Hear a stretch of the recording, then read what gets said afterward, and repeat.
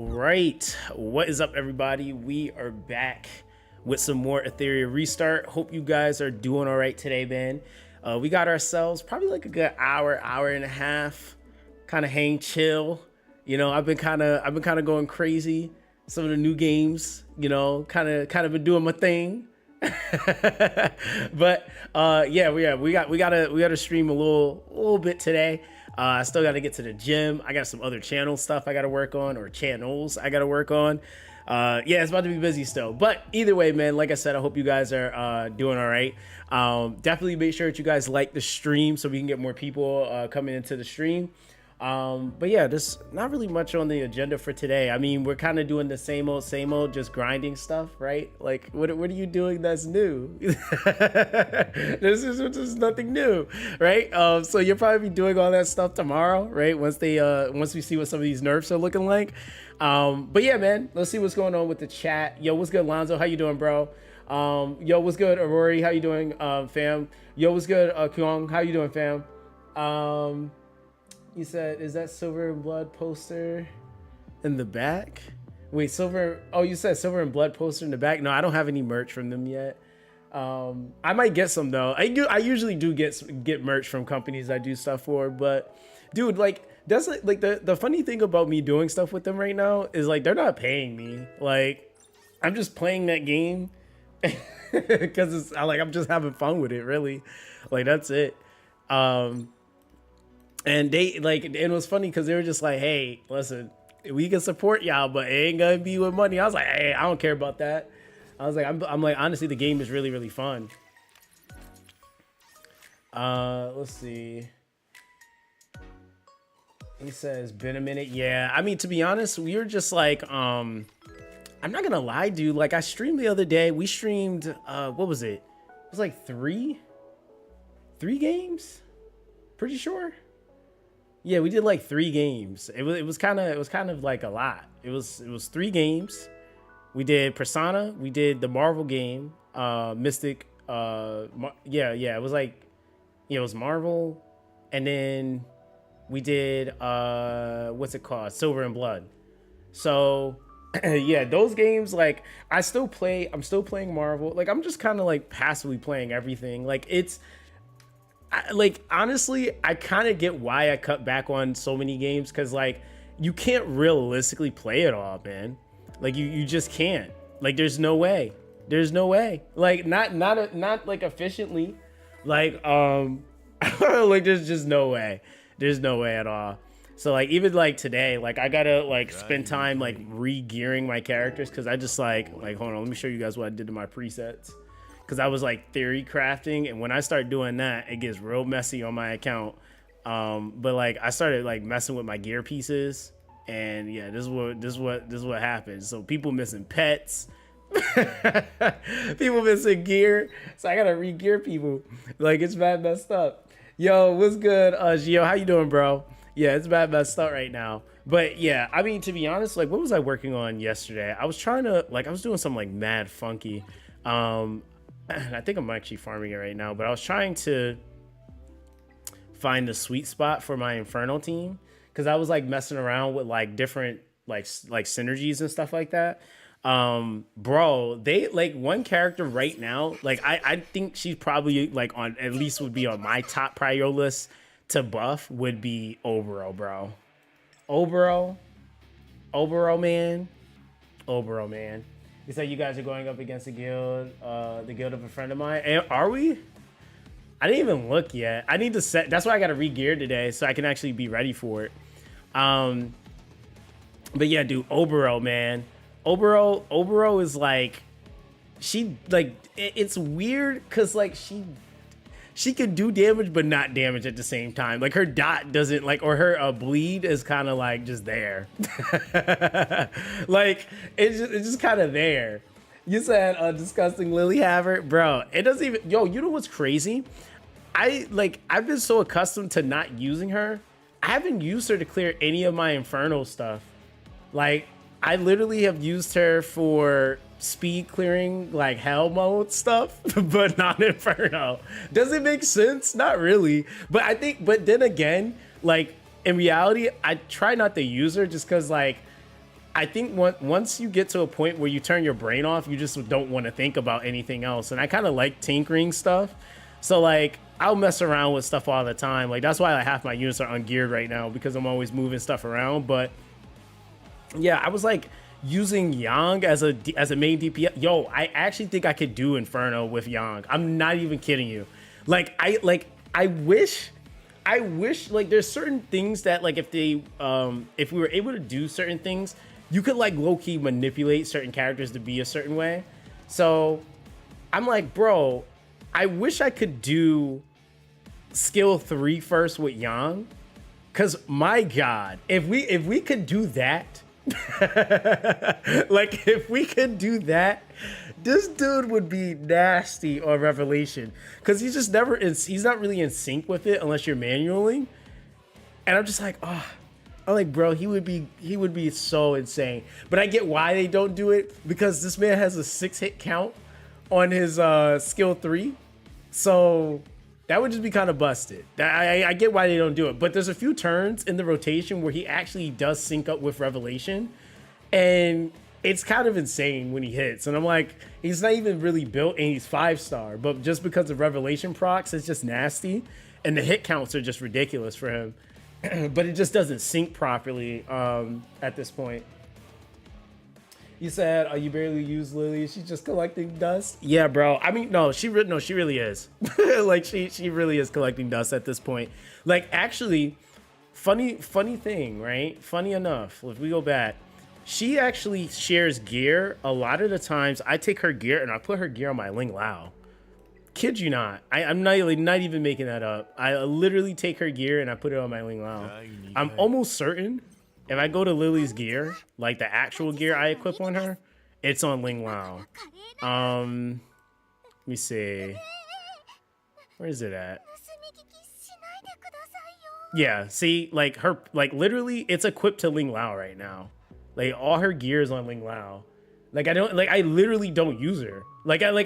I'll have her plugged in for some stuff, but I don't really use her. Like I literally have her better gear, which is way faster, on Ling Lao. So it's like this is the stuff I'd be doing.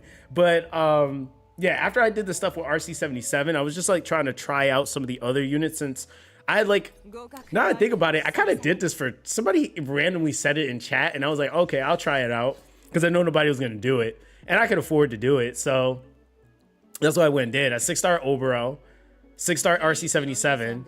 I did do Yelly though. I'm not gonna lie, like Yelly is I don't know, man. Like she's good, but I don't know. I think there's some stuff that's overhyping her just a little bit. I think she's decent. She like if you were just playing and you like just like completely ignored her, you wouldn't be missing anything really. like that's no, like that's just not like she's good, but not that good. Like not for me to be like I'm about to 5 out of 5 this unit. Nah, I would have rather do that on someone else. You said, do you have her skilled up, bro? I have her passive and her skill 3 maxed out. I just need to put more into her skill 1. You said, is she good? No, she is good, but it's just kind of like, is she necessary? I think that's what I'm getting at. It's not so much that she's bad. It's just more so like, is she necessary to have? So I'm just kind of like, well, I don't know. Like, not really. Like, I would have been okay. I would have been okay. You said low crit, bro. This isn't my build I run on her. This is like some janky thing I was testing. You said, but what else are you running? Yes, I know I have low crit on her. I'm almost certain I know this because guess what? The comp I was running her with was with a Yang, so he was giving me crit rate, and so I was shifting her stats into crit damage. I was doing something with her, Lily, and Yang. So yeah, I know her stats are low. Yeah, I kind of did it on purpose, low key. You said, listen, buddy, I'm on mobile. Those numbers are small. I'm dead. You said I wasn't even pulling on her banner. I be getting carried, bro. I actually what's it called? What's it called? What is it called I was doing? Sorry, I wasn't using Yang for the crit buff. It was his attack buff. My bad. Let me see. You said... Oh, that's what I was about to say. I pulled her in a multi. Sorry, I like completely blanked. Yeah, I pulled her in a multi. So I didn't even like really spend on her banner. I just had whatever lattice I had saved. I just dumped it into her. And she's good. She's good. But if I like, honestly, like I would have been like, if like looking at my account and what I can realistically do, okay, so if I'm being honest with you guys, I could have been doing Inferno. I could have, right? Like I know I could have, because it's not like in actual application, it's not hard for my account for what I have, because I have the stuff, right? I have the stuff to do it. I have the Lily. I got characters like max. They got lattice in them, but for me, it's just kind of one of those things where like, when I was kind of looking at it, and I gotta, again, shout out Barcode, man. Cause he said something on one of my videos the other day, and I was just kind of like thinking about how I like to play the game versus like how I play, like, or how, like what I have access to versus and how I can play the game or like to play the game. I personally don't like ooga boogling the game, like really, like I don't usually like to play games like that if I can help it. I actually like knowing and understanding the mechanics so I can actually show people how they can work through those things.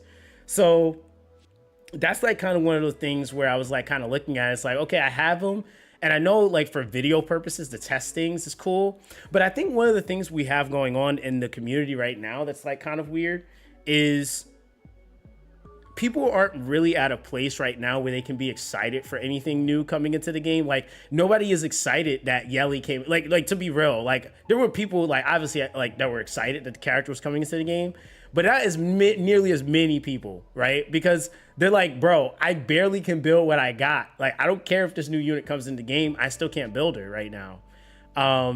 You know, or really the other stuff I got. So it's like, so I do get that sentiment. Like a lot of people are just kind of like, yeah, nah, I'm good. Like I can't build her no way. And then when they see videos and then it's like, oh, how do you get that character to work? Oh, you got to dump 10 lattice or 8 lattice into her minimum. Like, dang. Like I'm not hype anymore, you know? Like, so I get that kind of casual mentality that kind of goes into that. Like, you're not hype. Every time you hear somebody mention a busted character, it's like, how many lattice do they need? Oh, they all need 8 minimum? Oh, okay. You're gonna be like, ah, okay. He said, still haven't got a goddamn Lily. Bro, I pulled, what did I pull again the other day? I think, it was something I pulled. I don't even know. I pulled something, it was another light dark, but I can't remember who it was. He said, I don't have Lattice, so who cares? I don't have Lily. I can't farm the gear. I'm dead. Yeah, you said, bro, I love Klaus. You said, but the 4-turn cooldown on her S3 is rough. I mean, Klaus, even without investment, is still not bad. I think I invested in her a little bit on her skill 3. I don't think I went crazy though. Maybe I might have maxed her skill 3. I might be lying, y'all. Hold on. I don't think I did, but I might have. No, I didn't. Okay. Yeah, I didn't even get the skill cooldown. I just increased the hacking in progress. So that's 2 lattice. That's it. That's what I put into Klaus. But other than that, I mean, really a lot of it is like you have to counteract what you lack a lot of, like, because a lot of the stuff I've even been clearing, like a lot of people are looking at it like, oh, I don't have the speed, so I can't do this, so they just don't do it. And I'm just kind of like, well, no, you don't kind of approach things like that, because let's say you play this game for the next 6 months and you just don't roll speed. Like, I don't think people don't believe that that's like possible, but yeah, it's very possible. You could be playing this game for the next 6 months and speed does not roll anything higher than a plus 11 for you. What do you do at that point, right? Like, what do? You just don't play? Like, no, you have to counteract what it is that you lack. So my account is a perfect example of low speed rolls, and I still will go through content, not just because I have characters invested, which, if we're being honest, I don't even have any SSR in my account. like maxed past that, right?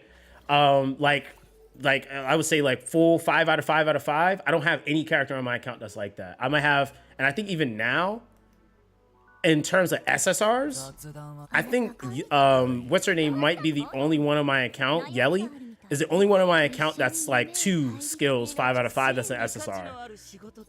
So everything else, for the most part, is like 1 skill and or a portion of a skill. Which even then I would say like you can make do with some characters. But like for me, like the main thing I've had to do is just I've had to counteract build everything. So it's like, all right, well, I don't got speed, so everybody getting built on Strive and with gigabytes. It's just like, and bulwark sets. Like that's literally what I've been doing. Like, and it's like and I'm not gonna say it's unorthodox, but it's definitely not the norm of what everybody's necessarily doing. So I'm just building into what I'm lacking, or even like not necessarily building certain units to do a certain thing that maybe somebody might be building them for.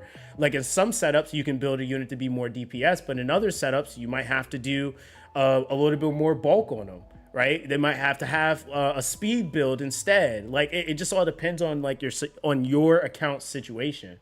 But I will say though, there are some characters I do hope, because I know like there's people that's like, oh, these are free to play, you know, but then they'll like mention characters like Kachi the Guard and stuff like that. And I'm like, well, I kind of put Kachi the Guard in the same predicament as the Ting now, right? Because the Ting was kind of that character that everybody like, that LD that everybody could get, that was an SR that was like, ooh, that's kind of nasty if you got him.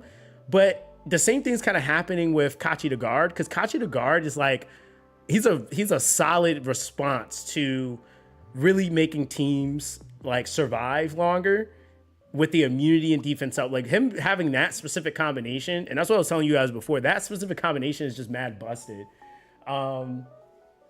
You said, do you build Holden as a nuker or debuffer? So I use him as a debuffer. Opener, like he's on speed and he's debuffing.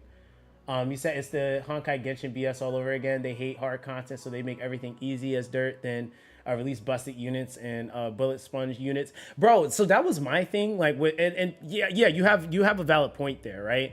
My thing is that I think that yes, there needed to be some adjustments, but they don't need to nerf the dungeons into the ground. I think hell difficulty, the easiest answer and the way that they can really fix that, I don't think they necessarily need to nerf it.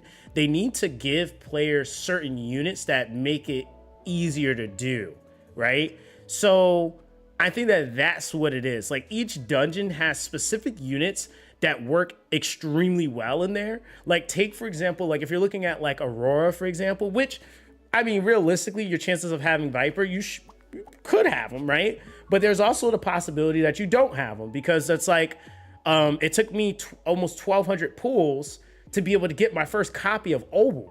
So it's possible. That's like, it's possible. But when you have characters like Viper, for example, Viper makes your life so much easier when you're trying to do stuff like that. With a constant strip, he's super easy to invest in comparison to obviously trying to build an SSR stripper. And if you don't have Heinrich, Viper, I mean, not even just because of that, Viper also reduces damage. So it's like having characters like that, like where characters can like be given maybe via those boxes. So like one of the best things they did in the game was they gave that box that had Kazuyo, Yang, and Durandot in there. And of course the 2 top ones in there were Kazuyo and Yang, but that's definitely something that I feel like for sure that was like really, really nice for players at that point, you know? And I think really more than anything, it's like that, and in time, you know, being able to like build up things like realistically. You said you didn't need to nerf any of the Infernos, in my opinion. I mean, to be honest though, I'm gonna be real, like it depends on what you have and what you're doing, right? I always try to say this, like, you want to have some sort of balance between like what you do for casuals and what you allow like the sweats to be able to do. I think this is the main premise I had to look at. This game is okay. So there's 2 things that we ran into an issue with, right? The biggest issue is that we, like I said before, I feel like the game's what's it called? The game allowed us to progress too fast. Right? So it set certain expectations, which is kind of hard to double back on because now you've already like opened that door and people are already there, right? So it's kind of like if E7 had came out and Wyvern 13 was a thing when the game first launched, right? So the problem is that the game's like the progression is it's just way you're giving way too much of a ceiling, and a lot of players, like in all honesty, did not take the proper time to farm the lower stages that they needed to before they tried to jump into hell difficulty. So what you end up having, which a lot of people, like I kept telling people, like, hey man, I'm farming hell 1, hell 2, nightmare 3 if I had to at those earlier points, which was like, that was fine, right?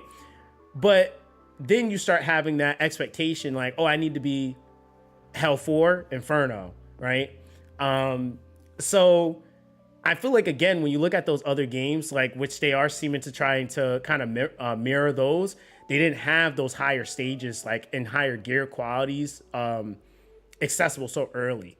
And so that even like kind of allowed PvP to evolve, like E7 PvP, like year 1 to now is completely different, right? So it's like a completely different thing now. He said, yeah, Ringo is like RNG based. So he decides he wants me to lose, he will make me lose. Yeah, Ringo is kind of crazy. He is. He's having a little behind, but it took me some time off, but it's completely doable. He's like, you playing E7, Annie? No, I'm not actually right now. I'm like working on too much stuff right now. That's kind of why. He said, I see the videos that Etheria is dying. I don't see anything wrong with it. I mean, to be honest, I think what it is just like there's a middle ground that's not being met yet. I think that's really what it is. And then like you got to also think about the consumer of what player base got pulled in. I'm pretty sure a lot of people from Honkai came, or even just Hoyoverse came to this game. So the progression loop that they were expecting is not exactly gear grindy. So you got to think about that, right? How much of the player base is like used to gear grinders, and then the other portion of the player base that kind of doesn't really worry about any of that stuff nearly as much. Like they have it, but it's nothing that's like really relying upon like my performance against other players, right? So like when you look at most Hoyo games, does your performance against other players really matter that much? Not really. Like we don't care. I don't care if you can zero cycle. Like that doesn't, I don't care. Like, so when people make that a thing, I don't even care. But when you start thinking about like my progression and like, okay, even realistically, right? You could say things like a clear is a clear, but I'm gonna be honest, ain't nobody trying to sit there for like anywhere from 7 to 12 minutes to clear a stage, bro. I'm gonna be honest. Cause then that means that you're on the game all day, and then like setting that expectation is just unrealistic because most people just don't have that time, right? Like the average person puts maybe a couple of hours like every other day into games that they really like, right? So then when you talk about that, like makes up the average consumer, a lot of us that are able to stay on games regularly, like me, for example, I never use myself as a metric for anything because I know the amount of time I dump into these games are unrealistic. Like the only people that can do this are people that only gacha game and only play video games all day, and content creators.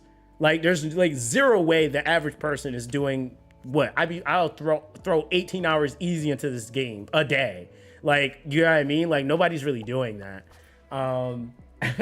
Yo, what's up, Andy? How you doing, fam?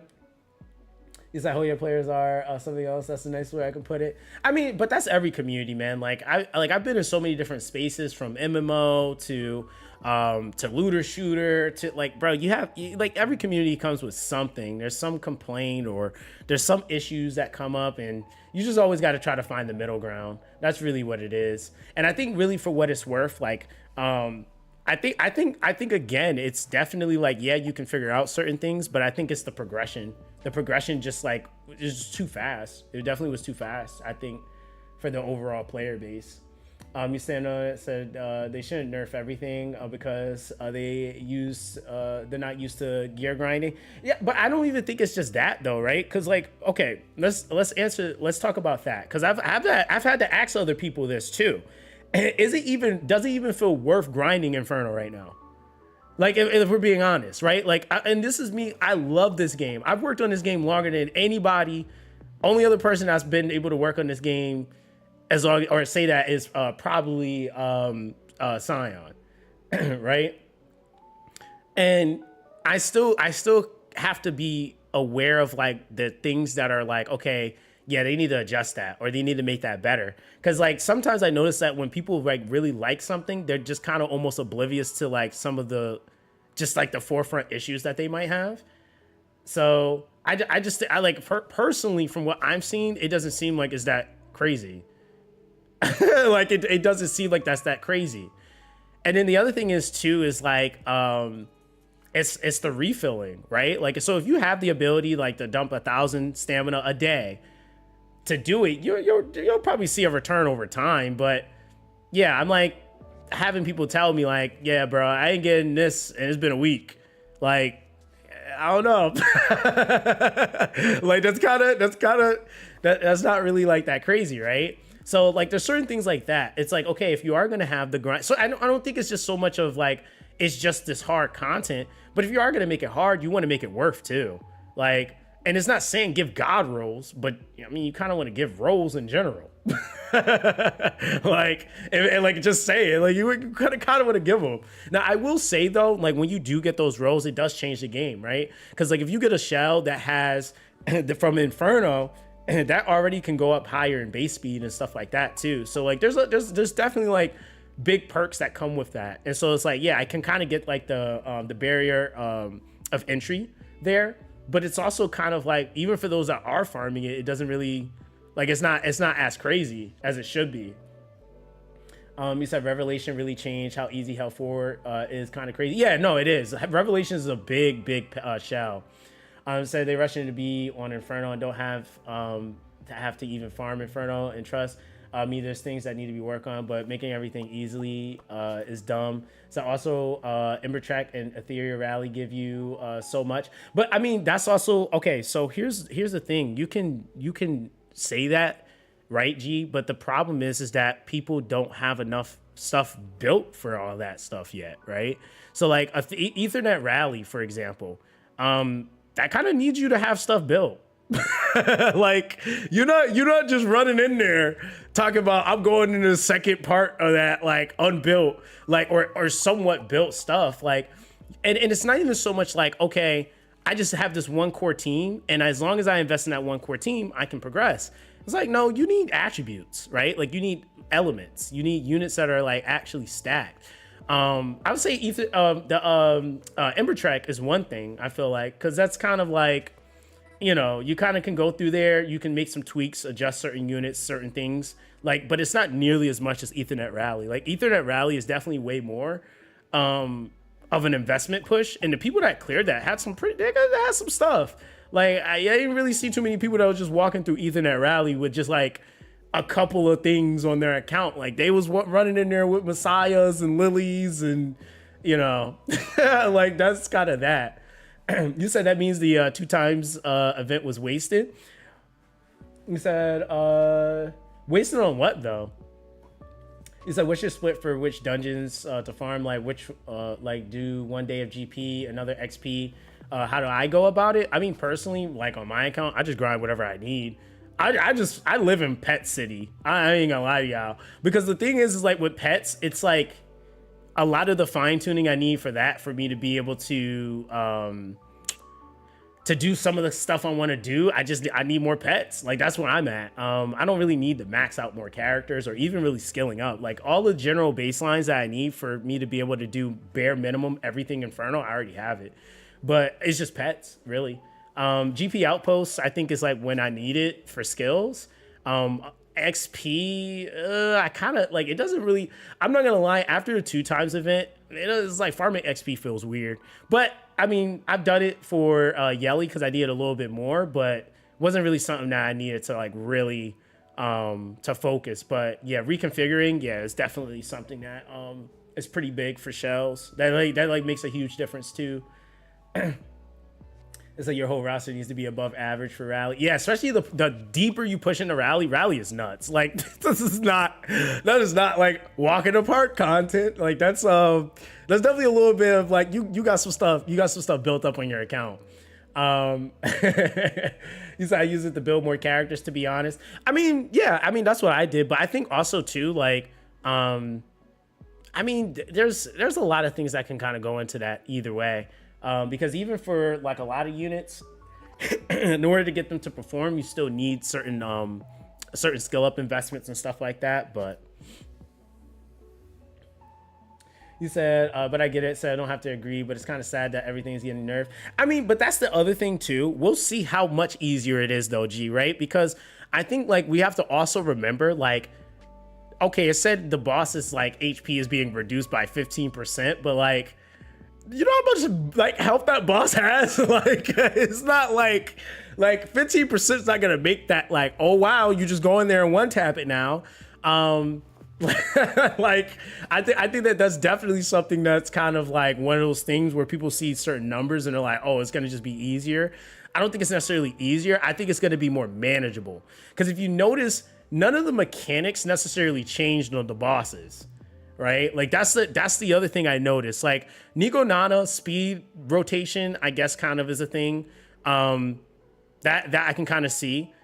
But other than that, everything else is just she kind of does the same stuff. Like she literally kind of does exactly the same stuff. So I'm assuming like you're gonna have more windows to do damage. I really think that's where like I think it was what like 10% speed or something like that, which 10%. I mean, we're going to notice that for sure. But yeah, like it's definitely like going to be a little bit more manageable for people. And then from there, what I would say is like, if they decide to do anything, what they can always do is like what other games do. They can add a harder difficulty and make the drops better in that next difficulty. Like that's something else that I mean, I'm not sure what they're going to do, if they're just going to increase the drops or not, but a lot of games do stuff like that too. So not really too sure what direction they plan on going. You said Nico's definitely nerf. Rengoku needed the nerf. You said Inferno to Oblivion mode. Yeah, Rengoku, I feel like...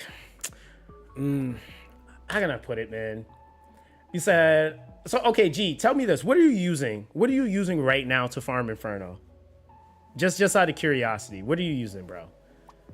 It said, yeah, I can speed farm, Nico. Because from what I recall, I remember you saying you were using, like, Shadow Sania, so... I'm just being honest. I'm like, you probably don't want to say it. I'm like, you probably just don't even say it. Just don't, never mind.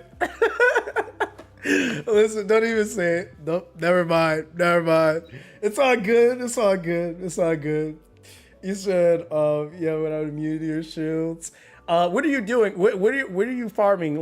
So you started all the stuff, farming Inferno, right? You were doing not Doki Doki, but Terramatan. Terramatan opens up basically the start to your Fury Edge farm, right?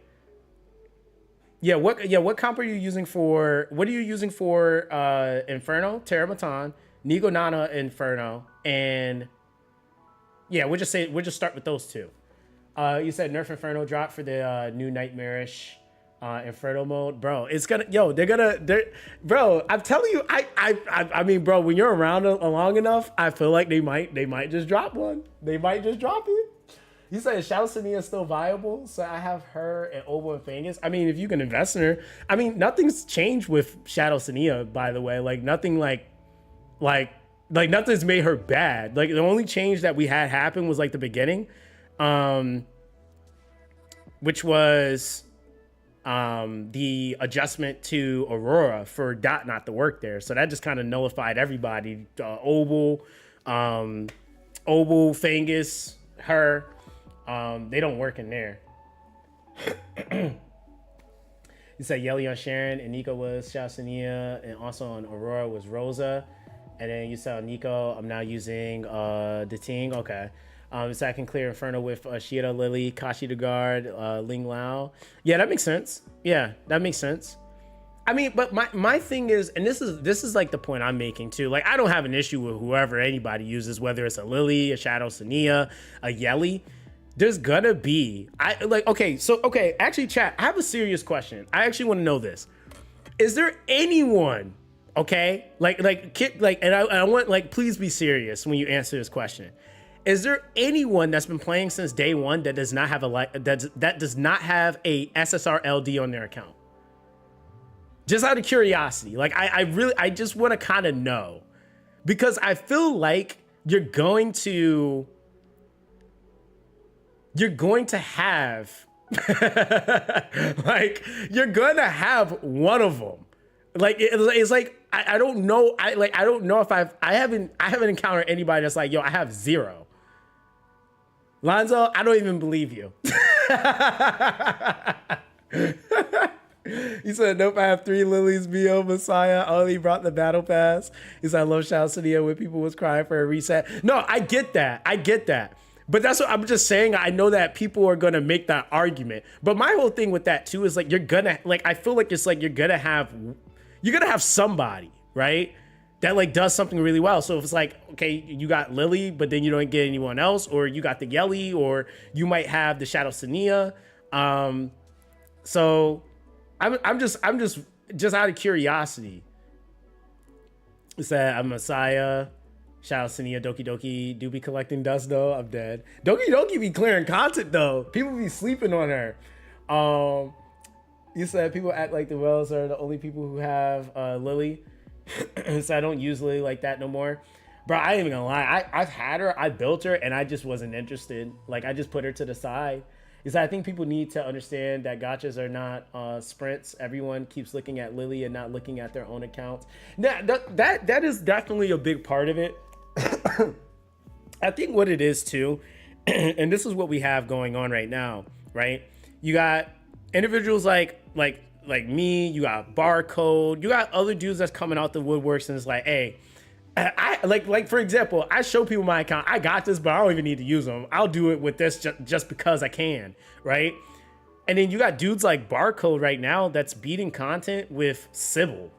Like, dog, he's using Vice and Sybil to clear stuff just to prove a point. Like, and it's just kind of like stuff like that. It's just kind of like, all right, well, it kind of almost like again, is it a little bit more try hard? Yeah, sure, for sure, right? Are there probably some speed requirements and things that you might need, when you're trying to do certain things? Absolutely. But I feel like no matter what you do, there's always going to be something to argue against it. Like, somebody was mad at me for the RC77 video because he's like, oh, you got Revelation equipped. I'm like, well, bruh, at this point, you should be able to farm a Revelation. I mean, to be real, this is like, what, like, is it always going to be an issue? We show you another thing, and then it's like, oh, it's because of the shell you got. The shell didn't come from Inferno. So it's like, what do you want people to do at that point when they're trying to show you different ways of doing things? So that's what I mean. It's just kind of like, it's that. And it's, I don't know, man. You said, I said I have every character I need. I said Lily would be nice, but I'm not rich, so I just make shit work. Yeah, that's what you got to do. It's like, what? You said you're building a unit with good stuff and not beginner gear? How dare you? You said, yo, gang, I did not get a drop of Revelation for 10 times runs. Yo, Johnson, I'm gonna be honest. It's happened to be like, okay, right? Like, let's talk about that, right? There's like, even my shell investment, like, it's just is what it is, right? There's some shells that, like, I'll get a crazy abundance of, and then there's others that I just don't. Like, it's just where the game is in terms of drops. I will say, though, it's not something I wasn't expecting, because it's like that in the early days of games like this. Like, it's just always like that. The drops aren't necessarily the best. I mean, can they fix them? Absolutely. Can they add more value to them? Absolutely. I don't like disagree with that at all. But I will say that a lot of the earlier days, like, getting access to, like, those more optimal pieces, or the better, like, kind of those next level pieces, yo, it was like, I mean, in a gear grindy games like this, man, like sometimes it'll take you like 3 weeks, a month to really get like the piece you want to be able to go into the next thing. Like it just kind of happens. It like literally happens. Like even like there was like one thing I was farming and I could not, like, yo, I was trying to farm Golden Lion. I swear I dropped like 2,000 stamina, probably like 2,000 stamina. And I probably got 4 Golden Lions. Kid you not, I cannot make that number up. And I counted it because every roll was bad. Like every roll on the Golden Lion was terrible. Like, yeah, bro. Like, so that's the thing when you're farming for things in a much bigger pool. That's why I was saying, like, there's some things that they're gonna have to adapt that like, for example, like there's some, like, and granted, and raid is still kind of sucks, but like what they do is like they know they have like 12 gear gear variations in one dungeon, so they have days where they'll boost that specific drop, right? So it makes it a lot easier. So if you're going in there, you're like, I know today is boosted speed, so I can go in there and farm this, or like it just makes certain things easier. So there's so, like, when I say the sky is the limit with what they could do in this game to make things just feel a little bit better as you're farming. There's so many different things, and those could be things that people actually planned for, you know? So, you said I only have seen, you said, wait, you still only have 1 Golden Lion, haven't seen another since? Damn, really? So you worse off than me? You said those are the people who would ask you to show me how to fix my brakes with a toothpick, but use crafting tools from Sears. Yeah. Bro, that's how it usually is though. I mean, and that's the thing, man. It's like, in reality, if you like respect the mechanics, you can kind of make a lot work. Like, what was I was doing? Like, hold on, I was working on this. Like, let me show you guys what I was working on. Let me make sure they're geared. Ling Lao. I gotta tweak it a little bit. But bro, it's a long-winded fight. But low key, I was like, yo, if I could get this tuned right, and if they give like Obero, a lot of the characters, I'm like, yo, I can make do with it. But Obero, oh my god, I'm like, dog, we need those bleeds to, like, maybe, I don't know, like make her skill do something with them, or I don't know. Maybe we need a bleed detonator. I don't even know. Cause she can stack bleeds like crazy, but like then the actual damage from them are like straight booty cheeks. Like, and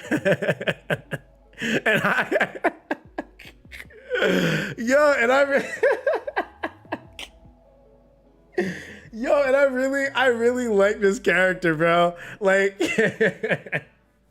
yo, I really like her. But it's like, yo, why is this like this? Like, yo, she was not like this before, bro. Like, it's just like literally. I'm like, yo, how you get all these bleeds, and then when you see the tick, it's like this. It like moves a little bit. I'm like, bro, there's no way. So I did this because somebody had asked me the other day. They were like, yo, bro, like, can you 6-star Obero? And I was like, yeah, I'll try it. I don't care. Oh man, it was not worth. It was not worth, dog. All right, hold on. Let me think about my stats real quick. Attack, crit damage. I think I'm probably gonna go effect accuracy here. Where's that crit damage that I just grabbed? Yeah, we'll do that. You said don't give up on her? No, I haven't given up on her, but I've also had to kind of finesse the team that I was running with her, so that I could try, like, and again, I almost got to clear with her, and the problem was like, actually, I'm lying. So for Nico Nana Inferno, I had probably like 5% of the HP left, and then like Nico Nana ramps. So I know after they do this adjustment, Obero is going to be able to clear it easy, because I would get to about 6 or 7 stacks on the undispellable damage up, and it would cause me to basically lose my my like lose somebody, and then from there, like, the fight would just kind of fall off. Let me see here. I'm trying to think. So that's 40, 30, 15. Okay, so yeah, Dono, I run her with Yang on the team. So I'm not too worried about that. I'm trying to think what my team was. It was her, Viper, Ling Lao, and it was Yang, Viper, Ling Lao, and Obero. That's who I was running. Let me see. Yeah, Yang on Inferno Aurora, he's up there, bro, because he does so much. Like, he moves your team, he can strip buffs, he does so much, bro. Like, he's damage amping you. Like, yeah, he cooks. He absolutely cooks. All right, let me see here. It puts me at a solid 4, and then 30.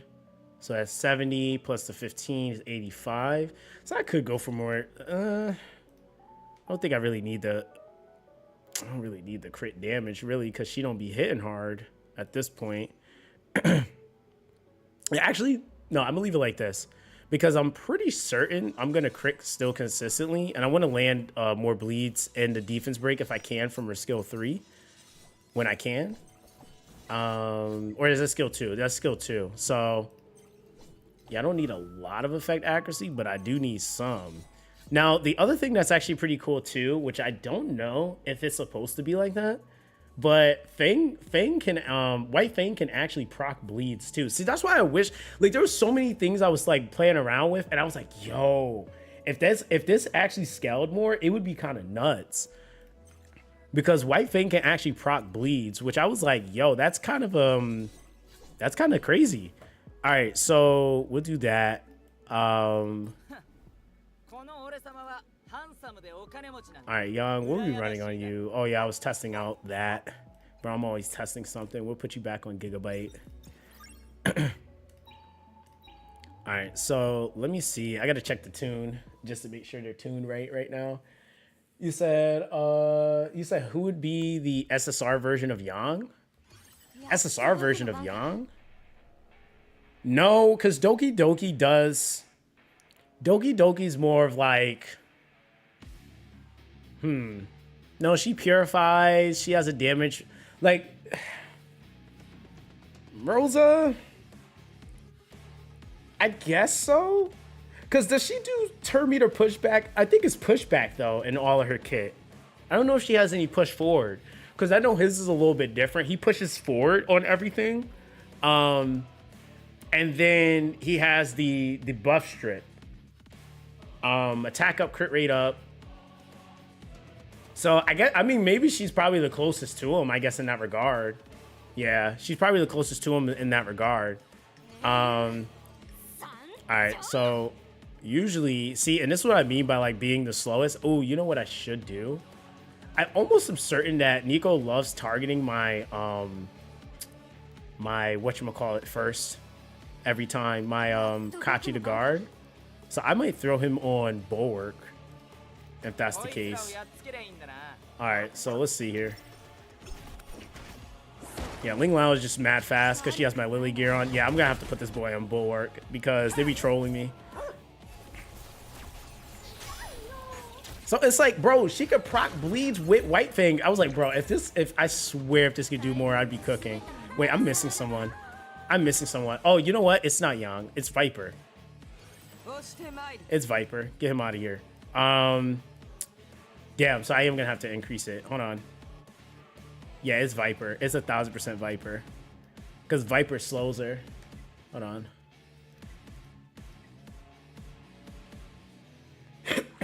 He said, wouldn't it be more like Yelly? Because the crit rate up strip but herself. I mean, she has elements of him, but there's no one that like is like mirroring his exact kit 1-to-1 and then is the better version of him.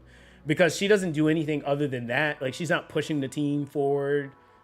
She has the defense break, which is her thing. Yeah, we don't have I don't think we have anyone yet that's like mirroring him exactly. What was I about to do? I might give this dude Bulwark, bro, because they be trying to do him dirty as soon as the fight starts. And I kind of low-key need him to start. Where's Kachi at? Kachi. Oh, you know what I could do? I could also give him I could also give him the rest of his gear. That would help, you know? That would absolutely help.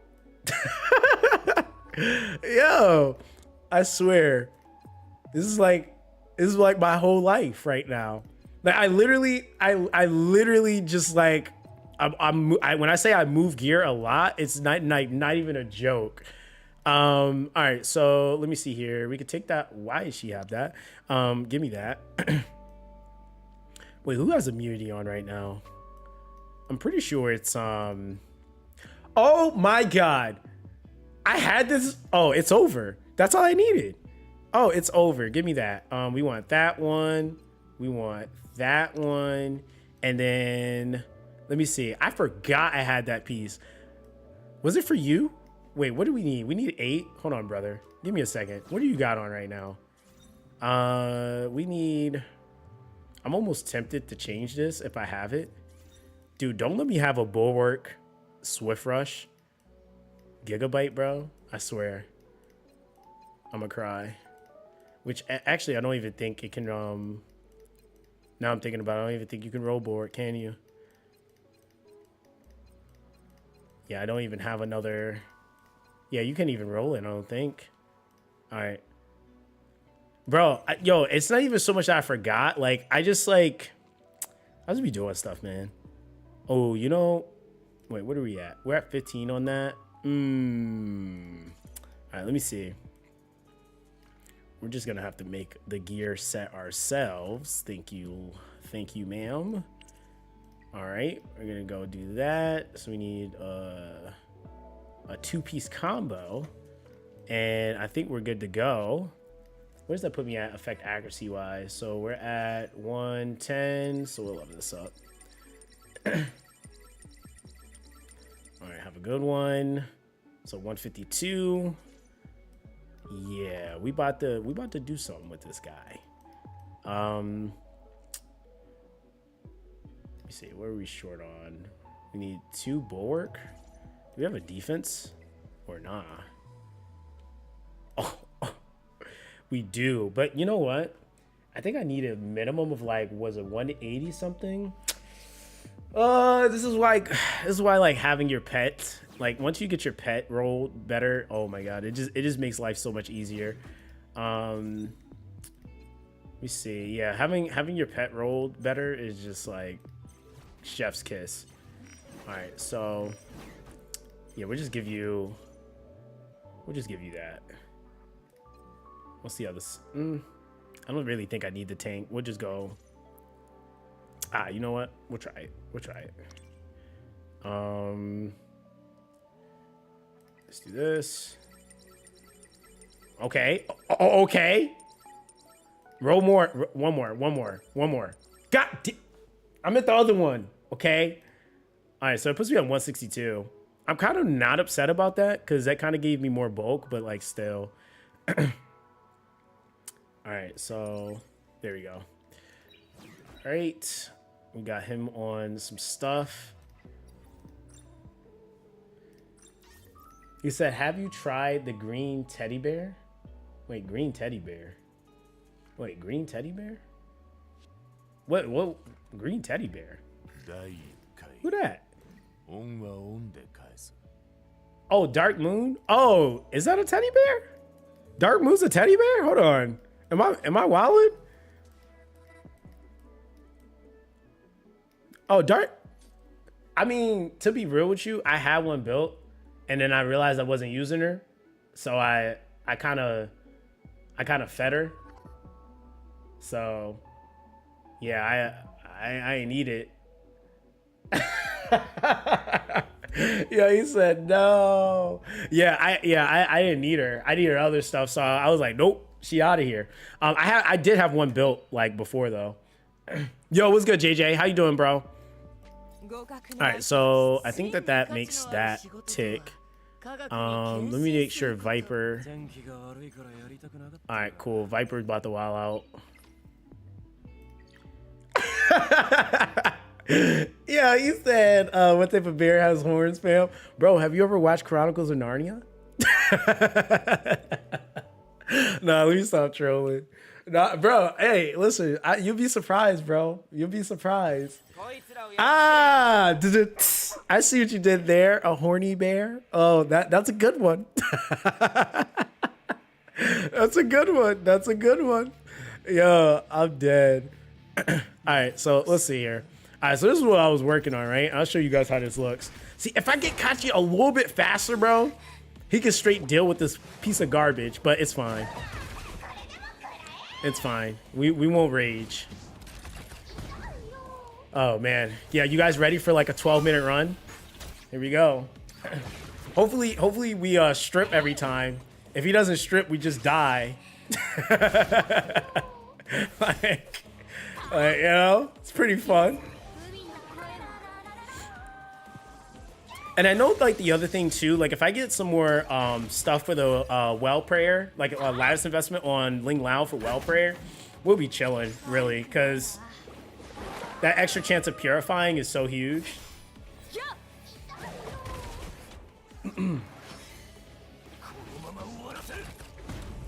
So you're going to land the debuff, but not strip. We love that. We absolutely love that.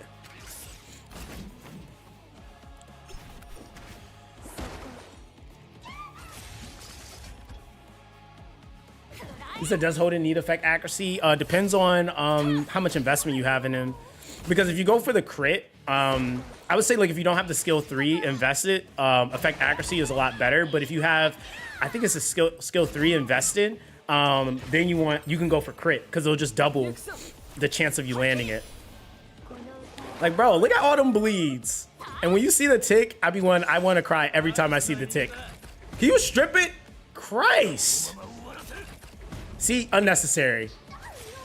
Was that even necessary? Not really. But he did it anyway. Like, and watch, somebody's gonna be like, bro, they're like, bro, you need White Fang. Watch, I'll swap to White Fang, and it's not a difference. Or not White Fang. What's his name? Count. It's not a difference, but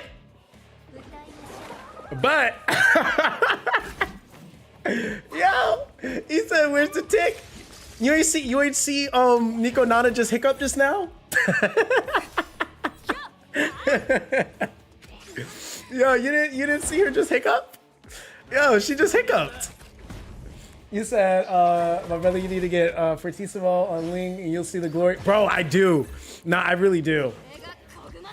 I've been stuck on stupid with this freaking supernova though for my Aurora run.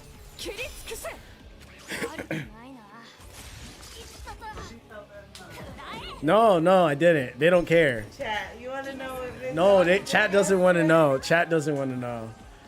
Chat. W's in the chat if you want to know. Chat does not want to know. Max was mad, but he didn't want to. I wasn't mad. Nobody wants to know. Max was mad. See, I see some W's. Why, yo, she ain't here jumping, yo, like she just won a football game. Yo, y'all hyping her up way too much right now. Hold on, let me pull it up. Hold on. Yo, I'm so dead right now.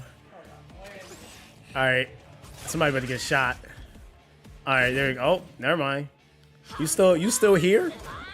Yeah. Viper does not strip most of this fight, but yeah, that's what we're dealing with right now with Oh, there's some W's? Okay, Zox, you need to show them.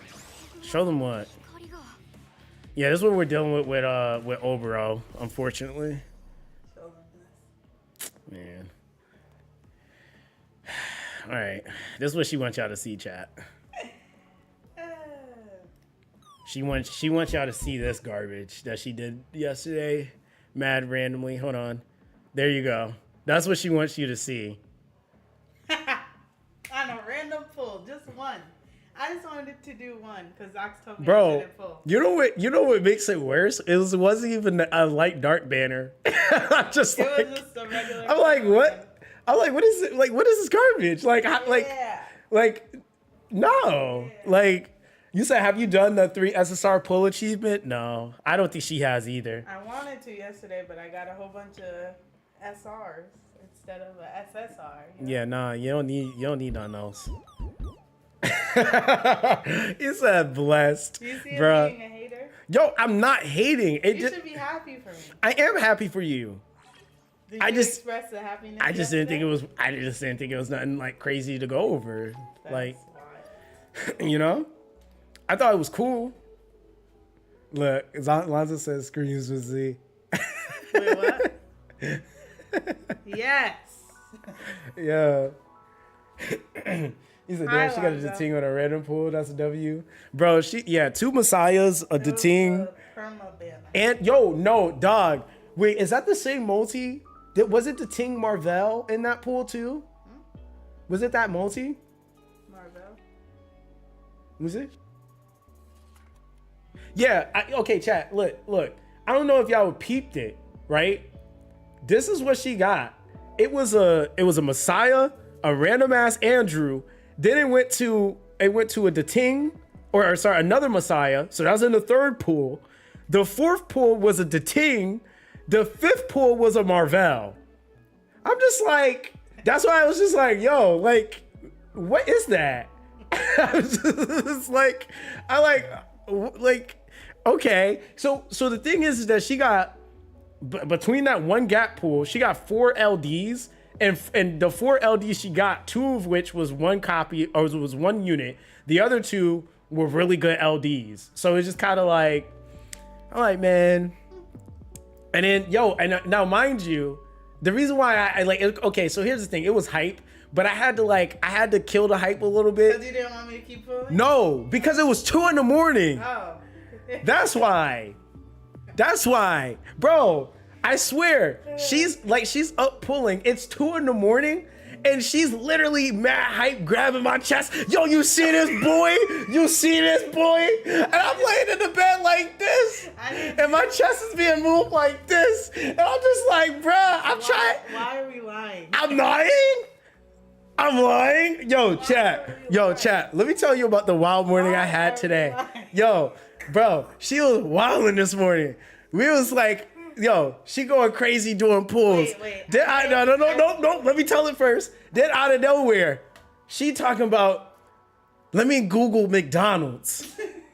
She Googles McDonald's. It's 2 a.m., okay? She Googles McDonald's. She looks at me and says, guess what? I'm like, what? You know, the new McDonald's they just opened up that's across the street? Guess how many hours it's open for? I said, well, guess when it closes. Oh, guess when it closes. Okay, sorry. I'm like, when does it close? Never. I'm like, oh, brother, so what do you want from me? I'm like, what do you want from me? What do you want?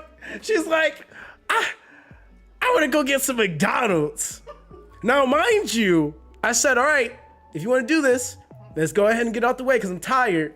So she proceeds to wait for an hour. And then, as I'm finally starting to kind of wind down a little bit, I'm like, all right, it's about that time. She's like, all right, babe, let's go to McDonald's.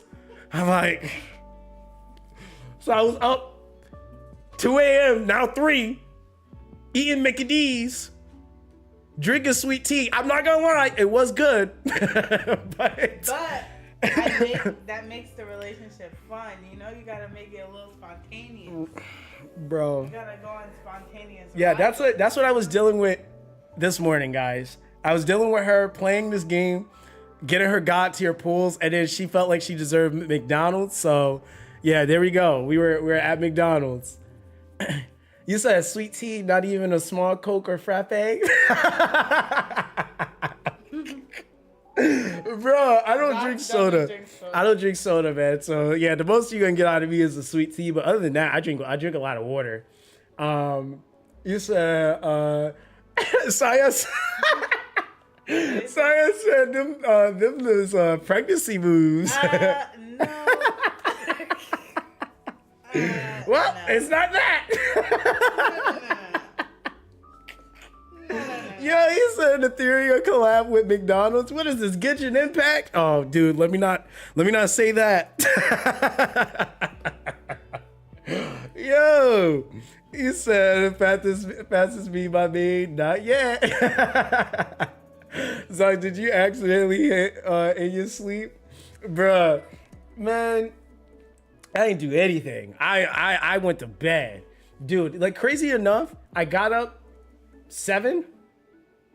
Was it 7 or 8? I heard you up and I went right back. Yeah, I got up at like 7 or 8 to work, bro. Like that, like it does not matter what I do. I can literally stay up till like 6:59, get a minute of sleep. I'm still gonna get up. That's just how I am. So you gotta get those double cheese with ketchup and mayo. Only dip it in the S&S sauce. No, we weren't trying to die. Yeah, bro. It's 2 a.m. We were just trying to chill. I just needed a Sprite. Yeah, bro. Honestly. Damn. I just need a little carbonation. Damn, that made my stomach bubble. It's not even because that's the nasty combo. It's just so early in the morning. Like, yo, eating like McDonald's 2, 3 in the morning is kind of wild. I'm not gonna lie. What's his name? Oh, Light Dark said baby about to get better luck than Shoot, I hope my future kids are good at video games, man. I'm gonna teach them my ways. You said I feel that a Sprite can do wonders sometimes. Yeah, no, honestly, like it's that carbonation, man. You pulls right now? No, I don't. You pulled all of them? I don't. Huh? Why you pulled everything? I So you don't. tell me not to pull, but you pull everything? I'm different. Are you? Yeah, I do that so you can focus. Yeah, look, see, look at that. Wow. Yeah, I do that so you can focus, cause you'll have too much stuff, and then you'll be like, oh my god, my account has 50 units. I don't even know what to do. So I just try That's to. me? Yeah. Yeah. That's Like, yo, I gotta keep my pulls low around her because if not, they're gone. Like you guys really, like I'm telling you guys, when I've made this joke so many times, but when I get off the game, I go lay down and I still have to game. No, Yes? not recently. Not recently? No. What was the first question you asked me? Huh? What was one of the first questions you asked me as soon as I got into bed? Yesterday? Yes. But I said, wait, You said what? You said what? I started off by saying, I know you just, Bro. I know you finished working. I just have one question. Yo, nah. I swear to God, she be having whole meltdowns over this game, bro. Like entire meltdowns. Wait. No, I'm telling them. Yo, she had a whole meltdown. Like she had a whole meltdown yesterday, bro. She's been trying to clear chapter 10 since the game came out, bro. No, it was a week. She's been trying to clear chapter 10 for the longest time, bro. So she finally beat regular Doki Doki, right? And she's like, mind you, she's all hyped up. Yeah, finally beat that hoe, right? She goes crazy, she going in. Finally beat that hoe. It's lit, right? Now I'm laughing because the next fight is giant Doki Doki. So she goes to the next fight. She goes to the next fight. Let's see if you remember what I said. And she said, what the hell is this? So how is the game gonna make me just go through all this trouble? No. I said What? I said, Zox, who is this bitch? Oh, that's what she said. Yeah. Zox, who is this bitch? And then he said, oh, she's the, what'd you say? I said it's her boss form. It's her just a boss form. Her final form. Yeah. Final form. I said, what did I say?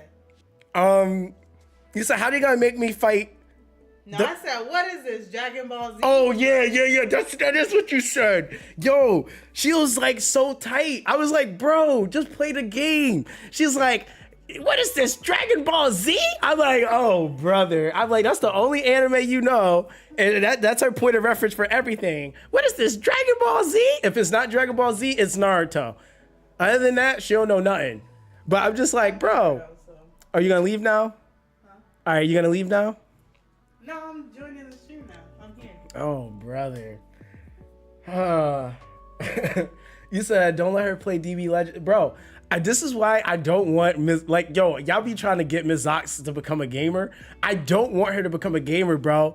She's toxic. Like she's Also, no. if any of you guys have some pulls that you would like me to pull on, just let Zox know. No, Ms. Zox is toxic. She don't need to do Ms. Zox does not need to become a gamer. She is mad toxic. Mad toxic. You said every time I come here, Zox stream room, I'm abused. Ms. Zox. You said my HSR account is safe. You said I do, but that's for HSR. Bro, I got I got too many games I'm playing right now. I got way too many I'm playing right now. But yeah, bro, so that's that was my eventful yesterday. Like, it's just how it is, man. Brother, yeah. I didn't say you didn't. Do you need a bev? Do I need a bev? I don't even know. I take an energy. Do we have any energy drinks left? Not the one you like. There's a blue Euphoria. Yeah, no, I'll drink that one. You said, do you feel the community is a little bit toxic? I mean, every community has toxicity to some degree, so it's kind of just like gamers inherently are kind of more toxic just because of the dopamine that comes with it, especially games that have competitive stuff in it, right? So like games that require or have like PvP and stuff like that just kind of always comes with certain levels of toxicity. That's just like usually how it is. You've been killing me. Yeah. Me if we have some. He said politician as response. Bro, listen. Zox needs to tries to stay out of the. No, but it's not even just that, right? The thing is that when you have a status, okay, here's the thing I had to realize, Suchi, right?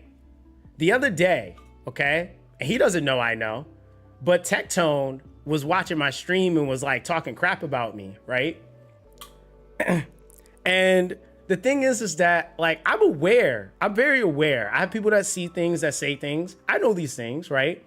But the thing is that like for me, at the end of the day, I'm gonna stay true to who I am, right? At the end of the day, regardless of what it is. Like I had to get on somebody on the video earlier because like they came over here trying to rage bait somebody that was just making a statement about how I was kind of approaching certain things. And they were like the person didn't even name drop anybody. They're like, oh, if you are butthurt by what BRAXO said, then you are sensitive or something like that, right? And I don't condone talking about anybody. Like I don't care if it's TECTONE, I don't care if it's Brax. I don't really care. Like I like for me it was that it's just like this is how I want to handle things. I'm showing you guys what I'm trying to do. That's that. Right? It had nothing really to do with anybody other than people that are trying to contribute to the community to make the game better, right? So I think just as much as you have the individuals that are going to push content and it's like, oh, the game's dead and the community is mad and all of that,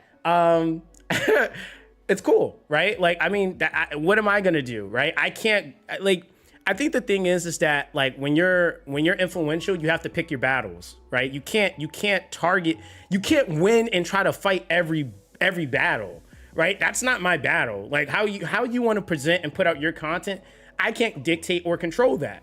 What I can control is what I do on my platform, right? And that's all I can do. I can't control nothing else. So that's why I don't make it about other people. When am I mad at you doing your thing for?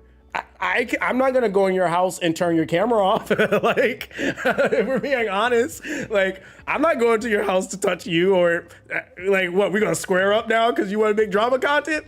Nah, I'm just gonna continue to do what I do. Like, I don't know. Like, and it's just this weird perception that some people have is that when somebody is on the opposing side, that means that they have to fight, right? And in comparison to how I grew up was, it's okay to agree to disagree. So some people think the way they're handling things is the way that they should handle things. I believe the way I'm handling things is the way I should handle things. But that doesn't mean that I have to dislike you, and especially out in public, and make it this thing where like now we're beefing. No, I can agree to disagree and still have respect, not really so much for you, but for myself. I think that that's the thing. I have more respect for myself than even the respect I have for people. I feel like you have to respect yourself more than you respect other people. You should respect other people, but that's a direct reflection of the respect you have for yourself. So that's just kind of that, right? So I think it's just really that. But other than that, for me, the best medicine or recipe to anything is to make content that counteracts stuff. If you guys notice, what do you think Barcode is doing? What do you think I'm doing? I don't need to get on there and get on camera and say, you guys are wrong about certain things. I'll just make a video about it. I'm not even gonna say that, like, that's the reason why. I'm just making a video. This is like, let me show you how to do something. So instead of me chastising you, I just show you. Like, if I'm telling you it's possible, I show you it, right? And so that's what you're getting from like individuals like Barcode. Now Barcode's a little bit more funny with it, but like still, but that's the whole premise, right? If you see Scion do something, he's over there doing shit with Tiamat still. Like, I mean, that's the thing. So you can have, and this also is a sign of like, it's what is the word I'm looking for? It's a very specific term. It's like your, is it intellectual maturity? I think it is. I think it's that phrase. But like when you have, when you're very mature, and I wouldn't even just say it's just so much that when you know how to articulate yourself and you know how to use your words, you don't have to, I don't know, you don't have to get mad. Is that actually like conforming to anger is actually a sign of lack of intellect, right? So when you're quick to get angry over everything and that's your first response, that's not an intellectual response. It's actually very easy to get mad. Like somebody could do anything. It takes way more willpower and way more thought process to say emotional intelligence. That's what it is. Yes, I couldn't think of what it was. Thank you. Emotional intelligence. It's way easier to get riled up and to blow up versus let me take a step back. Let me assess what it is that's happening in front of me. And then let me actually like address this, right? You said, I think it's personality also. I mean, there's a lot of things that you can write off as personality, but I think it's also, it doesn't make it right? So like, I talked about this before. I used to have this thing with righteous anger. So I used to always feel like if somebody did something to me, I had the right to do something back to them, right? Now, that was a big part of my ego. My ego, like, ooh, you know, like I'm standing up for the small guy and you did something, so now you deserve to be punished. But I had to get to the point where I had to realize like, like, who am I really, right? I like, you know, like, and a lot of people don't have that like realistic conversation with themselves. Like, you're not better than anybody. So just because somebody does something doesn't mean that you have the right to do anything, right? So that's something that kind of comes with that like critical thinking and like starting to actually analyze scenarios and situations. And it's just like, okay, so I know this guy just did this, but if I go back and I slap this guy, right? Now that makes me no better than him. I retaliated. Now, granted, there's a lot of different, there's a lot of different scenarios. Like if you're trying to protect yourself or your family, there's a lot of different cases and scenarios that can be argued. But like just generally, like sometimes it's better to let things go so that you can get to the next moment, right? So there's a lot of times where like I've had dudes bump into me and it's just like, okay, am I gonna spaz out because he bumped into me? No, like, no, it's cool, dude. Sometimes I say excuse me even when I'm not in the wrong, right? Like somebody's in my way and I'll say excuse me.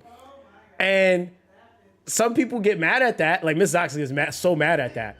But for me, what it is just I'm just making that person aware that I'm in their space by me saying something. And for her, it's like, I ain't gotta move. I don't need to move. But I like, but. Why do you make me sound like? Because that's what you sound like. That when you say something, that's what you sound like to me. That's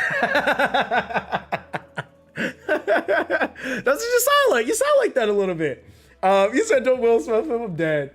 But yeah, I mean, it's just that, right? So that's how I process everything, whether I'm in the gaming industry, whether I'm in my IRL personal life, like that's just how I am. So I don't treat this as like I'm Zox and I have this persona. The only thing that's really different about me in this space is the name that people call me. That's it.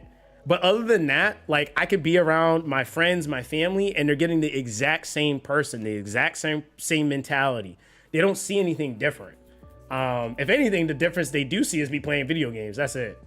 You said don't get in trouble, Zox. Bro, hey, listen. Hey, it is what it is. You gotta own your stuff. I'm not gonna get in trouble. I got my quirks and stuff with me.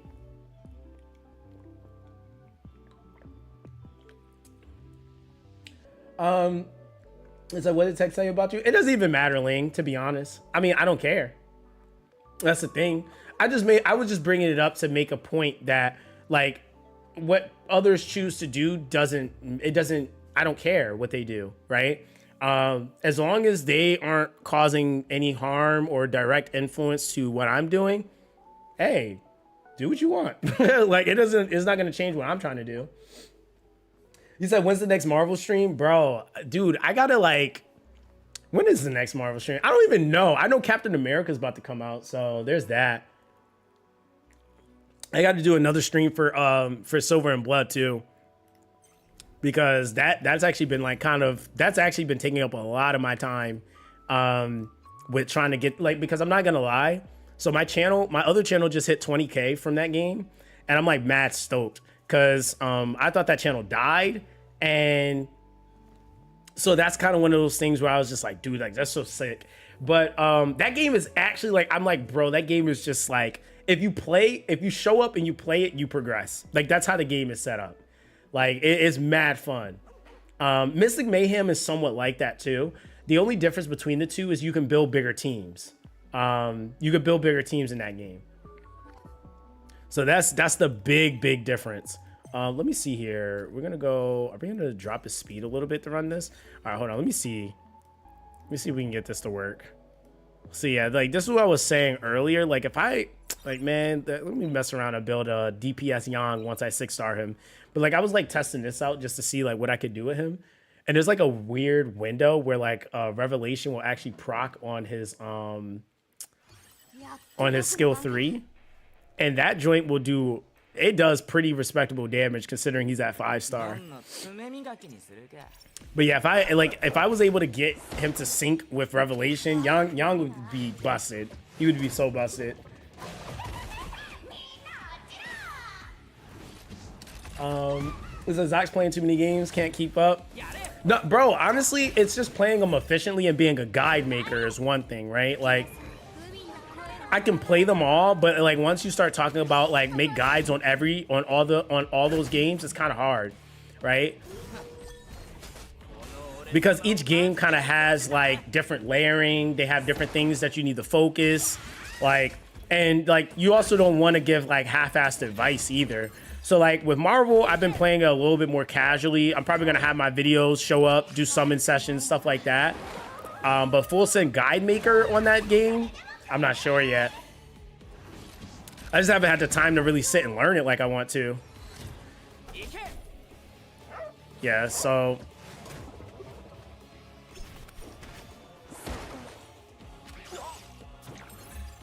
You said Mystic Mayhem is real fun. No, it is. You said your opinion on leveling the Ableton's S2. What does her S2 do again? You said, oh no, the Gigabyte is back. Bro, I actually don't. I only have one on what's his name right now. Hold on, I'm trying to see if I can get that weird sync window.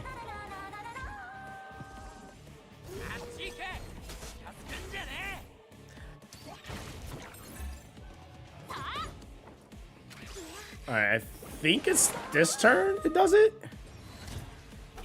Oh, it's the next one. I'm gonna assume. Cause was I running Mia with him? I don't think I was.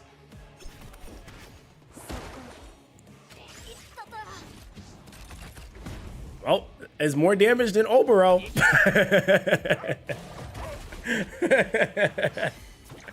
Yeah, that's so messed up, man.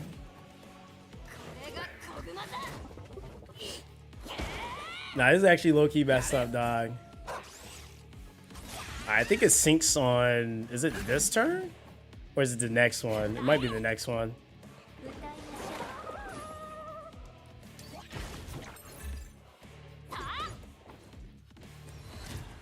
There it is. Look at that! Bro, look at that crap.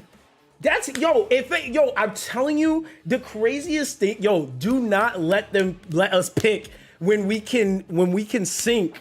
Like, yo, if we get the ability to be able to pick our skills that our characters can start out with, bro, dog, yo, did y'all not just see that chunk of damage he just did? It's just like, so the crazy thing is with Yang, it syncs weird. It won't sync every turn on his like, normally it'll sync with the skill 3, right? Or sorry, the skill 2, because that's the first skill he does. But like every other off like usage of it, it syncs with his skill 3. And when he gets to use it with his skill 3, bro, he does so much damage. And that's him at 5 stars with the hit count, right? Like, because that's all that it's all about, really, is just the hit count. So if he had, like, man, if he freaking had, if he had his skill 3 first, oh man, he'd be so busted on Revelation. He'd be so busted. You said skill priority setting OP, bro. If they give that to us, that's GG. I'm sorry, like. You're gonna be able to do whatever you want in this game. It's just like, honestly. But skill priority also kind of like makes certain things more complex too, but it does give you more accessibility. But you can already see like it's better damage already than with Obero. The problem is though is that we run into is it's just lasting too long. You said, what's your impression of Etheria versus Persona versus Silver and Blood? Each game is very different, right? Excuse me. I feel like you play Persona because you're a fan. Etheria is definitely like for those that want to play competitive PvP. You know, obviously there's a PvE portion that's pretty extensive too. But Silver and Blood is also very... Silver and Blood can be a little sweaty, but it's a little bit more casual. I think what like you're gonna see a lot more. You're gonna see a lot more people that want to play that just simply because it's just more casual. And they actually grossed really well for the release too. They did pretty solid. But yeah, bro, this is with a 5-star Yang, so I'm probably gonna 6-star him. You said skill priority would fix so many people's problems. Oh yeah, absolutely. It definitely will. It definitely will. All right, I think we get... Oh, no, Ling Lao survives. Okay.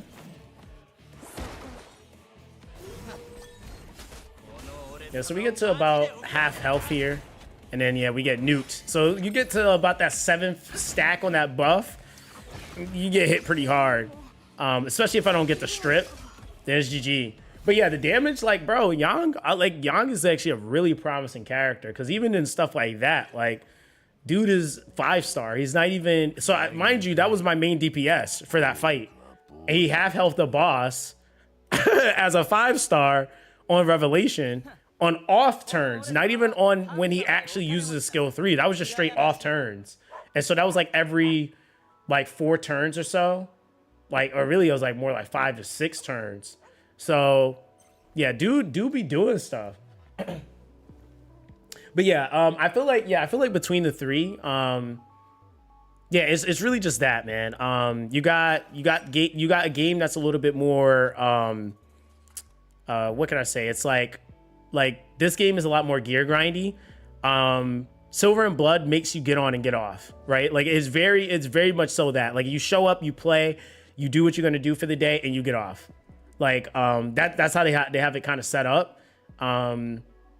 Then Persona, I mean, Persona is just like I said, it's story driven. It's very much so a Persona game. If you like Persona, I just feel like you're inherently gonna like Persona more. Because there's a lot of people I've seen that didn't like Persona, but I also think like Persona's like, not that it does, like Persona has an audience. It has a very specific audience as well. So you got to be a fan of Persona in general. The Shin Megami Tensei series, I feel like also plays a part in that. So like I'm actually more of a fan of the Shin Megami Tensei series than I am of Persona, but I also love Persona too.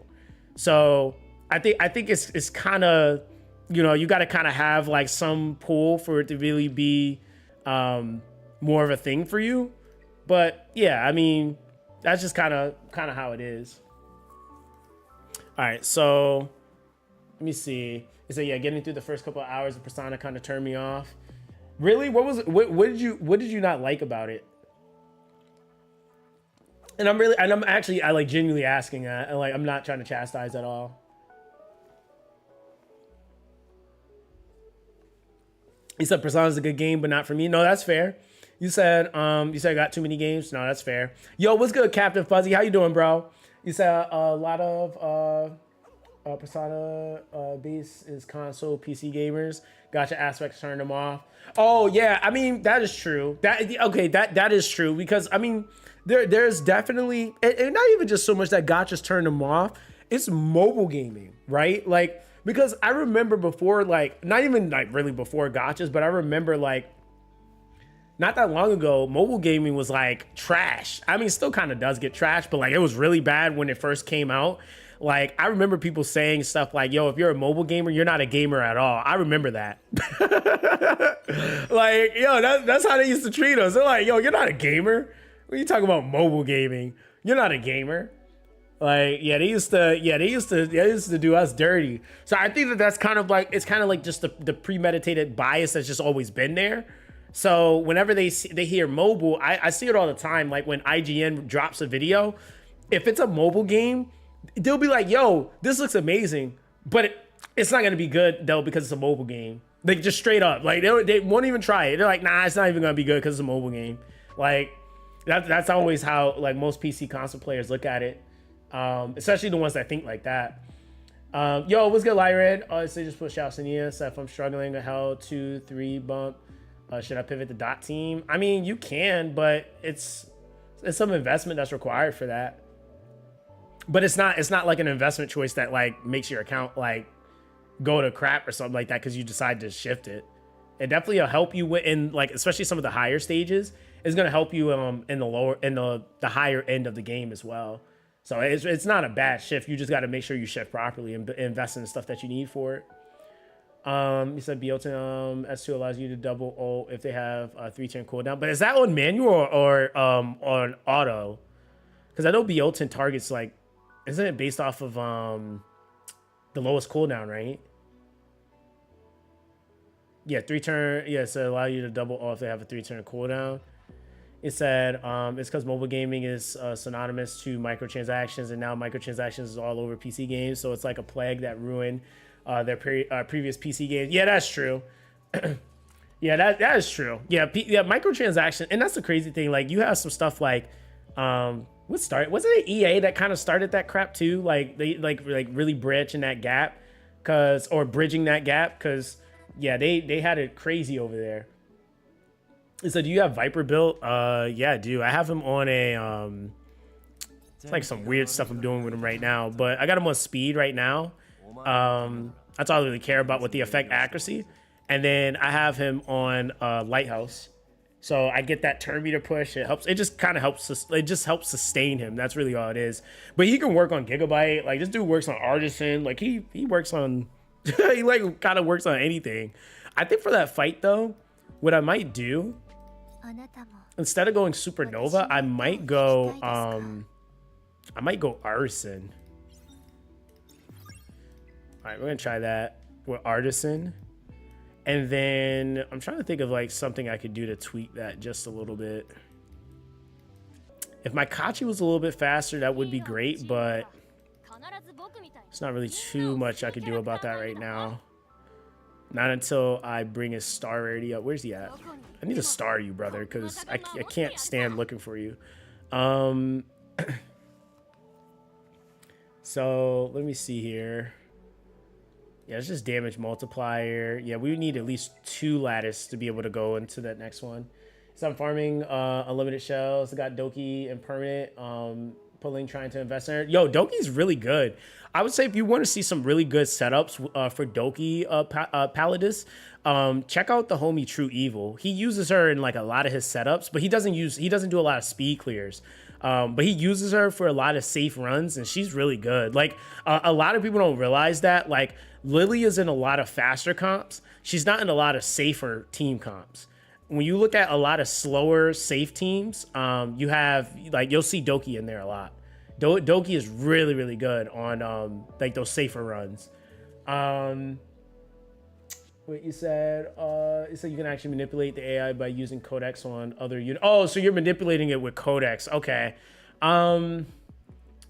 So, I mean, if that's the case, then it can be worth, because, I mean, to be honest, it'd be kind of similar to what you're trying to get out of, like, Lily. But that's just kind of like on paper. I haven't personally tried it with the manipulation of codecs, to be real with you. You said no console games started microtransactions, I believe. Yeah, it was like, wasn't it like, I swear it was EA, right? It said, yo, OG FIFA team packs. Yo, I actually do remember that. He said the Supernova at any of the healing matrices work with Freya's debuff. Wait, what do you mean? You said, oh, you're talking about the Nightmare? So Nightmare is based off damage dealt converted into healing.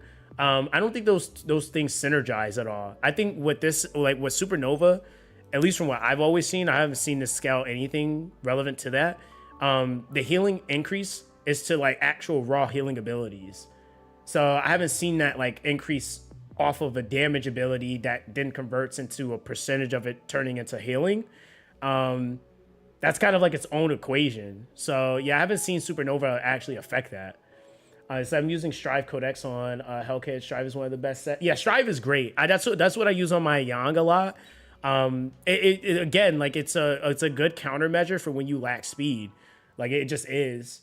You said I know so I was watching a YouTuber with an insane speed clear. Yeah, I mean she could be using some too. Yeah. Yeah, there's so many different like setups, man. Like the thing is that like I tell everybody, you just make sure you like, hey, whatever it is that they're using, if you got it, go for it. But if you don't, wait, because I see some people, they'll look at it like a run and then they'll try to replicate it and they don't have none of the stuff to actually make it work. All right, so let's see. Yeah, we're gonna go Artisan instead. See if that extra shield kind of helps, because Artisan is actually really good.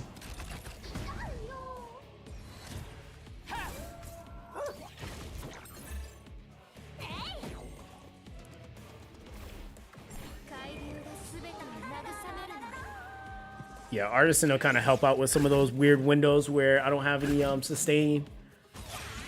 Because I really use Supernova on Aurora more than anything. Yeah, and Aurora Supernova goes crazy because you got to deal with that freaking that healing. You got to heal against that damage reducing debuff she has in there. He said, I love how creative I can be in this game. Yo, bro, there's so much that you can do. There really is. It really is. But like we were saying, like that skill prioritization, I think would really open up that even more for people. Because then you could actually get things to work exactly how you want them to. He said, for Biota strategy is good for those who don't have Mia or Lily. So I might try that out soon for the Aurora boss. Yeah. Yeah, to be honest, like, yeah, even with the Mia, like, I'm not gonna lie, Mia's like huge in that dungeon. And I'm not even gonna lie to you, Mia's just a good unit in general because she can cool down not only the unit but their pet too. Like that's why like if I actually build up my Mia, I probably would alternate her in instead of Ling Lo, because she can cool down your pet and can then cool down your actual skill too. So that just ends up being like extremely invaluable. Like it like works extremely well. And then her and Ling Lao paired together is just nuts. I'm like, yo, that's like an insane combination for healers. Because it's like, you know, some people like at first was looking at the two of those characters and they were like, oh, well, they do the same thing. And it's like, no, they don't. Like they do two different things. The other one, and then you get like the buff extension, the debuff decreasing, like it's so much value you get between them. Then you get the purifications that come from Ling Lao, the raw output on the heal. And even Mia's heal is not that bad. Like she still has a pretty solid heal. Yeah, that Artisan's kind of cooking. I just wish that have more of these strips. There we go. Yeah, that Artisan be doing work, bruh. Yeah, I gotta get some investment in my skill 1 on my Ling, to be honest. I just been investing. Like, it's like you can't invest in everything all at once. Like, that's the only thing.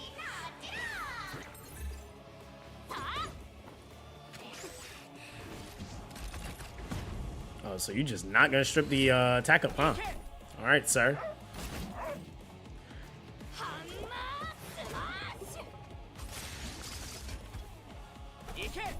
They're killing me. Thank you.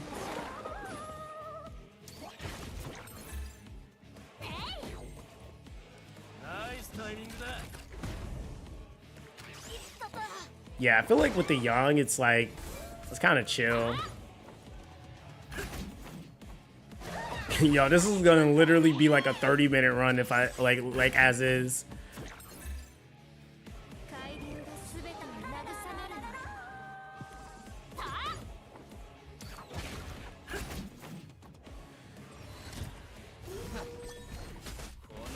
Bro, that, oh my god, dude. I wish I could sync that with his freaking skill 3. That revelation damage is so nuts. Like, how do you get to act up like that and then you just don't do it for another like 30 turns? He said, I see some people clearing this with the team. Oh yeah, you can absolutely do it with the team. You can. As long as you have the sustain down, or you have the rotations down. Like if you're fast enough, there's a lot that you can do in this game. Because it's two things that you're basically like counteracting. It's either you're trying to make your team operate against like these characters with lower speed, or you have enough speed so you can get more things off. That was a big save right there. But 7 stacks is kind of crazy.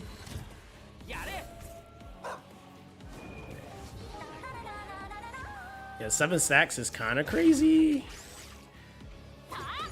Yo, that artisan shield do be coming in clutch though. Yeah, we need to strip that.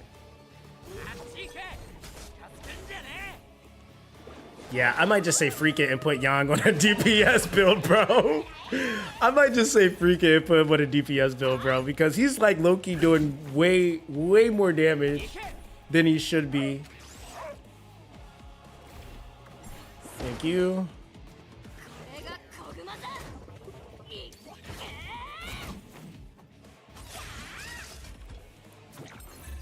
All right, we actually rotated into turn 8. Yeah, Artisan, yo, Artisan is kind of cooking right now. Strip that. Thank you, sir.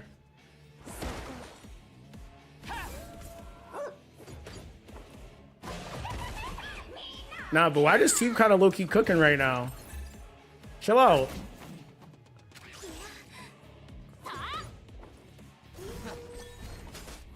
Oh, no. Yo, he actually stripped both? Nah, that's crazy luck. Yo, what is happening right now?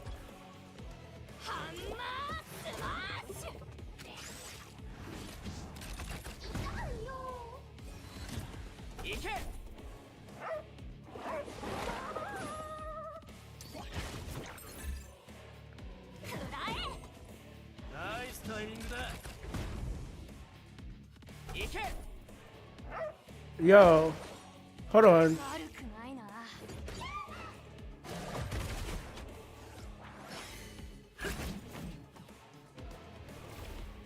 Yo, why? Yo, Artisan is really frying this right now. That was a good stun.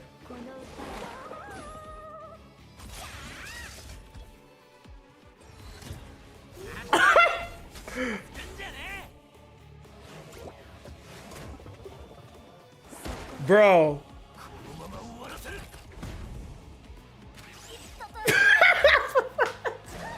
Yo, chill out, yo. This better not.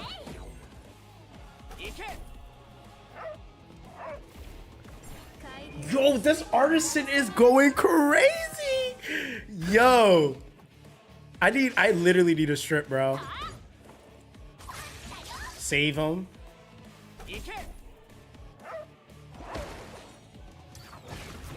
That's cute. Nice. Oh no! They said you're kind of else. We don't need you here. Bro, I'm dead. Yo, see, this is the stuff, like, if I actually build damage on him, bro, he might be able to actually beat this, bro. Cause like, he's 5-star right now. Like, yo, you see how long that took for me to die? Like, yo, but this is what I'm saying, right? So like, if you kind of think about that, like, if you just like start like progressively building up the DPS, like the unit you're using for that, you're gonna be able to get through the fight. Because even like I do have my Ling Lao skill, like, or 6-star, but I don't have any skill ups in her. Kachi is 5-star. Viper's 5-star, I'm pretty sure, right? So the only unit on that team that's actually 6-star is Ling Lao.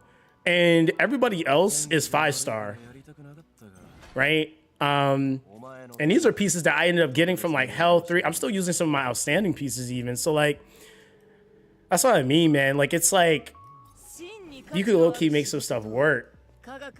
Yeah, Obu is really nice. Obu definitely is really nice. In a situation like that, excuse me.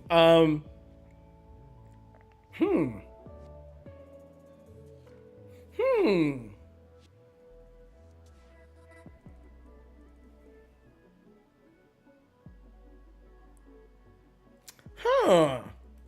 Wait a minute. Let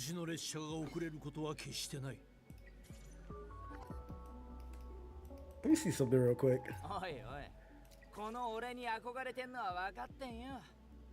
Alright, so what we'll do, I just thought about something. Hold on, that's 1, 2, 3. 2, 3, yeah. Hold on, let me see. I'm gonna do a temp set right now.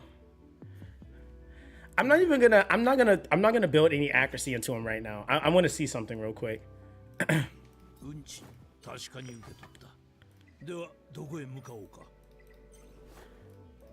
right, let me see. So we got, what's that, 30%? That's like super low. So yeah, we don't even care. What I want to see, that's crazy. They force him for a turn, but that's not the worst thing. That's just he's gonna be off though. I think every other rotation. Is that how this going? I don't think Revelation works on him outside of the first turn. So hold on, let me see.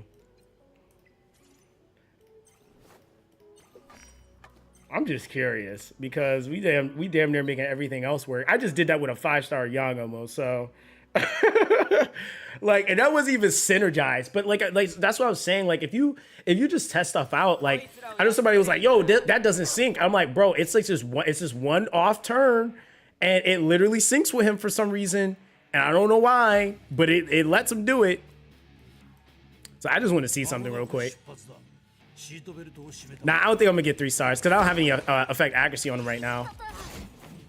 Oh, that bulwark is kind of going crazy.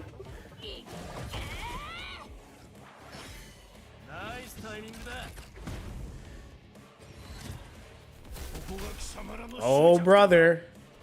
Oh, and he's stunning the ads. Oh, nah, that might be kind of crazy, though.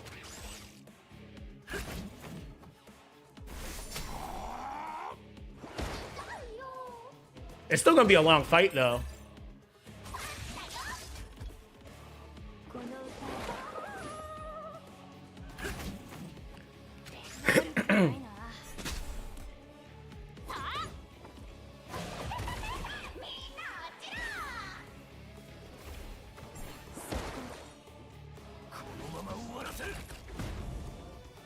Yo, what's good, Clutch?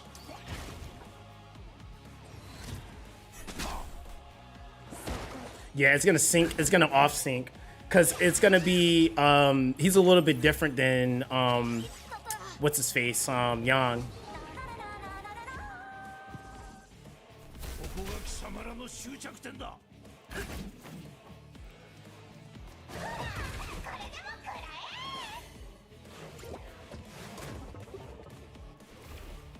Yeah, I feel like for Obu, it would just be better to go for dot stacking with him if you're gonna use him.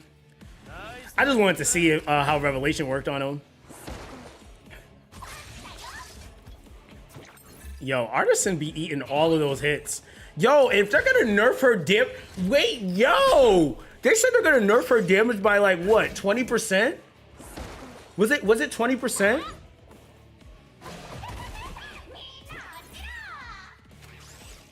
Yo, she's low-key. Was it 10%? Was it 10 or 20? Cause now I'm thinking about it, like,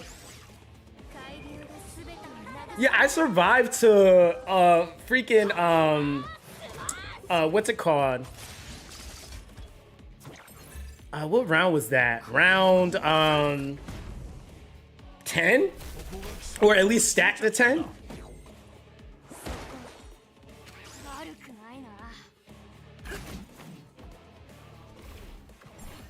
Yeah, they did nerf a star day as well. Yeah, the ads in that second wave, that was cooking people. It wasn't the first wave, it was that second wave. The last wave, I think, is actually one of the easier ones as well. Yeah, the last wave is actually it's a second wave that's kind of nuts in there.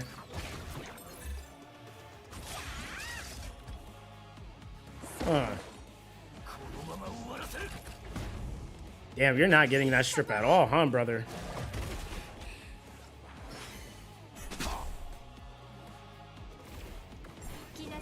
Thank you, Ling Lao.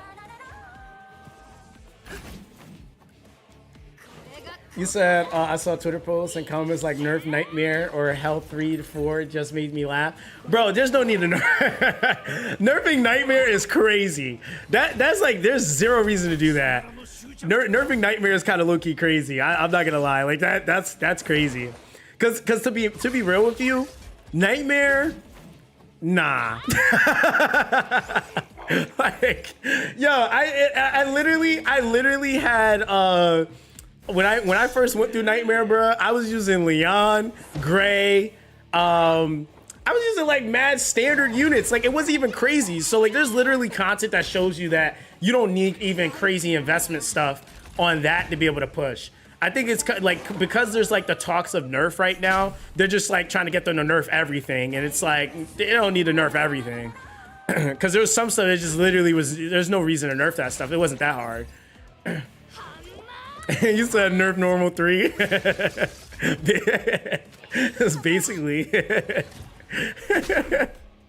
yeah, that's funny. Nerf normal 3.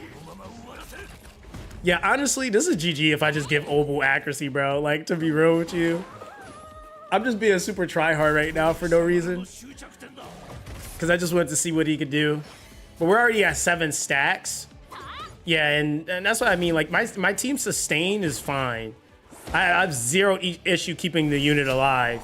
And as long as I can get them down in within at least 10 turns of this damage buff, then we just kind of cook.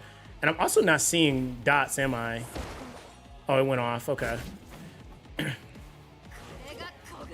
Yo, Artisan cooks, man.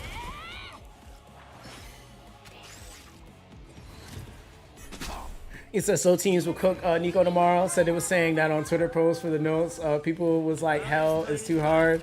Bro, I mean, like, even Hell 4, like, I'm not gonna lie. Like, if you really honestly farmed this, and I did it. So I'm not even saying that from like I just swelled my way to success.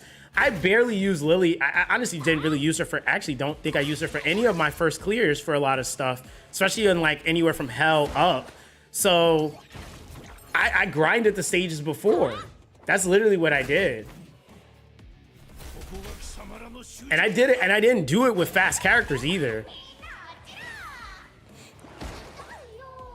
I like literally abused what I had. And I was like, shoot, I was Leon gaming. I was Leon gaming. The only one I will say I did have a much easier time on though was Doki. But that's because I target picked Ramoka. You said the transition to Hell was kind of hard, but once you got some better gear, it becomes trivial. Yeah. It said you're really clearing Inferno Nick this slowly. It said even my dot team is faster, and that takes like 2 minutes, bro. No, what I'm doing right now is, okay, let me be real with you, Crazy. I could beat the crap out of all Inferno right now if I chose to, right? I have a 6-star Lily with a maxed out skill 1. I have a freaking Yelly with 2 skills maxed out. I could have a speed clear if I really wanted to. I have the ting 6-star. I have the stuff to do it. It's just not fun. Like it's not fun. The other so here's my thing, right? As a content creator, I feel like that's part of my responsibility.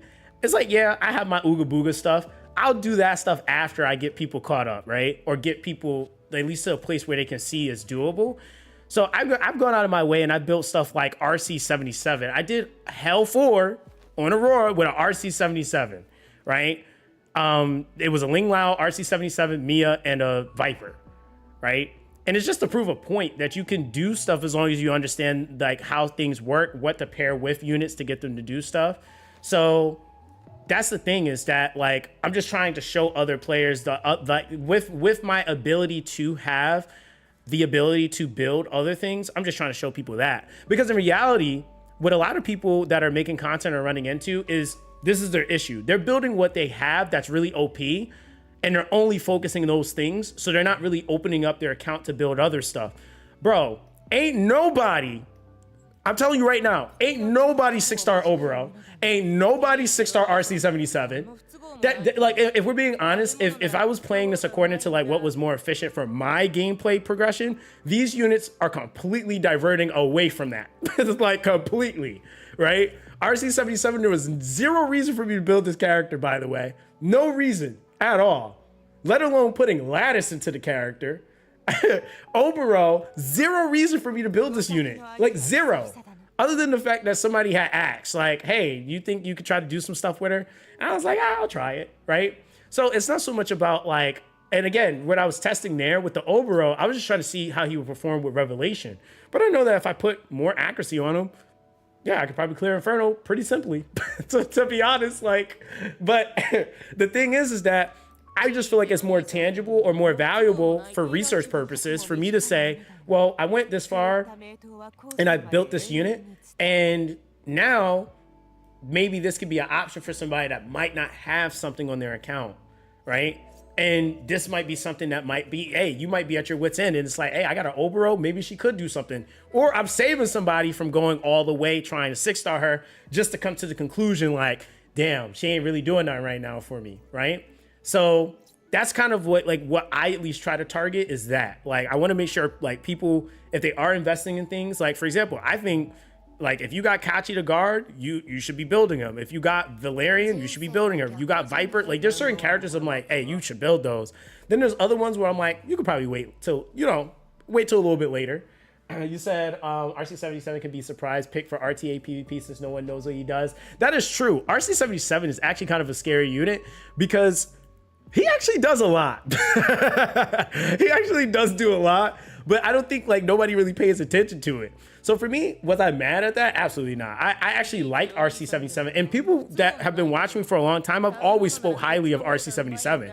I even was like saying like I'm gonna use him as an opener and some stuff just to troll people, just because he can technically do it.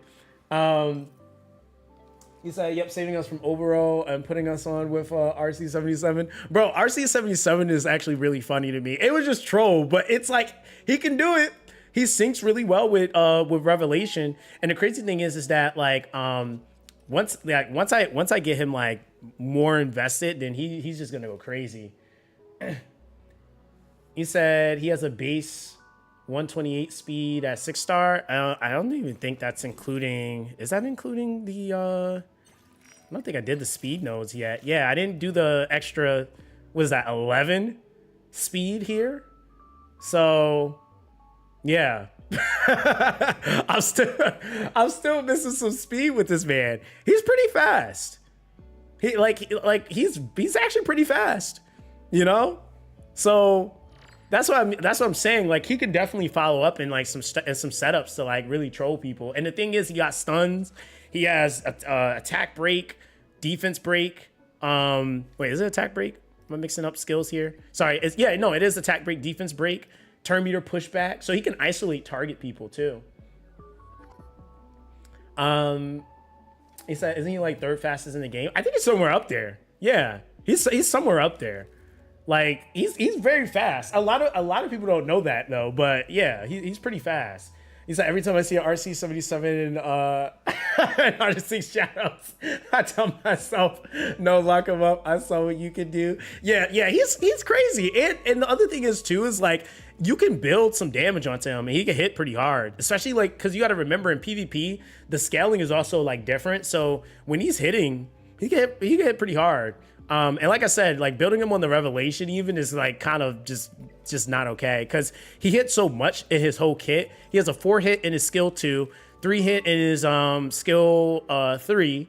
So if he gets Revelation proc on any of these, yeah, have fun with that. And then he can increase his own accuracy. That's another thing that's kind of like nuts about him too. He said I got clapped by him in PvP, so I was stunned, bro. Literally, literally stunned. You know? Yeah, but yeah, dude. That's what I mean. Like he's nuts, man. He's absolutely nuts. So I don't regret 6-starring him. I don't regret 6-starring Oboro either because at some point I feel like they are gonna just bleed in general, or there might be another unit that comes and enable it. Well, one thing I will say though, she works really well in the Union boss. Is it water? Is it water or fire? I think she works really well in one of the Union boss fights. I was testing her in there. She's really good in one of them because of how fast she can stack her bleed stacks. But yeah, like as far as like the bleed itself doing the damage, it doesn't do nearly as much as it should. All right, so who are we looking at here? Let's do this. All right, so I think right now, like, yeah, we got a whole bunch of nonsense on Obero just so you could do stuff. And this is from my Yang, so if we actually swap this over, let's do... I'm actually going to put him on... Do I want him to rotate a little bit quicker? We could go Gigabyte. Why not? All right. And then we do... Where's the effect accuracy pieces?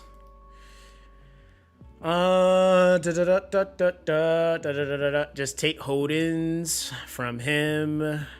Do we still want you on the strive? We kind of do. We'll put you on a strive, brother. Then who else has... Do I have any more strive effect accuracy, or am I trolling? Okay, we can take that crit off because we don't care for this guy. All right, that puts us at 121. We might have to lose strive here. I don't think I need it, but I kind of like it. All right, so what we'll do, we'll just go Swift Rush, call it a day. Boom, just narrow this down. Viper.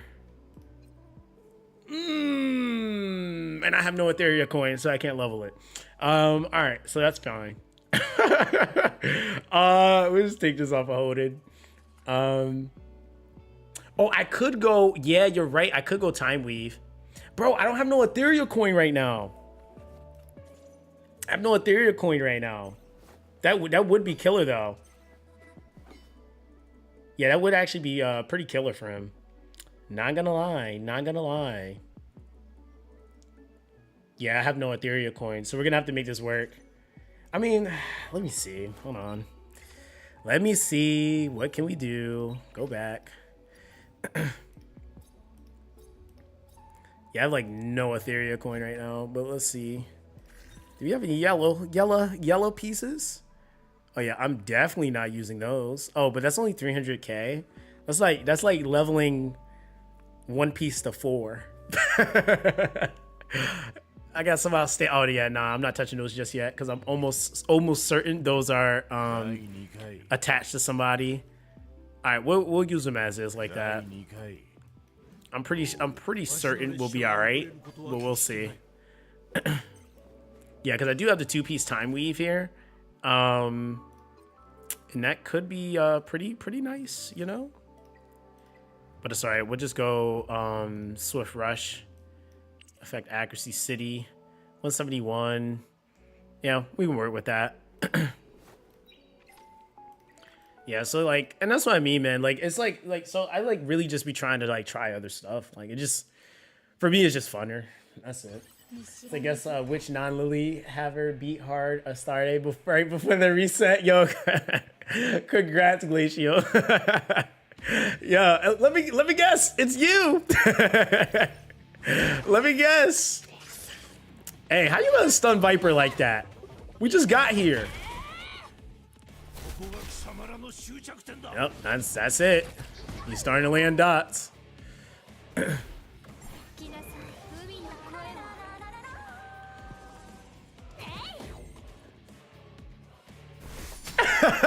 You said I'm a psychic, you know? That's a Raven, you know? You know, that's it. He said, would have fun, would rather have fun being the content, to be honest. Like, even if I have to struggle, it's still fun. Yeah, oh yeah, definitely. Because that's the thing, like, once you beat it, man, then that's it, right? Like, that's literally it. Like, you beat it now. Like, you're done. Like... Yo, get off my boy. Can he get a turn? Please? Oh, we had a well prayer. Thank you.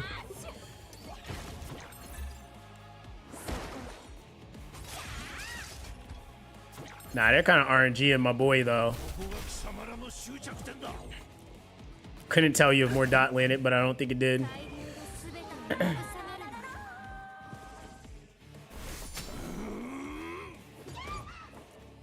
So I wish you could still fight the old Inferno difficulty, so I'm so close, and they about to take it.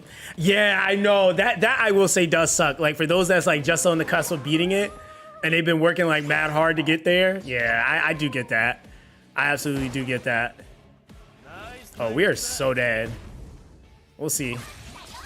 Oh, he survived that. Just don't hit me. Oh my God. Yo, Oval, yo, he could take that hit, brother. They was doing him dirty. Yeah, it's all right. Hey, bro, that's RNG though. He got super over targeted. But again, I also dropped some of his stats, so he had way more defense in the last run. So we might give that back. So my boy, he not a walking noodle. Yeah, Artisan probably would be really good on him. And actually, yeah, Artisan would probably be really good on him. Because I'm really over-rotating him just so he can get his dot quicker. But I could be better used on Ling Lao.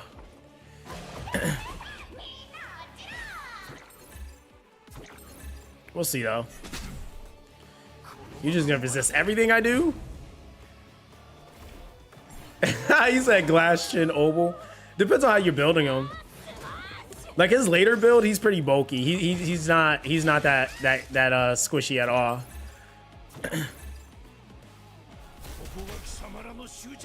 So it's just like, so I just got to the point of beating Inferno Nico pretty consistently. Out of 10 through 15 wins, 0 with the third trait. Yeah, that's the drop. That's the drop. You know, that's where we're at. Yeah, give my boy some health. Yeah, Gigabyte on Ling is pretty annoying. It is. Yo, bro, I'm gonna need you to land them dots though. Like what's going on, sir? It's a bit bloodbath speed on my oval with this exact team, and it's 10%. 10% what? Like win? It's 10% win rate. If he just landed his dots, I mean, granted his percentage is like still fairly low. It's definitely still a pretty low chance. But I put the bloodbath. Oh, 100%. Oh, okay. I was like, 10% win rate is crazy. I'm like, dude, you ain't ever seeing nothing then. Yeah, stunning those ads though is kind of OP, not gonna lie. Cause I think that that's also gonna, yeah, that's gonna make them not stun me as much either.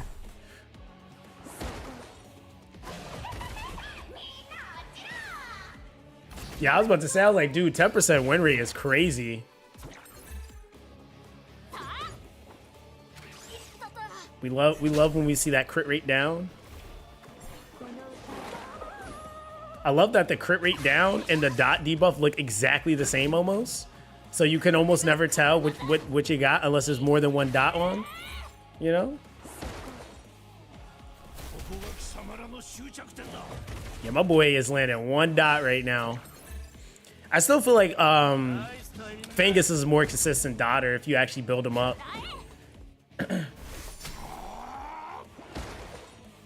He said 10% is a lost streak. Nah, for real. Artisan into a hill.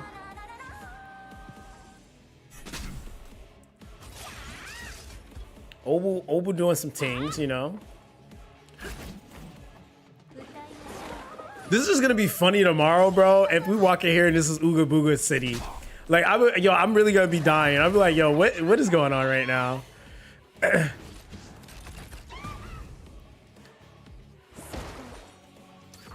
Don't kill my boy. Don't kill my boy. Let me. Oh my God.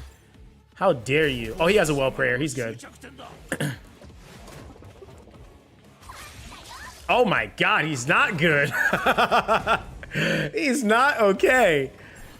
He tried to survive. Because I think it needs a little bit more investment compared to Obo, I believe. I feel. Yes, he does. But I think that's also kind of the reason why he performs a little bit better too. Like he does, like when it comes to dotting specifically, he can kind of be a little bit ridiculous.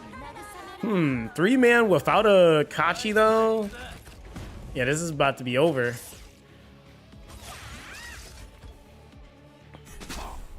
Oh, now you want to land dots, sir? You ain't want to land dots like 95% of this run. But now you know how to land dots with your skill 1. Imagine. Let me guess. Oh, you're gonna land a dot again? Okay. Oh yeah, no, it's 1000% cooked. I just want to see where the damage stops.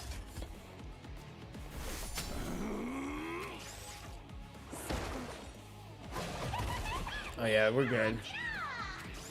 Yeah, he like started doing a little bit more, but like I think the thing that's really gonna make a difference here, because I don't even think there's anything else we can do to scale the dot, right?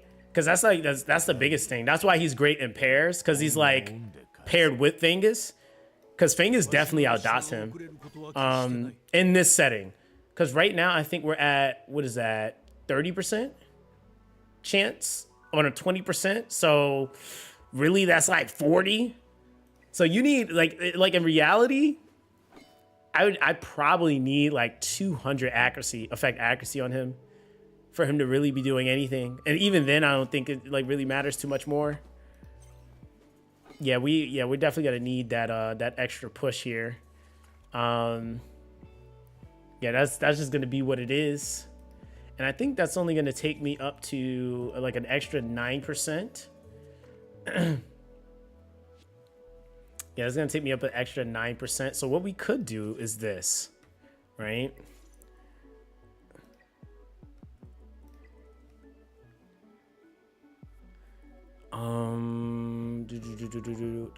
Since we're not using that right now, we're gonna put that time weave on.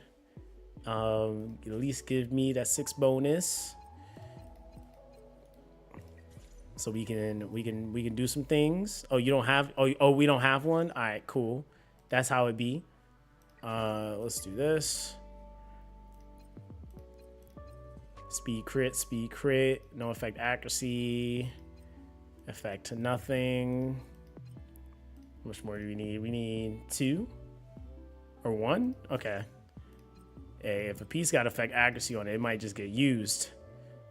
But it looked like that ain't happening. All right, so our best bet here. All right, let's see.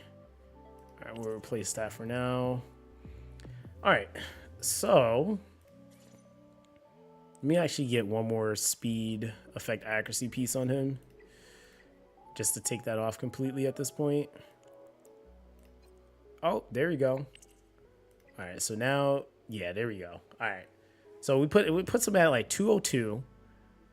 Yeah, like, bro, like going any higher than that is just nuts. Like, 202. 202 effect accuracy, brother, for you to be something here, you know? And then we got to level up 2 pieces, and that's HP defense. Oh, brother. All right. So let's see here. I said, damn, I'm gonna farm Doki more. So I want my Obo to hit like a truck. Man, Obo, yeah, Obo can definitely do a lot if you invest in him. He's still a good unit. Let's see here. Probably take all of those. Already gone. Yeah, I got rid of all those. So we'll take our measly 300k.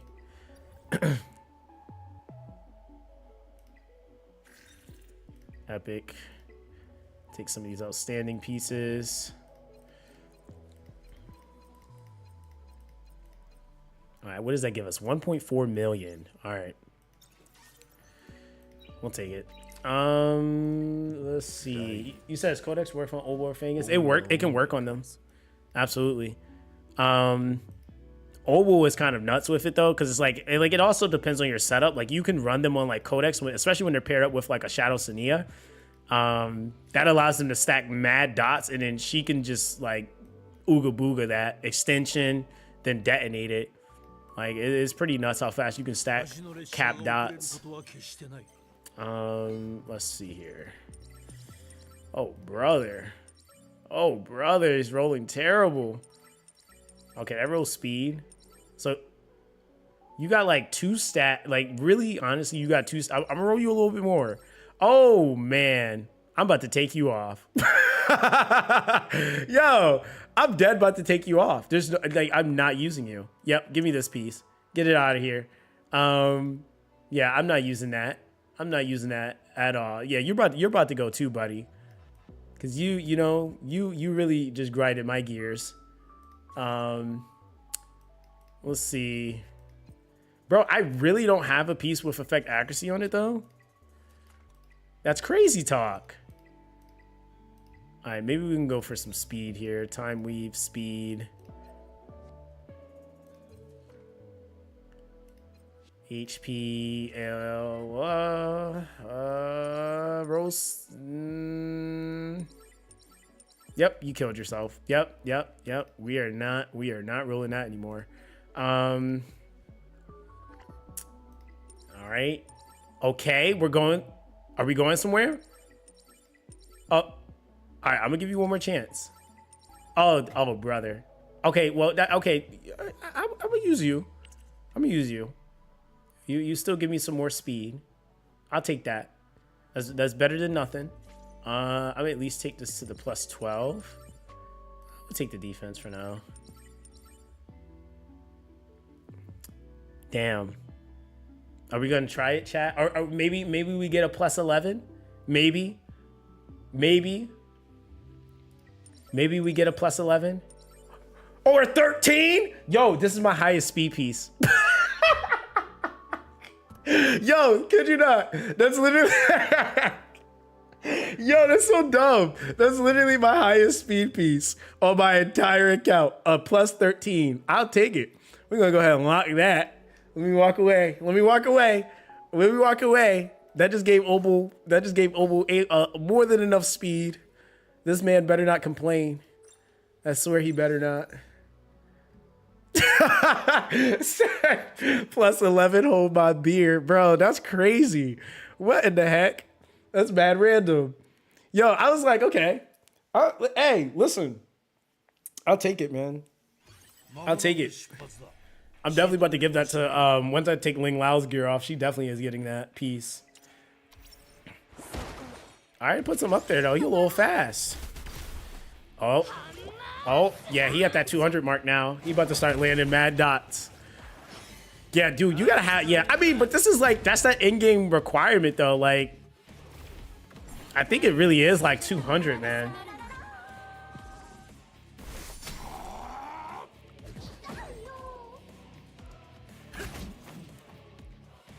Yeah, unless you're running a unit that's like resistance downing, yeah, it's like 200. Like, cause he was not landing no dots before. It's so dumb.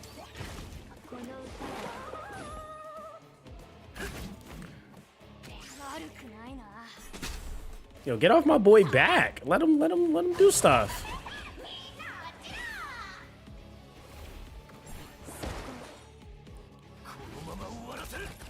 Nah, I'm gonna just need you to do your job consistently here, Viper. Yeah, bro. It's like 200, bro.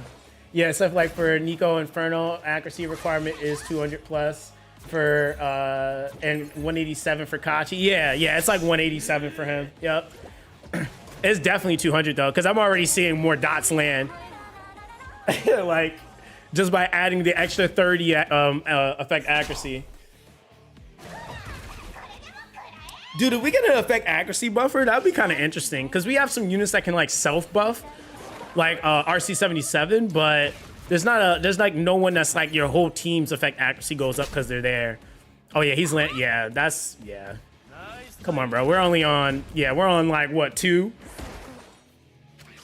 So there you go, man. I mean,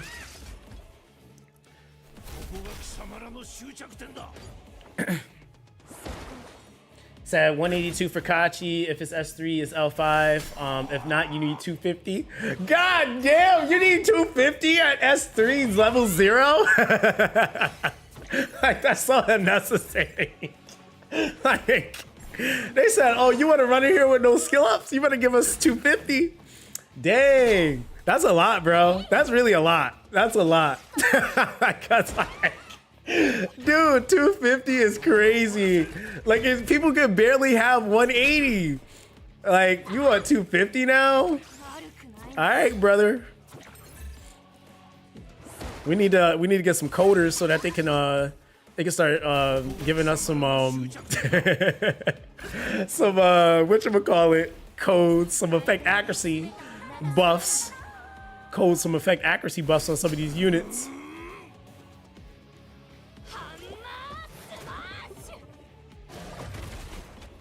Oh yeah, the innate 10%. Yeah. Yeah, the innate 10%. Yeah, it's bound to happen for sure. But like I said though, on average, he's landing way more of his dots. Like, there's already a big difference just in terms of what we're on damage 4 or buff 4. So it's definitely a difference. Like, you for sure are seeing a difference. And he's a little bit faster too. So him being at the 117 definitely helps out a little bit too. But again, like, I mean, my characters aren't like crazy. Oh, damn, you got all 3 that time. Oh, this turn about to cook here. Yo, he really got all 3 that turn. He said, I'm about to turn up. Like, what are you doing, sir?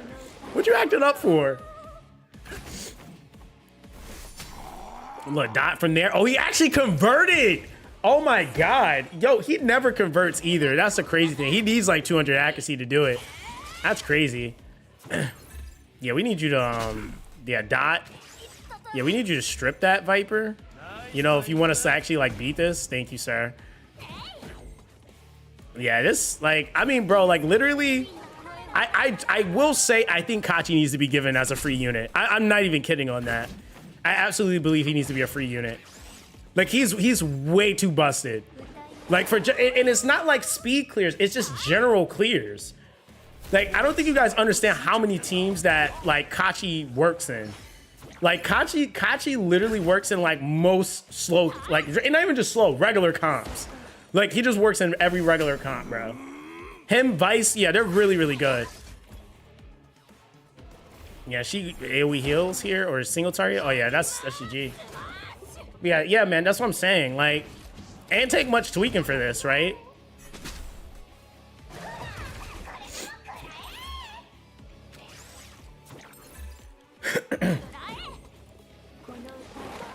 Give me some heals and a resist all my dots at the end, because we just want to. Because we want to be here longer than we need to be. All right. Yeah, just let me. Oh, you just want to show off. That's all that was. So see what I mean, man? Like, you can do it, right? Like, I could have did this, but it's like, well, I was trying to test everything else. You know? I was trying to test everything else. Bro, and look at this. Imagine your first clear, that's what you get. Yo! That is so funny.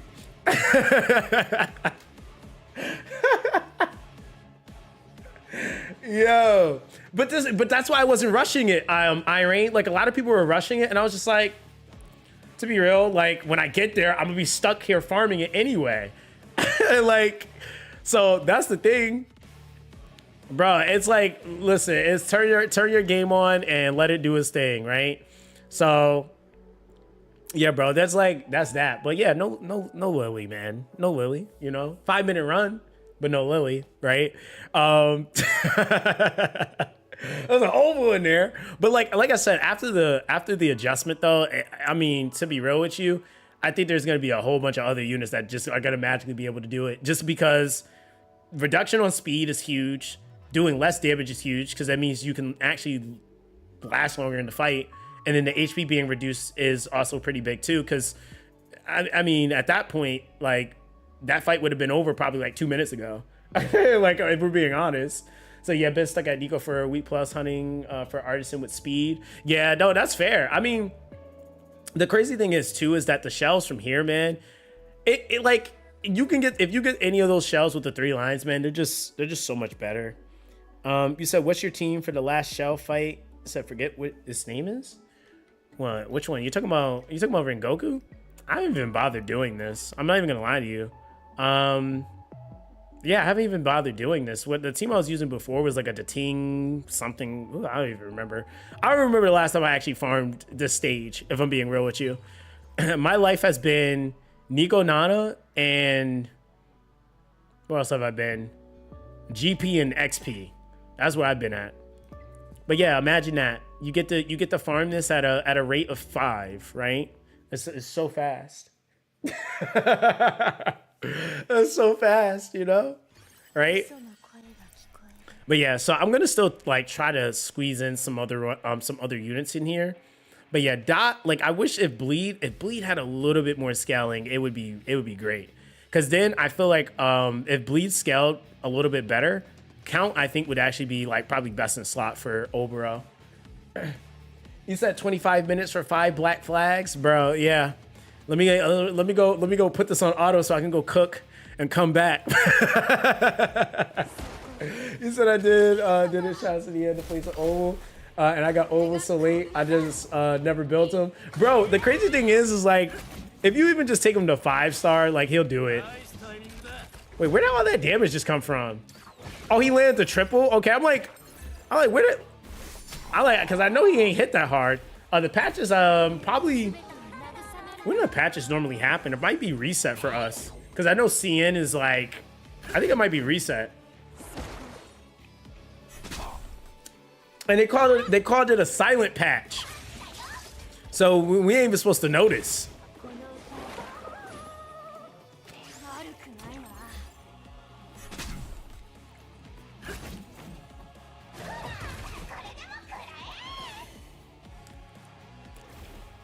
No, I don't think it happened yet.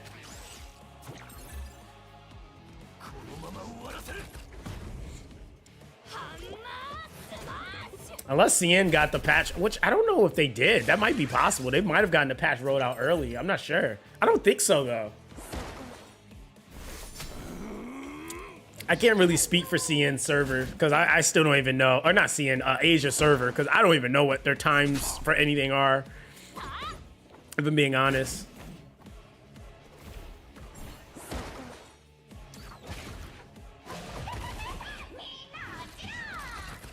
You said, why the it's Contra yelling smash me, ain't hitting nothing. Celts, here's the thing. He's smashing into the ground, right? He's smashing into the ground.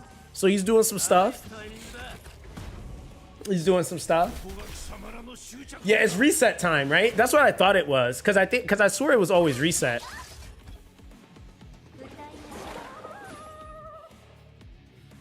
You said it's not enough, bro. You said players still complain about the drops. Some of them will still hate the game. I mean, to be honest, I feel like the drops, like, I mean, my thing is that like, there's two things that can be said about the drops, right? As soon as you get a drop, it changes your account. Like, and it's crazy because That's literally what happens to anybody that gets one drop. That it's one that they need. It changes their entire build. So like the dudes that were able to get like the Fury Edge added onto their pet, it completely changes what they can do. Like as soon as they can get it, it's over. It's over.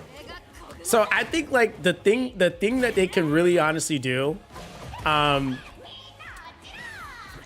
feel like it really is just the epic drops. Like I don't even think they need to increase the drops of mythics. I just think I really do. I agree with the epic drops. Like the epic drops is like, all right, bro, why are you still here? if I'm only saying that according to how hard it is at this point, right? Like, I feel like if it was easier, we could argue the epic drops being there. But like, yeah, like when you're talking about like, yo, you making me like blow up my brain to do this right now, and it's taking me like 30 minutes to do one run. Yeah, I'm a kind of want those drops to look a little bit better. Just a little bit. And it's not even like at that point you're not increasing anything. You're just not having gold drops be there.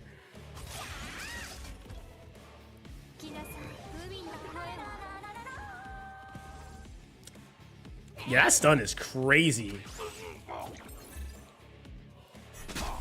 We got a dot. He said, bro, I've for Nico Nana Inferno for 6 days, full of Sam refresh. So only having one white thing with Fury Edge, and I'm not even mad. People these days complain about everything. Yeah, no, of course, right? But that's what I said. I think like the easy fix for that is you don't have to buff the drop rate. Just if you remove the gold pets, then people inherently will get more red drops, which is just gonna flesh out your average anyway. And if we're being honest, like the only reason why that even exists is for drop economy. Right, or training data economy, because if you're selling more red shells, then you build more shells at that point too. Are we not gonna really beat this right now because you wanted to get Hulk smashed at the end? Oh man, imagine! Look at that, guys. You see this? Yo, they said, yeah, nah, you can't have this. I just want to see how much longer they actually live, though. Imagine if I would have landed one dot before he died, this would be over right now. You know, this is the day in a life. We still might win this though. Yeah, because we got that dog in us. You know, with that artisan. There you go. Look at that. Oh shoot, we got the triple roll Twilight Knight. I needed that, you know. You said Kachi being the GOAT. Yo, Kachi is great. You know, Kachi's great. You know, we take what we can get here. All right, so he said that happened to me on stage 42 Ember track. So I turned my game off. Bro, I'm not gonna lie. Okay, guys, like let's be real here though. Like, isn't that like what gaming is about? Like, I remember like gut-wrenching runs in some of my favorite games where I was like this close to winning, and then the boss said, "Yeah, nah, miss me with that," or I missed or whiffed the hit or something, like something stupid, and I just like no. And now I'm doing it over again, and we're back in the grind in that one fight for another 45 minutes. Like, bro, it's crazy because like. Every game that I've played, some of my favorite games, bro, boss fights were dead 40 minutes. Like you just sitting in there and you like sweating. You sweating. You gotta pause the game. You gotta go get up. you gotta do this with your hands. You gotta rub your hands like, oh God. You start praying and you don't even probably normally pray. You're like, oh man. I want to do this again. Like, you start praying, yo. Like, yo, dude, I've had a few times where when I was younger, I broke a couple controllers. I remember one time I threw my, we used to keep that window open in my house. This is when I had my PlayStation 1, bro.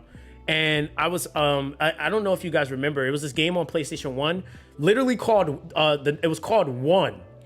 and it was kind of like those it was this how can I explain that game? It was a dude with that kind of had like this, like, it was kind of like a bullet hell game almost. Like you were running, but you were also shooting like this this like blaster at the same time. And as you would like kind of traverse throughout the game, you could like upgrade the blaster. So it was kind of like Mega Man a little bit, but it was on the PlayStation 1 and it was in 3D. And I remember that game was crazy because you would have like little parkour turns and stuff you would have to do. Like you have to jump and all this stuff. Bro, I literally like, hold on, let me see if I can find the game. Hold on, I'm gonna search it, bro. Because that game was crazy. PS1 game. Bro, that game was crazy. That game used to have me mad. That game used to have me so mad. Hold on, let me see if I can find it.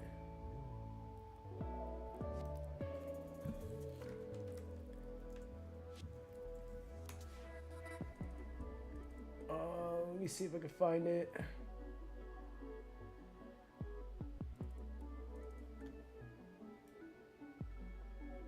Is this it? Hold on. That's Tekken 3. Yo, because these were like the two games I would play my heart my heart out on. It was Tekken 3 and this game. I'm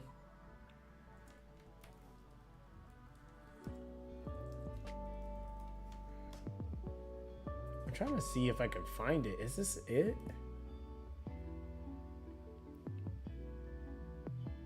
I think this is it, but it looks weird. And see, that's the thing that sucks about back then is like you can't find good pictures of none of the games from then.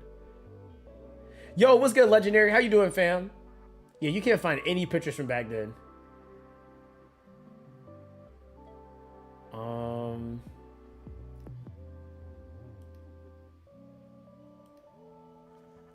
Shooting.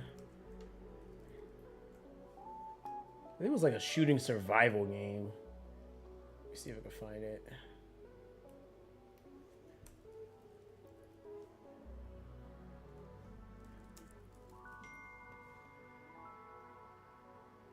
That's Resident Evil Survivor. Oh my god, I forgot about that game. You said I never played games like Tekken or Mortal Kombat again. I was in Crazy Combo Online and it didn't hit the floor until I lost. Bro, those games are just like practice and get good, honestly. But the other thing with those games too, man, I can't find it right now. I'll find it later. I'm gonna drop it in the Discord as soon as I find it, because I'm gonna find it as soon as I stop streaming today. Yeah, bro, I used to play like fighting games like crazy. Like, and the thing is that like, well, you said, do people clear Doki Doki Inferno reliably with no CC? You said, I just cleared it without it. Okay, who'd you use on your team, Danky? Because you need to remove the whatchamacallit, the damage reduction, and CC is a couple of different things: sleep, stun. So if you're using Kazuo, that's still a form of CC. If you're using Obel, stun, that's CC. Taunt is CC. Anything that removes that makes that fight easier. If you're clearing that without it, how long is that run taking? Because I just don't see how you would be able to do the damage unless it's like Revelation or something like that. You said you mind linking me your Discord. Said my need a new unit. Yo, so the Discord is linked in the pinned comment. CJ, you should be able to join it from that one. You said Metal Gear Solid cost me a controller or two back in the day. Yeah, bro, so when I was playing that game I threw my controller out the window, like just straight chucked it. I've done that with so many things. My Game Boy Color, I threw that joint out the window. I was so mad. And you know what I was playing on my Game Boy Color? I used to play Double Dragon. Bro, you know that game was old because that game was one of those games where you could like go up. It was like the tower. You could go up in the tower, but it was never a different boss. It was always the same boss, but just harder. And Double Dragon used to have me so mad. Like that, I swear that game was like literally made to make you mad. Cause it was just like, why is it like this? Like the boss is doing some stupid like tech, like he just straight up ram into you, insta die. You're like, all right, well, there we go. Like, and it was like no way you could move. You're always fighting in a square. It's just like, yo, it's like always like that. Oh, we lost one. See that? Yeah, so it's like you're always fighting in the square. Like, that's just how it was though. It's a Double Dragon got a new game coming out. Double Dragon, I will say, is fun for the multiplayer though. It's just kind of the same thing with Contra. Like that's like those games I actually will play for the multiplayer aspect.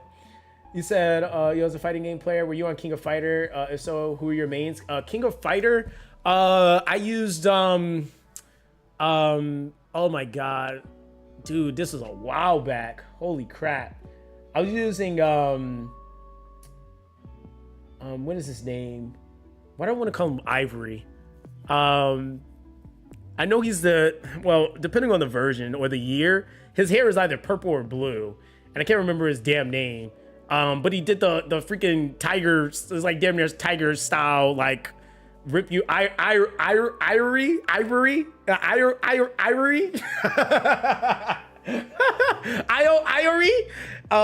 Yo, yeah, I used to use him a lot.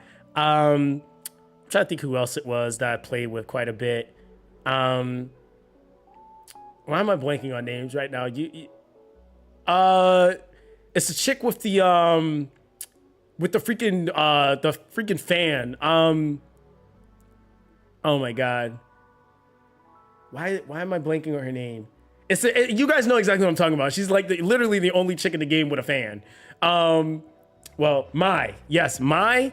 And I'm trying to think who else I used in that combination. Why am I blanking on his name? Well, depends on the year, but Rugal. Rugal is another character I did play with too. I think that's his name. I think it's Rugal. Oh, you know what? Terry is actually one of my favorite characters from that game too. I don't know why I like Terry so much though. You know why I like Terry? Because he did the stupid like flame, or like it's like when he was doing his super punch, it looked like he was about to start flying, like he would fly at you and then you punch the ground and have a little wave, right? So yeah, Rugal was like pretty dope too. But yeah, Terry is definitely one of my favorite characters too. Yeah, definitely Terry. Terry is definitely a character I play with a lot. But yeah, those were like some of the main ones I remember like at least using. But again, it's like it depends on the year, because you also had what was his name? Was it number 99?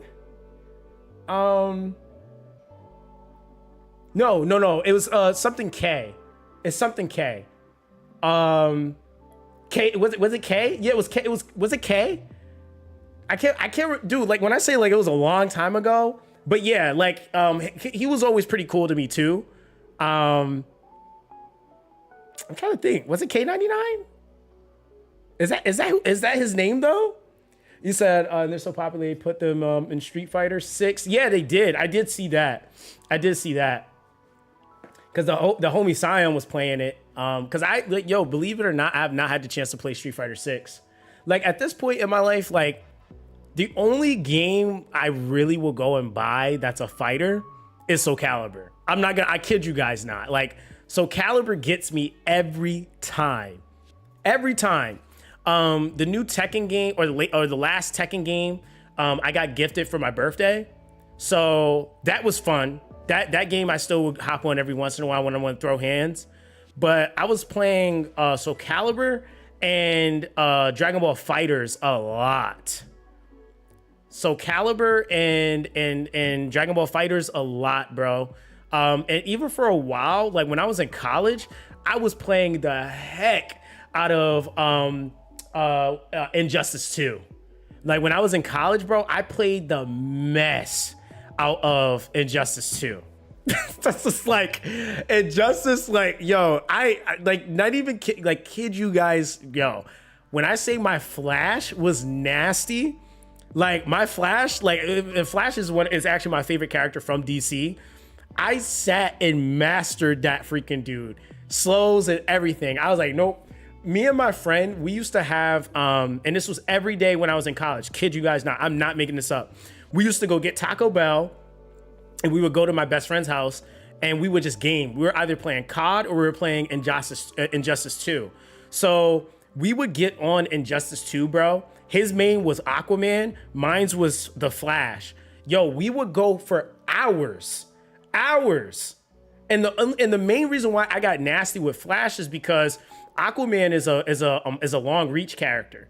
So if you're getting in and close on a good Aquaman, you have to make your moves matter, because Aquaman is so good at keeping characters away from him because he has the damn trident and then he got all these blast abilities. You just push you off, like, so you have to be really, really good. So you would have to do like the phase.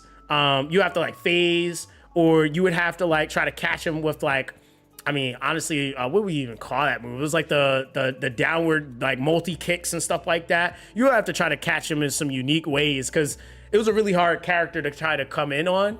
But yeah, bro, that used to be the days, man. I used to go ham. For Soul Calibur, so was that Soul Calibur 6? So when Soul Calibur 6 dropped, so originally Soul Calibur 3, that was actually one of the first Soul Caliburs I actually really played. I went back and played some of the previous ones, but Soul Calibur 3, my main was Maxi and Killick.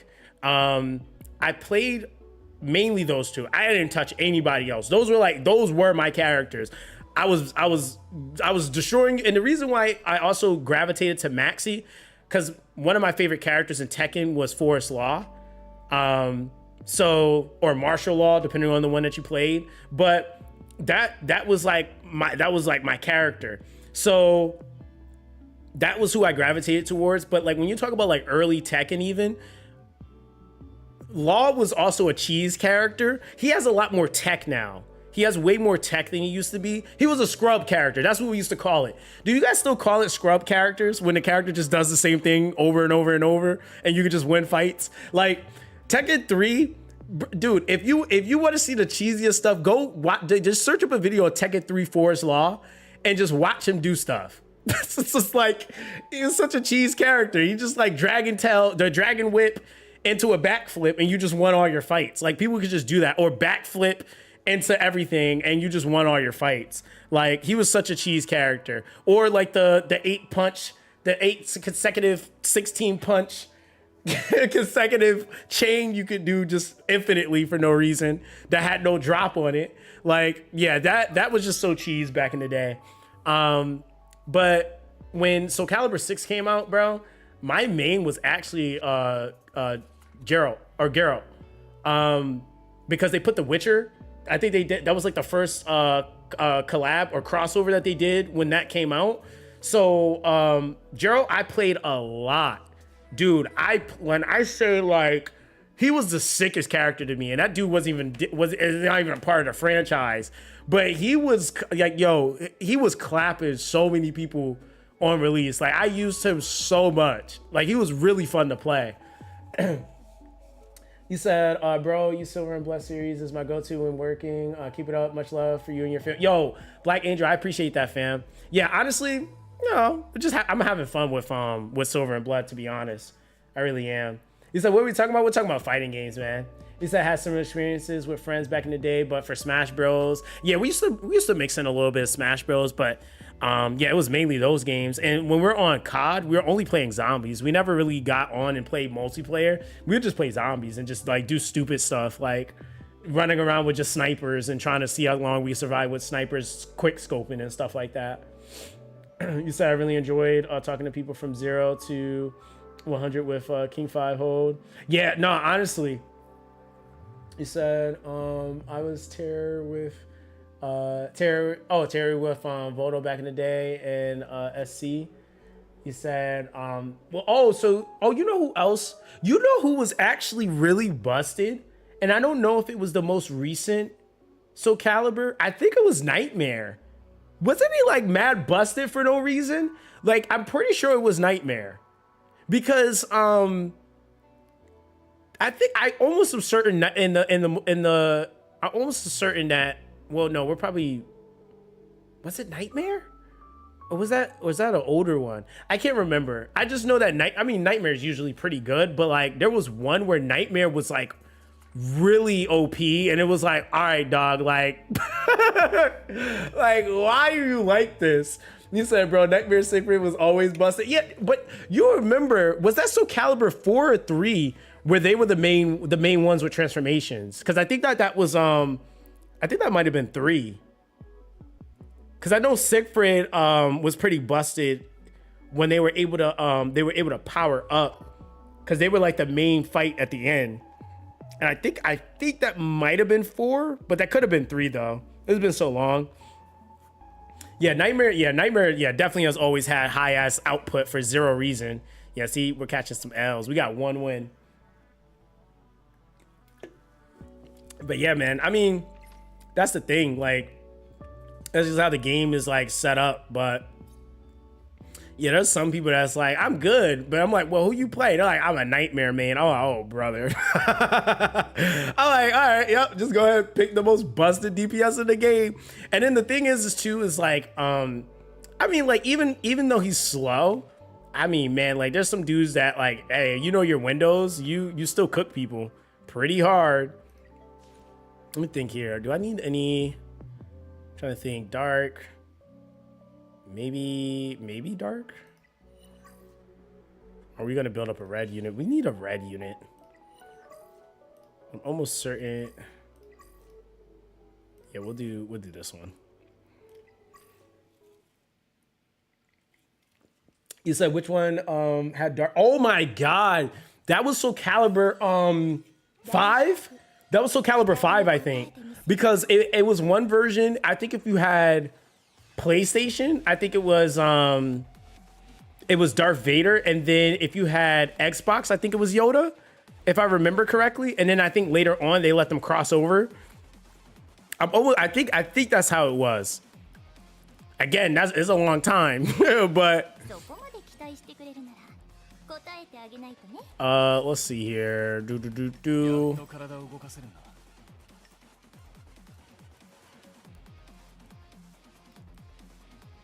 Kind of got my gear all over the place, so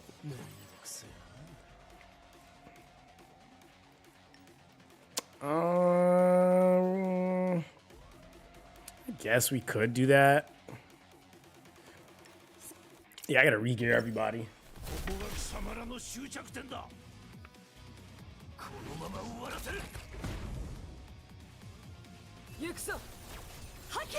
You said, question I have, is that, well, you said it's Amy at 160. So I see her shards in the shop. Should I spend my 200 crystals to break the wall for 200 or hold out till 300? Well, the shop rotates in and out characters, so you don't have to rush it. Like, she's gonna rotate in there at some point. What you really want is to get all your SSRs to 160. And as you're pulling, you never know. Like, you might pull a dupe of her, and then that can go towards another character, right? So if you can hold out, like, if she's already at 160, you don't have to rush 200. Because keep in mind, it's not going to make a difference anyway, because one, you can't level characters to 200 right now. It's just not going to happen. And two, you got to get 5 characters to 200 for it to actually spread across your entire account. So you don't have to rush it. You just need to be consistently pushing all your characters. So I would say 160, then you know, get everybody realistically close to that 160, then try to break out into that 200. But if you just stack I would just stack extra stuff, unless it's a part of your main team, then there's that. But if it's just like a random unit that just so happens to have dupes, you might pull the dupes necessary for them, and then that shard currency can be used for another character, right? So yeah, I wouldn't rush that if you don't have to, because again, like, even like now, like, bro, we're at, I got units at like level 100 right now, and am I leveling characters to 160 right away? Absolutely not. You need 1,000 per character on the divine drops so that you can actually hit the you can break the wall on the whatchamacallit, level 100. And then on top of that, you also need what's it called? You're also going to need a crazy amount of pure blood essence. Like, it gets crazy. Like, I'm spending what, millions now? Like, it's up there. So he said, yeah, throwing back to some games. So I think is recent, but then I realized they're old. Yeah, that's what I'm saying. Like, hold on, let me see. When did Soul Calibur 5 come out? Now, Soul Calibur 3 release date. So Soul Calibur 3 came out and I was in middle school. I'm pretty sure. Because when I was playing Soul Calibur 3, that's when Halo 3 was popular. Shit. Yo. Yeah, so Soul Calibur 3 came out 2005, bro. That was 20 years ago. So Calibur 3 came out 20 years ago. When did Halo 3 come out? Halo 3 came out release.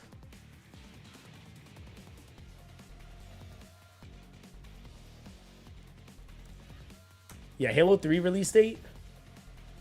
Yeah, Halo 3 came out in 2007. So they were two years apart.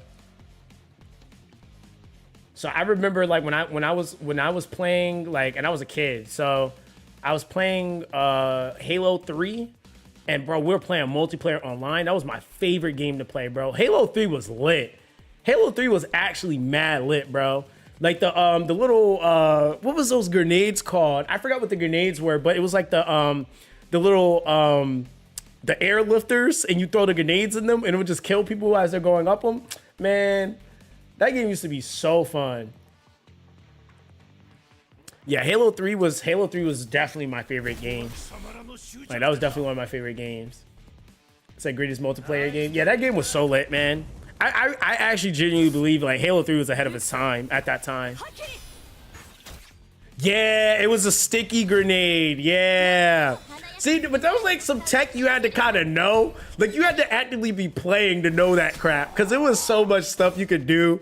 The freaking whatchamacallit sword, the energy sword. Dude, there were some people that, oh my god, that was like Destiny before. That was Destiny before Destiny, bruh. That joint used to be so dumb. Yeah, the Halo 3 sword was busted. Yo, that sword used to cook people. That joint used to be so funny. Yo, that was like, oh my god, dude, that was such a period of time. You said you're making me feel old? Crazy, we are older, dude. Oh, the Invis. Oh my god, I forgot about that. It was that and the energy axe. Was that a hammer or axe? Cause that joint used to pop off too. Yo, what's good? Well done, did it. How you doing, fam? It was the gravity hammer. That's what it was. Yep, the gravity hammer, bro. That joint used to send people places. Yo, and that would blow people up, bro. Yo, Halo 3 was so fun, yo. That game was so fun, man. Oh man, I'm not even gonna lie. You said, goddamn, I was a freshman in college. Yeah, bro, I was in middle school at that time. Yeah, bro, that was like, oh man, Halo 3 was really crazy. That game was so fun. We got one win, bro. Imagine that. We're gonna have to tweak that some. Yeah, man, Halo 3 was so fun. You said, is Viper better than Hoden? I feel like if you're just talking about a unit that's just like reliable strip, then yeah, absolutely. Because that's kind of what his whole gimmick is about. He's reducing damage, and he's reducing damage, and then he's also stripping consistently. But he uses a skill 3 based off of the serpent skin, which is based off of how many times his allies get hit. So he's basically able to build up that stack. He also stacks it himself when he's hitting. So it allows him to be able to use the skill 3 multiple times for the dispel chance. And then he's constantly proccing attack down and speed down. So versus like a Hoden, right? Hoden, even if his skill 3 is maxed, he uses it the one time, and then you're gonna have to kind of think about pairing options to either get him to cool down quicker. So you would have to run him with a character that's like, or a shell that's cooling him down, or you're gonna have to run him on a set that's cooling him down if you want to use him for the strip more consistently. I would say where he really thrives is in settings where you kind of open with him and then you like do your burst damage, and then that's kind of that. If you're talking about multiple rotations of just dispelling consistently, Viper's gonna outstrip him any day, like he just is. But I also would say like even their application is slightly different. Like you're doing Nico Nana, so I mean not that Hoden isn't used there, but like you could use Hoden if you had crazy damage and you had enough rotation to make that make sense. But like I would even say like for fights like where things kind of start off with immunity and stuff like that, he's a little bit better in those scenarios for his given attribute. Like if Viper was able to do, like say like Viper was actually like LD, he would actually be like good across the board, to be real. The thing and the reason why he's not good in Terror is because of his attribute. Like you're not going to use him there, but in Aurora, he's still better, right? He's constantly stripping that immunity off, so he's better in Aurora. And then you don't use him for Doki Doki, but Nico Nana just consistently stripping that attack up and speed up, and then he replaces it with the counter, right? Attack down, speed down. So he literally is a direct counter to Nico Nana, which is why he's so good, to be real. He said infected game mode, King of the Hill, Slayer, swap. I said BR for days, bro. You know what my what the next game was that like kind of got me in a chokehold? It was actually Gears of War 3. Yo, what was it with the third release of the game? Like Gears of War 3 put me in a chokehold, bro. Like even years later, I went back and full cleared it again. Like that game, like, oh my gosh, man. That game was nuts. And that game came out in 2011, bro. Gears of War 3 came out in 2011. That's nuts. That game had me in a chokehold. That was literally my favorite game to play. Like I think out of all console games, like I played that game an obscene amount of hours. You said is it good to build him or to get say good to build Ren 4 Hoden? Wait, Ren? Wait, you talking about taunt Ren for Hoden? Wait, what are you doing though? You said they're coming out the first one, but an improved version. I don't know. I haven't kept up with Gears in a while now, so I don't even know. He said Dom dropped the hammer, bro. Gears of War is actually the first game to make me cry, low key. Like that game did me kind of filthy. They really got you attached to characters in that game. And have no business doing half of the stuff that they were doing. And you know who was like low key like the canon character that just like always had me dying from game to game? It was the Carmines. The Carmines. I was like, bro, how many of y'all are there? I'm like, they blow y'all up every game, and then there's another one, and then it'll be like 5 of them: Carmine A, Carmine B, Carmine C. I'm like, yo, there's no way like y'all got that many of y'all in y'all family. Like that's insane. You said Coltrane don't got no stops, babe. Yo, Cole, yeah, they made such like relatable characters. They were very personable characters.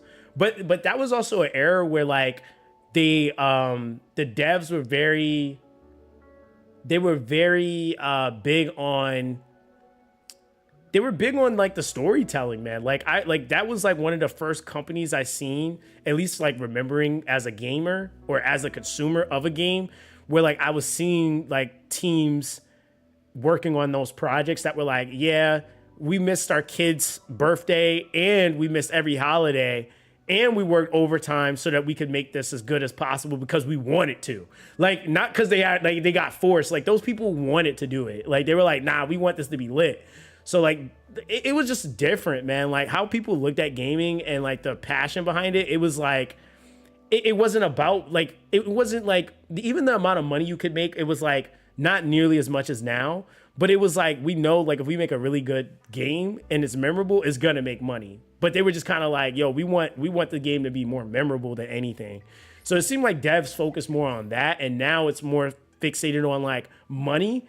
And so like that's why games like even like the length of games now, Like a brand new game comes out and you beat it in 4 hours. You cleared from beginning to end in 4 hours, and it took them 10 years to make it. Like, what are we talking about? That's not, no. Like, we've kind of allowed certain things to just be the standard norm now. I'd be like, ain't no way I beat that game in 4 hours, and then it's like, yeah, gave you $70. Or I bought the limited edition, gave you like $120 for 4 hours of gameplay. I'm like, oh, brother. I like, yeah, no way, bro. So yeah, that's how games are just like that now. Oh, let me watch this run, because like, what is going on? Hold on, I'll show you my Kachi too. I know you just asked about it. Oh, my boy Kachi getting beat. What changed, brother? You over here getting abused. I'ma leave now. Y'all better do y'all thing. Oh my God, dude, Blockbuster and Hollywood Video. Rashawn, you're aging us, brother. Yo, Hollywood Video, bro, I kid you not. That was probably some of the most fondest, like some of my fondest memories as a kid. Being able to go, and I think it was Tuesdays. It was Tuesdays and I think maybe Fridays. Being able to go to the movies, man, or go to the Hollywood Video or the Blockbuster to be able to get a movie and watching that with my family, man. Like, or getting a game, like, oh man, like those are the days, man. Those were the days. Yeah, I would probably have to throw another artisan in there, to be real, for it to be safer. Let me see. I'm trying to think what I was gonna show. Oh, my Kachi. This is my Kachi right now. 162. I gotta add some more effect accuracy on him, actually. Let me get you some more effect accuracy, my boy. Cause you over there, oh, it's because I did that, so you had bulwark on the start. I don't even think it matters, really. Let's do effect accuracy. Yeah, I was gonna go bulwark, but unless I had a magically have another piece, which I do, which in reality I could still have, but here's the thing, I gotta level it. And guess what? We have no Etheria coin. All right, so we're gonna go ahead and take. I think that gives him enough. I'm pretty sure it does. Yeah, 203. Yeah, have fun. Yeah, get me out of here. All right, you should be good now. Pretty sure that died. All right, let's see. I'm gonna watch it from the beginning then. Actually, I'll reset it. Yeah, he does always get hit, but I always follow up with Ling Lao, so I'm not like crazy pressed about it. But he does usually always get hit first. So that's why that bulwark does help, because then I can start out with the immunity defense up. All right, hold on, let me see.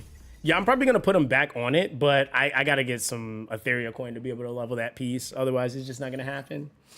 All right, so let's, oh, we actually did it faster. Now, would you look? Oh, wait, no, this is the wrong stage. I was like, wait a minute. I was like, when did this happen? I lied. They said, no, you didn't. They said, you still doing this at 5 minutes and 20-something seconds, sir. I was like, when the heck? Yeah, I was like, what the heck? I was like, when did this happen? I was like, I just lost like 5 times. Like, I just lost like 5 times. There's no way. All right, so. All right, let's see here. Yeah, dude, they killing me with that stun in the beginning. That's so dumb. And you notice it more too. That's what I mean, man. That Borg set be saving your boy.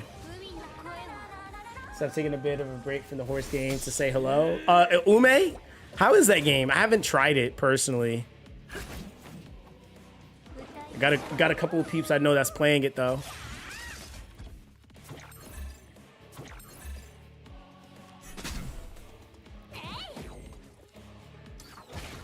You said this is a crazy free-to-play team.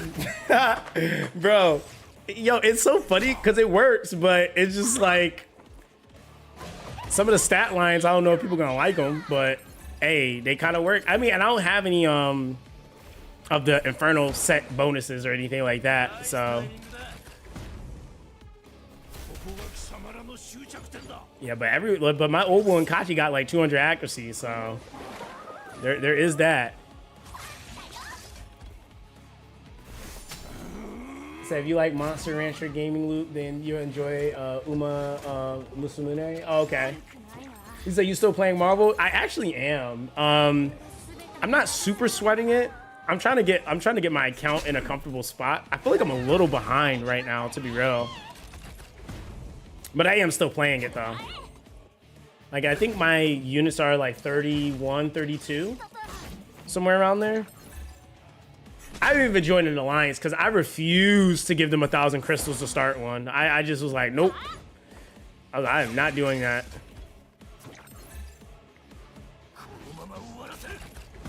But I think I'm on like day 7. He said you got to get the waifu playing it like me, so I need to record her getting hyped at her house winning. Yo, I'm telling you, bro, Cyan, that's gonna be very good content, bro. I'm telling you, cause like I don't know, like it's just like I think what it does too is like it's like the enjoying gaming thing with somebody else. Like it's like whenever me and Ms. Zox do stuff like summoning or whatever, people be going crazy over that too, cause it's just more than one person enjoying something, and she like barely knows what's going on, so.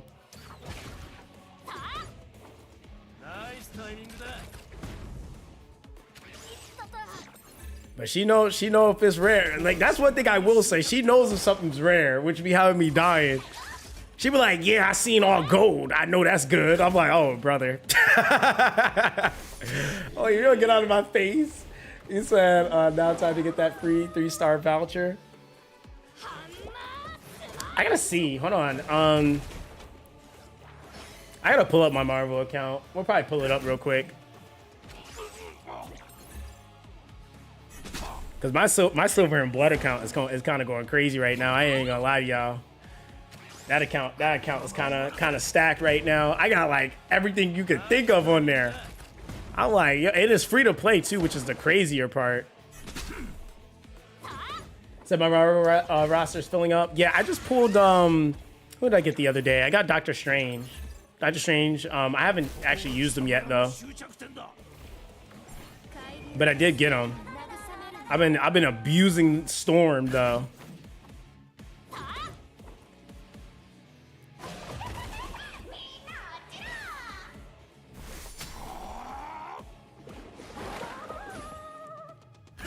So yeah, mine too. So I barely put any time, and I got dupe Seth last night. Oh, that's lit.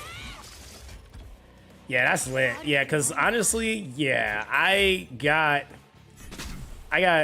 I'm missing only 2 ancestors right now. I pulled another copy of Lamia. And I'm starting to push the 160 mark that I need for my SSRs right now. So I'm pretty close to that brink as we speak. All right, sir. I'm gonna need you to land a dot or 2.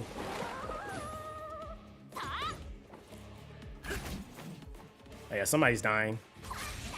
Yep, and it's over. Yeah, if like Viper doesn't get the strip, brother, you just die. Yeah, so I'm gonna need to add another artisan, and then we'll be good. Because what am I using on right now? I think Gigabyte. But instead of going Lighthouse on Viper, I'll just give Viper an artisan. Call it a day. And then we'll be good. We might not even have to do that though once they do other stuff for tomorrow.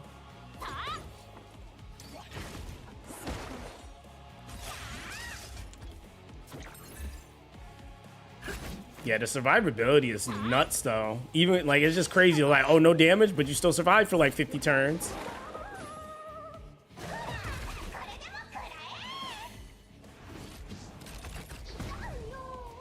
He said, I use him when heals are needed, but find heals to not be needed for most content.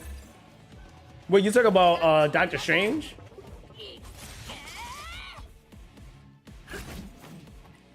Let me see. I'll let that just do its thing, and if I lose, I lose. I win. But at least we add that to the arsenal.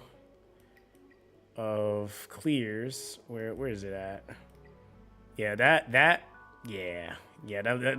just looks appealing, you know? Wait, you did that with what? Oh damn, but those stars though. Yo, them stars though. You said when the Infernal Nerves go live, I think at reset. It's probably when they're gonna have them.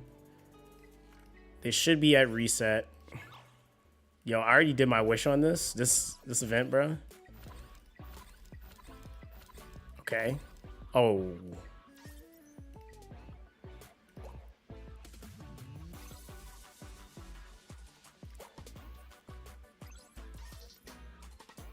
Yep, we're going right here.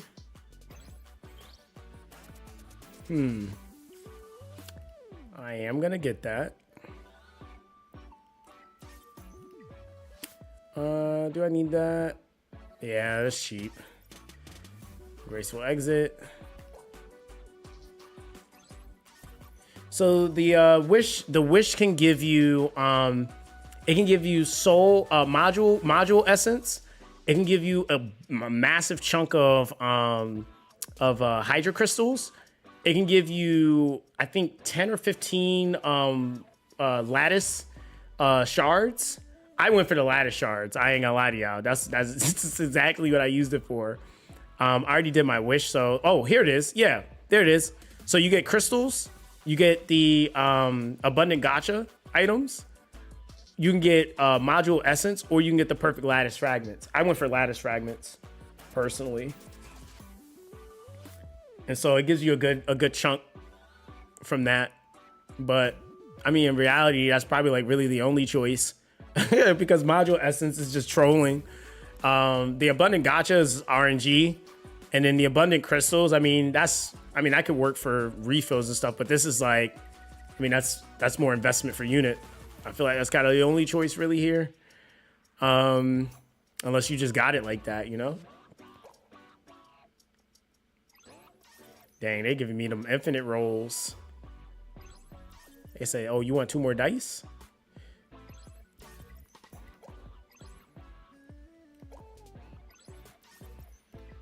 And now I get 250. Yo, that's so crazy once you finish the wish. They give you so many coins now. Module essence, you know that module shop that allows you to get gear from it? Nice.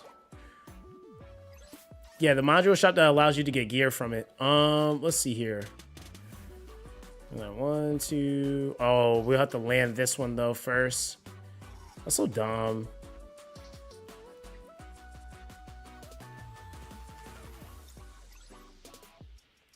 Not that it matters. Oh, we'll go for another one. Thank you, game. We're gonna do 4.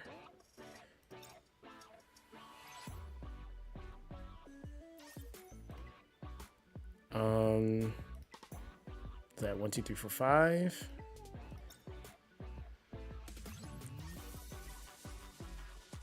Yeah, I think we'll hold off. Go back here. I think we're almost able to buy the shadow print. Yeah, this is like this event is so RNG because it's like if you can clear fast enough, then you literally, or you can rotate enough, then you can actually start like spiking how many coins you get. Because instead of getting a wish, they give you like 250 credits. So that's 300 stamina. I'm gonna buy that once I'm not capped.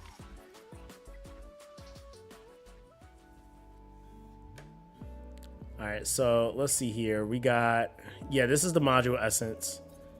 So it's a module shop. You can use that to buy like some gear. He's like, are you gonna try Mech Break? I don't know. I know there's like one other game I want to play, which is God Forge. I definitely want to play that. And I know they're about to have the alpha for that come soon. So I definitely want to play that. I'll probably play that on the same channel I'm doing Silver and Blood on. And then, yeah, that's that. All right, so I'm going to let this do its thing. All right, guys. We're about to... honestly, I'm not going to lie to you, chat. I got to get a new PC first. Like, for real. Dang. Yo, Scion, that piece is huge. I didn't even see that. Yeah, that's huge. Oh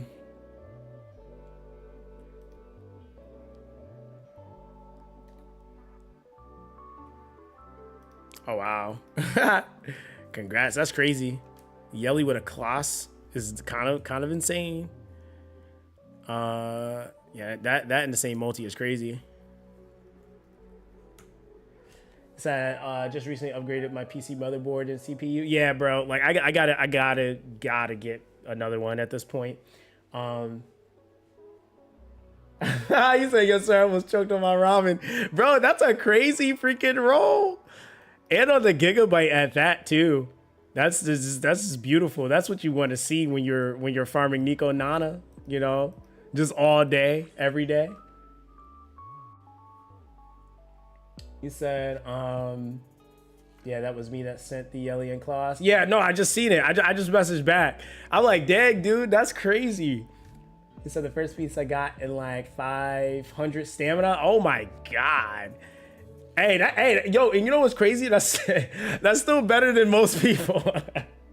Like, that's still better than most people, bro, which is the crazier part. That's still better than most people. That's just insane anyway.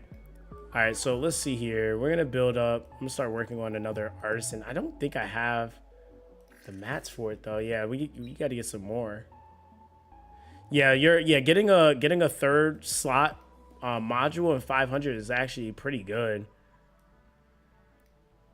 So, bro, can I get a triple max artisan to save my life, bro? You know how game changing that is. You know, a game like, bro, and all it takes is one. That's it. That's all it takes is just one. Oh, that's actually not bad to use. Unlock that. That's not bad either. Bramble Bloodbath. I'm gonna save that for something. But once I start getting my my rolls from Inferno, it's just not gonna matter anymore. You said the perfect oval piece right there. Yo, nah, no, it really is. Low key, low key. Again, I'm broke. I'm broke. You said I'm dreading this session because I'm shifting all my black flags for my units. Oh, like you're trying to transition to mythics right now, Suji? Yeah, I'm beyond broke. Yeah, see, I need that artisan so I can make this more secure. Yeah, it's just gonna take time. It's like I could farm up more currency from the second one, but do I feel like doing that? Not really. Let me see here. I don't think I have any. Do I have epics to sell? I do. Is that what I'm using though? Like 140. So we can start working on it at least. We can start working on it at least. Yeah, that's what I'm saying. I know I have to. I just don't feel like it. Like really. Let me see. Where's it at? I was just looking at it. My time weave swift rush. Thank you, sir. All right, so attribute, sir. All right, we're gonna start working on the boy. Yo, I'm telling you, I feel like this is gonna start rolling like a god. Oh, never mind. It gave me flat attack. We love that. Flat attack is OP. Get me out of here. Oh, we love that crit damage roll. That's Pog. That's Pog. All right, so. All right, cool. All right, so we'll keep that as a next project. Next upcoming project. We got to still finish my second revelation. Then I'm done with that. I got 2 white fangs, Codex of Magic. We'll have 2 artisans, a supernova, count. It's just like this game, man. And then I can use those foods forever. Yeah, there we go.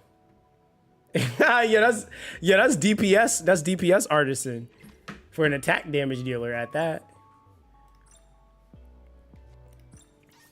You know, we got that DPS artisan going right now. It said, yeah, can 10 out of 10 Ringo, Hoyan, and Nico Hao on auto. So 8 out of 8 on Shower. Oh, that's not bad. That's got you really good. It said Rengoku on Hell is actually not that bad to farm. So I need a lot of codexes anyway. Yeah, that's, you know, honestly, like I was farming that for a little bit too. Between really, I would say Nico Nana, Rengoku, and Shadow Flame Hoyan. Those are like the main places I was at. And I'd say probably most time spent, definitely Nico Nana. Rengoku probably is the second, because I love every set in here, or pet in here. So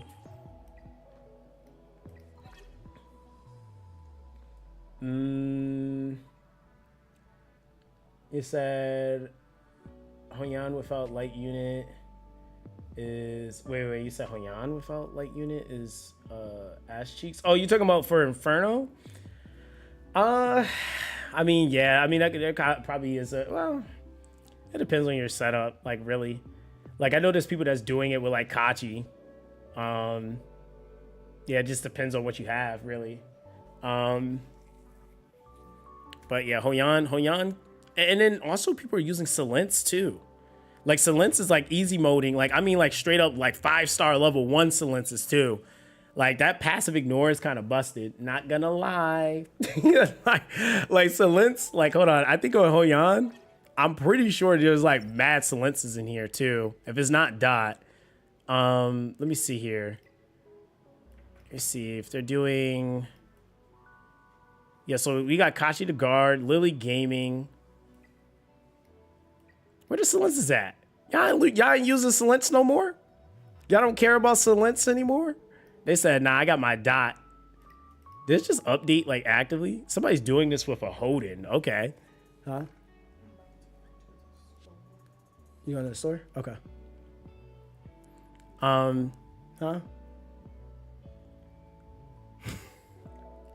Yeah. You said, how did the Inferno clear go? Hold on, let me show you. There, I got to get an artisan. I did it. Huh? Why are you changing this? No, I didn't change it. No. Yeah, and now I'm getting beat. I'm getting beat. So I need to give myself another artisan and I'll be fine. Like I said, come tomorrow, I might not even need it. So there is kind of that, but we'll see. Or reset. Yeah, so we shall see how the game is feeling. Alright, so we'll do this. Because I also need more mats so I can build up that damn artisan. I'm just wasting time at this point. Yeah, so we did it, but we're about to make it consistent. Yeah, she prevents Hoyan from getting stacks. Yeah.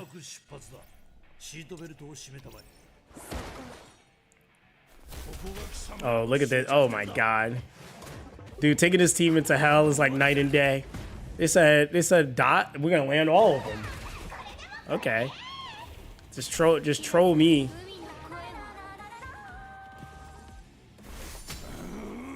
She didn't have any buffs for you to convert.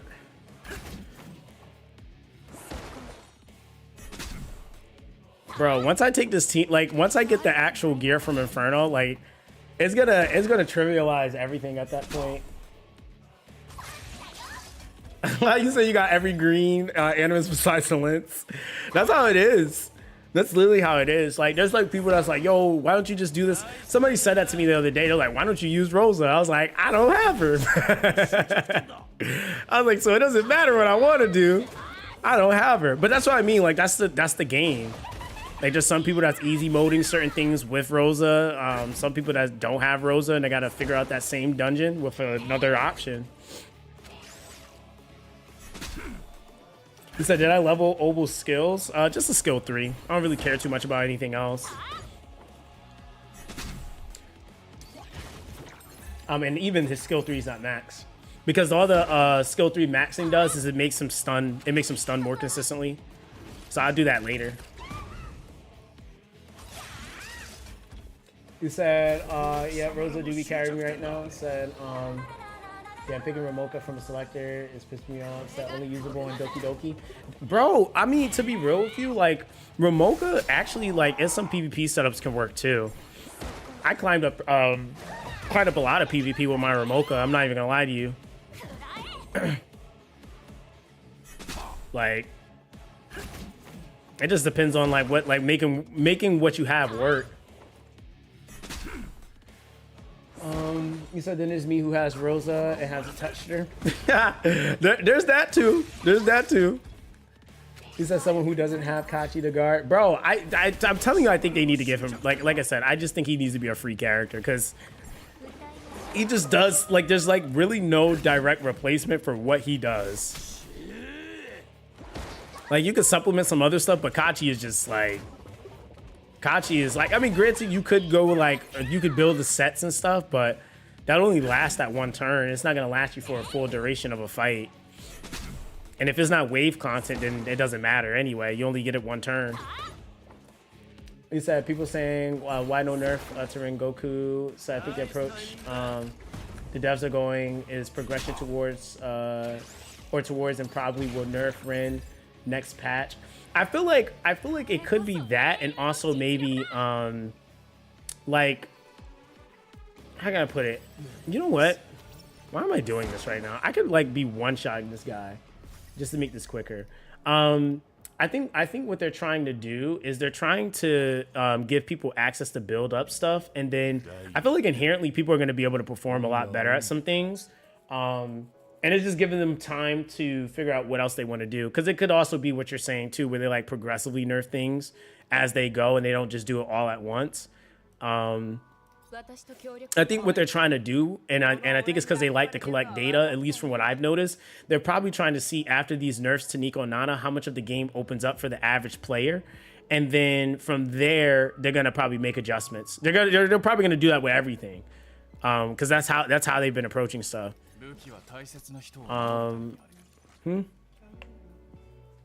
How long are you gonna be going?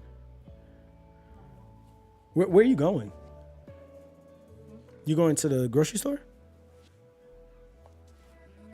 Or are you about to go get McDonald's? No, I'm not gonna get McDonald's. Okay, then what are you getting? Huh? What are you getting? Huh? What are you getting? It's a simple question. But you're being like you're about to go get something real unhealthy. No. Real? It's not real unhealthy. What is it? What are you getting? Why can't you just tell me? Huh? You going to Pop Shelf? What are you going there for? You're gonna go get ice cream, aren't you? Huh? You're gonna go get ice cream, aren't you? What do you mean? That or What do you mean by that? you're going there to get ice cream. Yeah, that's literally what it is. And you didn't want to tell, and you don't want to tell me. That's crazy. You know I like ice cream from there. Do you? Nope. Huh? Yeah, you said she about to hit up Taco Bell, bro. She capping. I don't know where she going, but she won't tell me. Zox should come too, though. All right, let's see. We're gonna do this. Have fun. Boom. What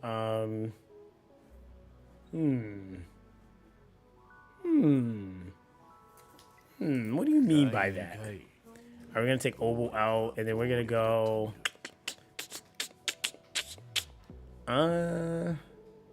You said check that location, bro. Believe it or not, I don't actually have her location. Well, she probably put it on my phone, like, but I don't check it, huh? Put it on your phone. Oh, your location? Yeah, I don't check it. I don't like. I don't like. Not that I don't care, but I don't monitor. No, I don't monitor you. Like that's it. I just don't monitor you. You and my sister on the other hand be wilding.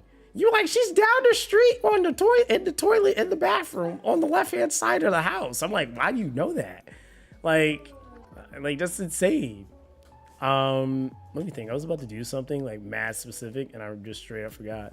I'm gonna just go because it goes at 8. Okay.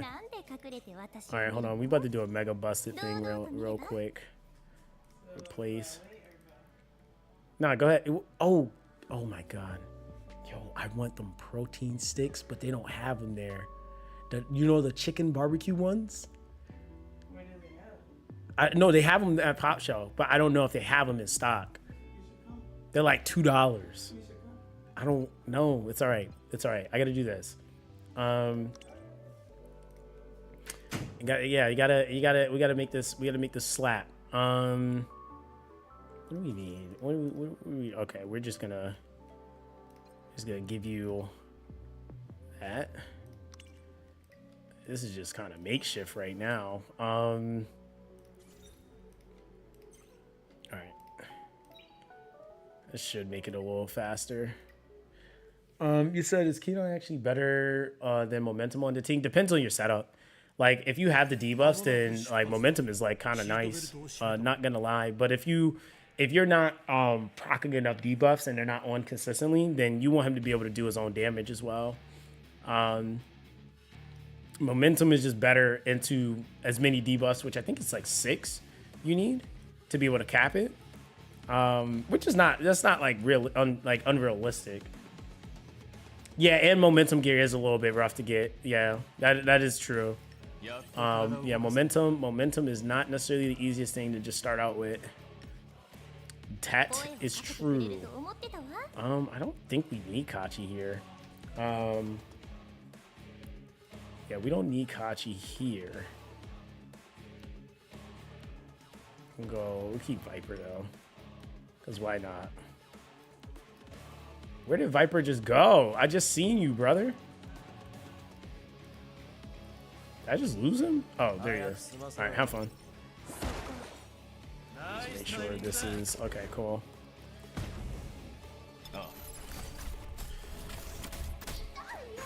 Yeah, that's kind of overkill. I was like thinking about it, and I was like, wait, the team like literally one shots this boss almost. There's like zero reason for me to be wasting my life if I don't have to. Especially if I'm not doing Inferno. I'll do it for Inferno for you guys, but this crap is getting autoed in like 2 seconds. I refuse. I mean, I could do this faster if I just slap Willy in here, but hey, we don't need all that. 33-second clear is cool with me.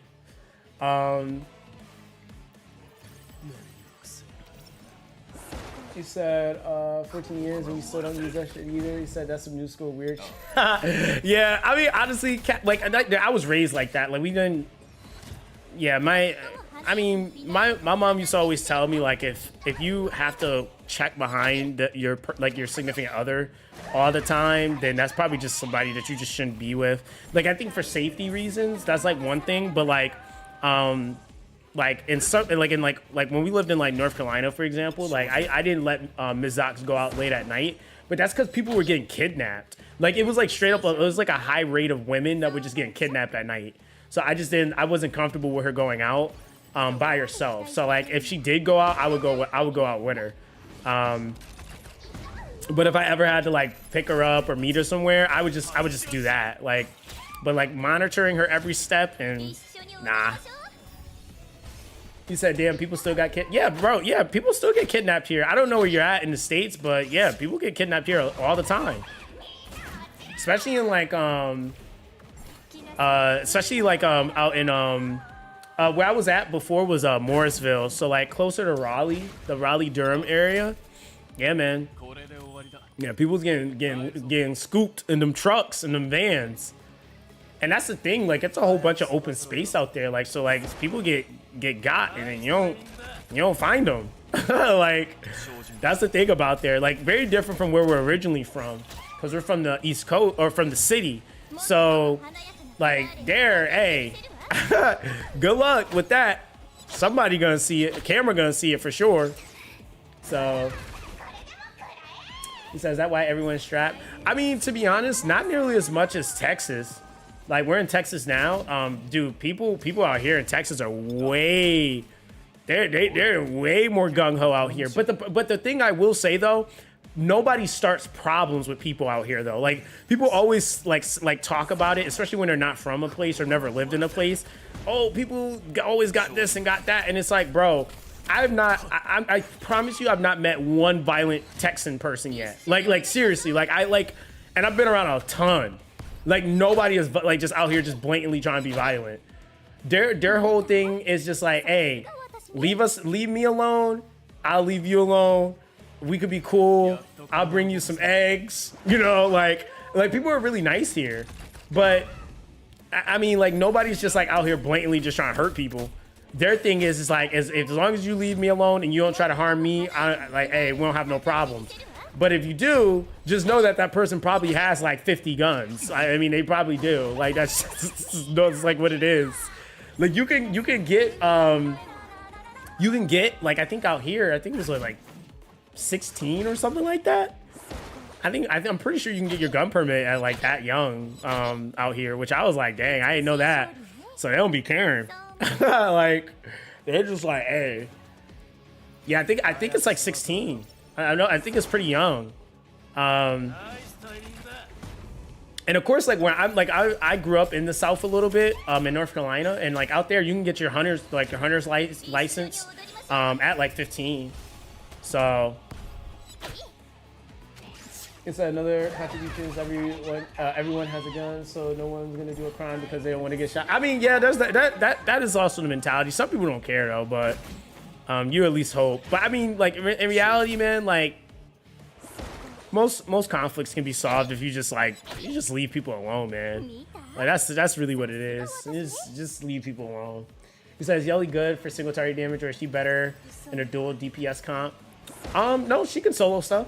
She can absolutely solo DPS stuff. You just have to, I mean, again, like most units, there's pairings. So you put her with a character that enables her. Like for example, people are gonna pair her with Lily, or they're gonna pair her up with a Biotin. So anything to kind of amp her. If you put her with somebody that can give her more crit damage or more attack, or if they give her a start on a defense break, she's just gonna be able to do more damage into it. It's a lot of different ways that you can amp her, but yeah, she absolutely can solo damage. And the thing that's actually kind of crazy about her is she can still buffs. So like on things like Nico Nana, she technically can solo DPS it and then also help out characters like Viper with stilling the buffs, because she can still buffs where it's skill 1. And then she purifies all debuffs off of herself every time she uses her skill 3, which is kind of crazy, really. You said, do they sell RPGs? No.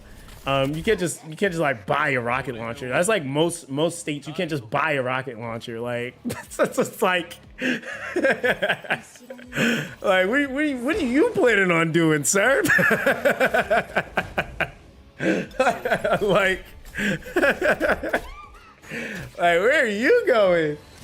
Cause yo, what you need an RPG for, brother? You said, my bad, I thought Texas was a GTA type city. Oh my god, yo. That's so funny. Like just casually selling RPGs? You said, is that even fireworks are legal to sell in my area? Wow, really? Where you at, Crazy? So I got 8 lattice, for her, and I can't decide which one I want to do first. Wait, you talking about her skills? It's gonna be skill 2 for the follow-up chance, and her skill 3 is pretty massive too. I mean, to be honest, like Yelly really is a full invest character, because her skill 1 also increases her chance of being able to strip buffs as well. And because she uses her skill 1 with her passive, it's inherently making her do more damage too, so she's like kind of needs all her stuff, which kind of is a thing. This is just abuse on hell right now.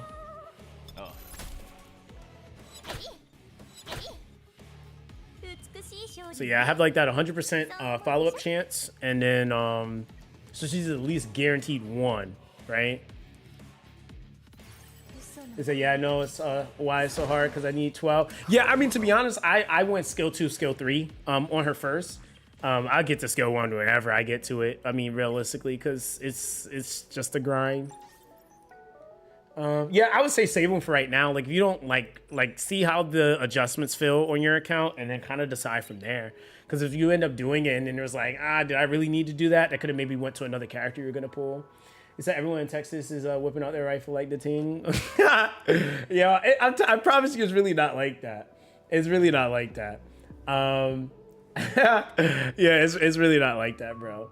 I promise you, since I've been out here, I haven't seen anyone have a weapon, really. Like honestly, like, and I mean, I've been all over the state. Like, people have them, but they like the other thing is too, people don't make it known they have it.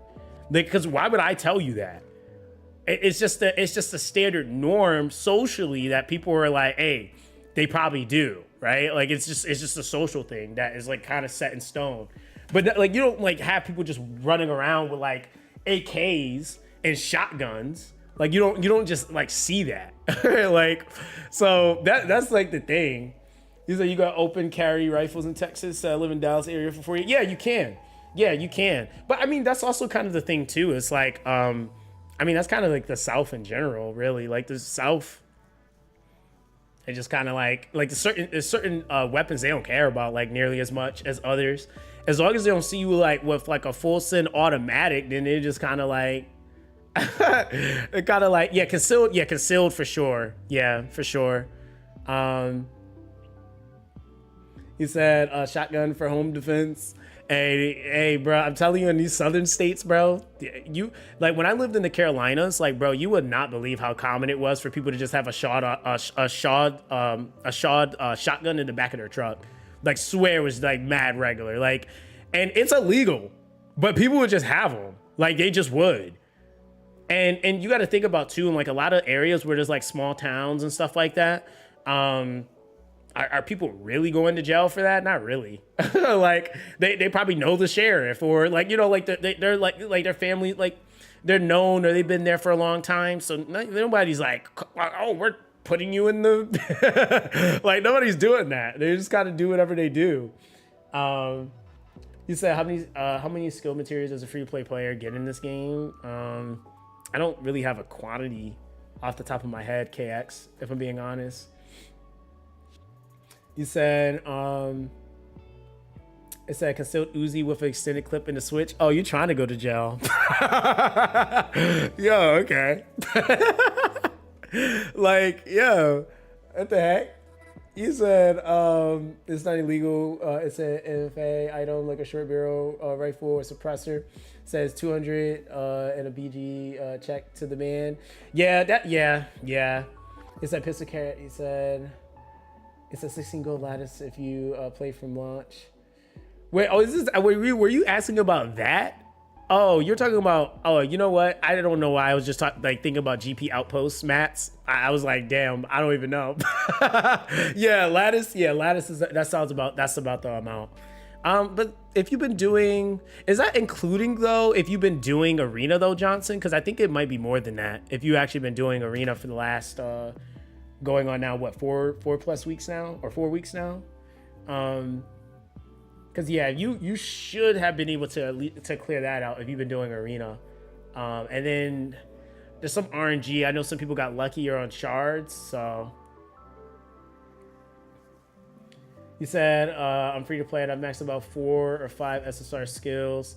So that's 4, 8, 12. 16. Yeah, so that sounds about right. Because I'm like, I know there was some other ways that you could have had more. But that's why I was saying, like, with the events, I think they need to be not as RNG heavy. Because like there's some events where it's like I got crazy luck. Like when we had the last rotation of this event, my luck on the board was so bad I never actually was able to wish. Right, so I missed that. Like there was like tons of people that got mad stamina from this first go round, and then they were able to finish the wish. Like there was like people day 3 that already had rotated enough to do the wish, and I was like, dang, all right. But the entirety of this event being up, I couldn't even finish the wish, so I missed out on shards for the lattice. So that like kind of was a thing too. So yeah, there's so many different avenues and things that you can do to get extra resources, but. It all depends. So classification on some guns are weird. So you can have a rifle, but cut its barrel and put a pistol grip on it, and it's classified as a pistol. Not legal advice. Check the local ruling. Yeah, no, I get what you mean. Yeah, I get what you mean. It's apparently if you overcap before you wish, you get extra resources. Wait, really, bruh? See, I like. It's like, bro, they're making the event like a Jenga puzzle. Like, this is just I just want to clear the event shop out. Like that's like one thing. Like okay, so like all of us are playing like right now playing Silver and Blood. Like bro, you can clear the entire event shop out in the first 3 days. Like first 3 days. Like so I think a lot of people are used to events like that. Now that's one thing that I will say that I was like, okay, I don't know how many games I played where the event was RNG like that. Like every event is RNG heavy. Like that's kind of it's kind of different. Like that's kind of different. Like I'm just kind of like that's kind of different, bro. Like I mean I played some games with some different things, but at least the events, I think that also would make a difference too in like players resource yield, like just being able to have everything accessible to them from those shops. Like that alone is gonna keep players playing. Like if I know every time we have an event I can clear out the shop, that's a big deal. And I get it, they're trying to be different and have like certain things, but I also feel like there's some things that like you said I should have put that at the top of the doc. Dude, I actually put it at the like towards the like right after Scion's part. It's in there. It's 1,000% in there. Hold on. If you think I'm lying, look. I kid you not. Hold on. I just didn't show it in the video, but it's there. I definitely said something about it because I was like, oh yeah, nah. Let me go to this real quick. Yeah, I 1,000% said something about it because I was like, oh yeah, nah, that nope. I was like, we need to make that a little bit different. Yeah, so I put at the end, I said, lastly, events need to be to where they provide players enough currency to be able to clear out the entire shop if they log in and do it regularly. This is one thing that has come up that I do agree with would help a lot of players to be able to actually finish events. So if a player plays every single day, for the most part, it can never clear, they should never be able to play the event every single day and never fully clear out the shop. So I think if a player misses some days, that's one thing, but otherwise, if the activity is there, they should 100% feel rewarded and be rewarded for from logging in, right? So that was like one of the main things I was like looking at as far as like, okay, just again, something you could adjust that literally would help out. Because again, like some players don't even realize whenever we get that puzzle event, you know how, okay, think about this, right? We've gotten that, what is it called? The cubic game, I think it is. That cubic game, bro, you know how many players are just not getting resources from that because they don't actually understand it. Like, and the thing is that like there's also so much RNG day to day on like what your roles could be. You could just simply get cooked on the roles it gives and you just don't do well on it. But like that event alone, like I cannot stress to you guys how many shards I got from Lattice from there. Like shadow prints, shards, but that's from hitting level 11 and 12 on the board. So like that's something that like you gotta know what the pieces are. You gotta like try each board out. If it doesn't work out, then you reset it and do another board. So like that one is like also another thing that like definitely was helping people get more shards than probably the average person, because that gave a ton if you were able to get it. Like, and so like you could have like on one board, if you match your cards up right, you could have like 2 characters that's giving you more lattice shards. Like that's what I was doing a few days, and I was just like, dang, like this makes a huge difference. I was even dropping my picture in the group in the Discord, showing people like, yo, I literally have 11s and 12s, and that was giving so many extra boosted chances to get more drops. So like that right there, like if like even that like makes a big difference. And so that's what I mean by like some of the RNG. I get like the games itself, but like that right there makes a big difference. It's like, yeah, I've never done that one because I don't get it. Yeah, that one I know a lot of people just don't know how to do, and it's really not hard, but it's like if you don't understand it and you don't like maneuver things properly and then like wave to wave, it's like it's just RNG. Like there's really nothing you can kind of do. You're kind of like hoping and praying you get a roll, right? Like it just kind of is what it is. You said that board games should give credits on every tile instead of the ones with credits on them. That would be nice, you know? So yeah, I've never done that one. It said I've never seen RNG events like this. Yeah, I've seen it on a couple of games, but it's not common. I haven't seen it on a lot of games. Definitely something you don't regularly see, because a lot of games tend to let you clear out most of the shop, or at least a majority of the shop. You said make a new account. I'm gonna make a new account on this game when they let us know whatever their next adjustments are gonna be to the game, because at that point I'll start a new player series on fresh accounts, and on a fresh account, so that I can play through whatever the new version of the game is gonna be. There's no real reason for me to start a new account now, to be honest, because the main thing is like they're making nerfs and adjustments, but it's not necessarily any any progressive nature reward changes or anything like that. So I'd rather do that once they like actually make certain shifts and then go from there. Because 2 accounts in this game also is a whole grind. I mean, I don't mind doing it, but I also kind of like what I'm doing now, where I'm just using the resources I have to build off meta stuff so that people know what the investment is of things. Which in reality, I have been keeping stuff like fairly free to play. I like literally, you can't find a video where I was just like ooga booga with Lily or my Yelly, or I literally haven't made content like that. Like I just refuse to. There's some days where I'll sit there and I'm like, yeah, nah, I'm not even gonna make a video. Like, just because I don't feel like it's free to play enough. It's just like, that's literally how I've been playing the game, bro. That's why some people are like, they'll think I'm not uploading just because I don't want to do anything. I'm just like, no, I'm working on a idea. So I'm trying to execute that. I'm trying to farm the stuff to do that. But in reality, yeah, I have the well spending power. My account is busted. I can do literally whatever I want, but I'm trying to shine more light on those things. And that's kind of the thing that I have, is I have expedited power, basically, to do that. There's some people using their expedited like resources so that they can build up the more OP things on their account. But for me, I'm just trying to like just shine more light on the stuff that we have.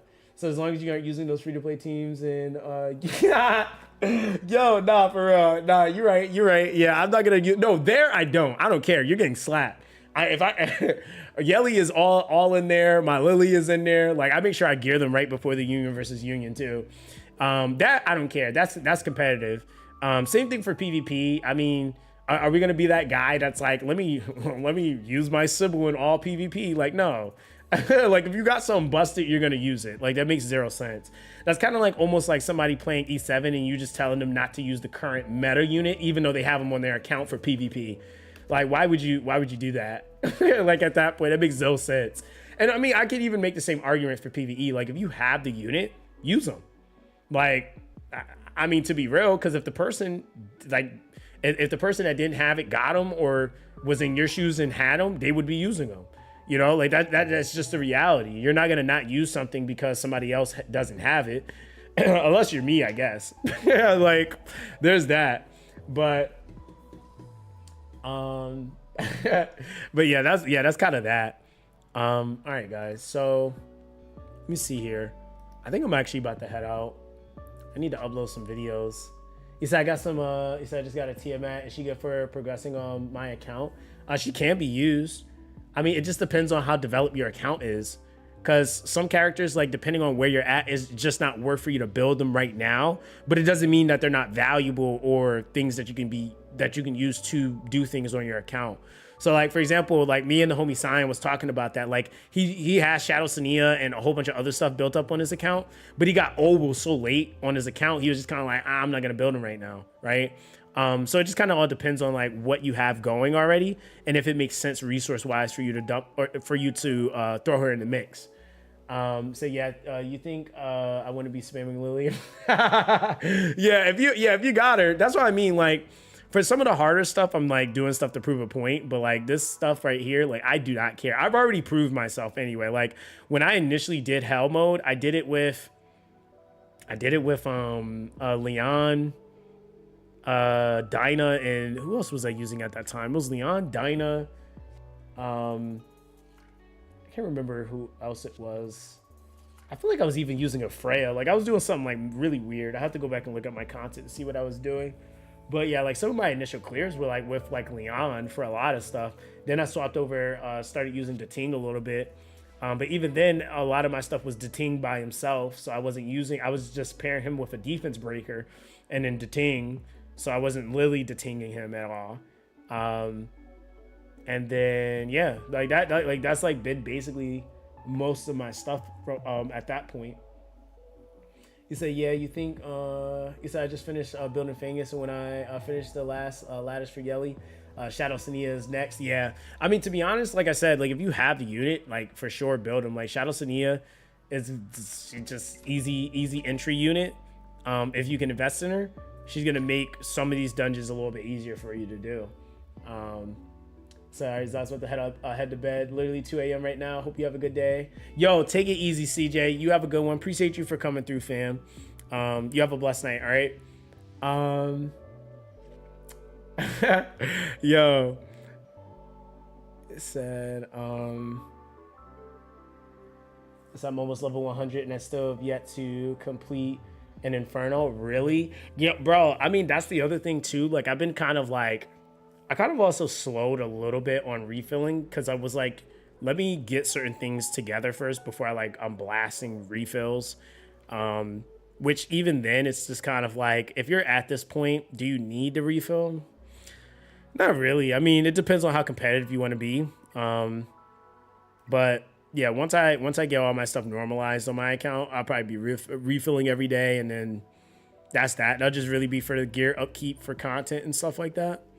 But that's about that. Let me see. All right, cool. So I know tomorrow we'll be back. Probably be back tomorrow to stream. We'll see what the update's looking like. We're gonna stream a little bit earlier tomorrow though. And we're going to, I think tomorrow we'll also stream what's it called? We'll stream what's it called? Marvel and Silver and Blood. I'm probably start another account for Silver and Blood too.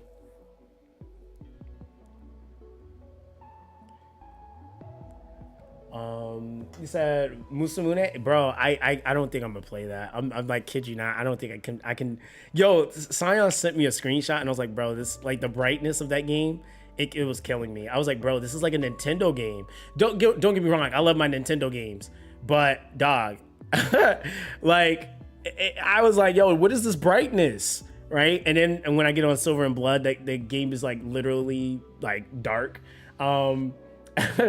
You said, are you reading the story of Silver and Blood? I already read all of the current story up till chapter, I think like 15, somewhere around there.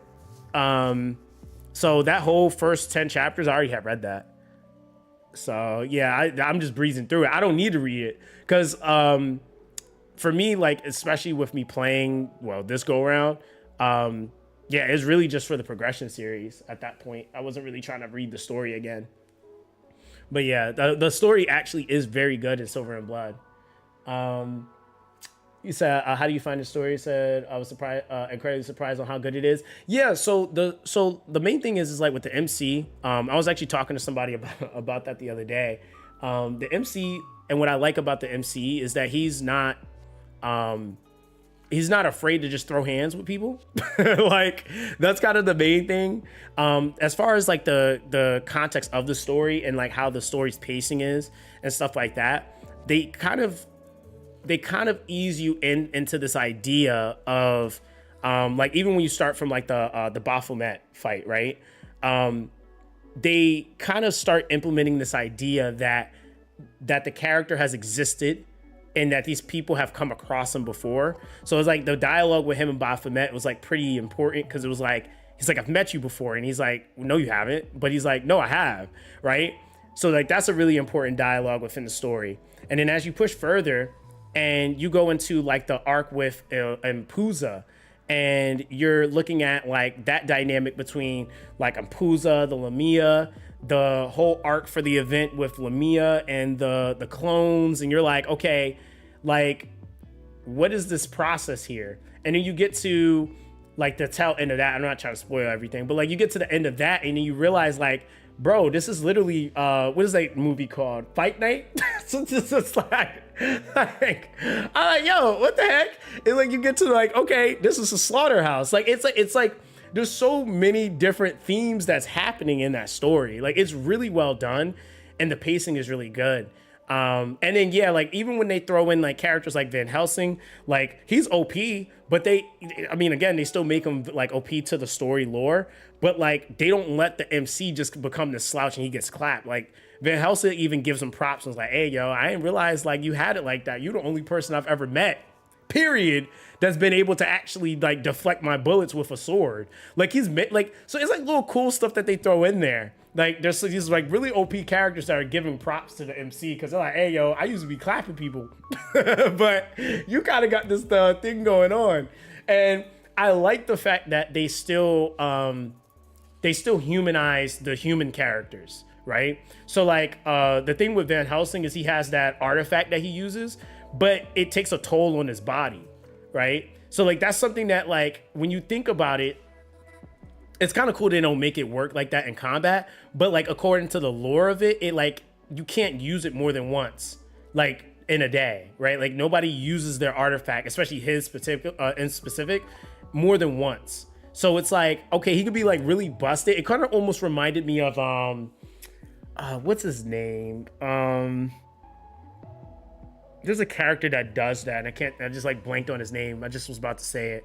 But it like, but it's like kind of like that, like, kind of like Hail Mary moment. Like, it's like, this is kind of it, right?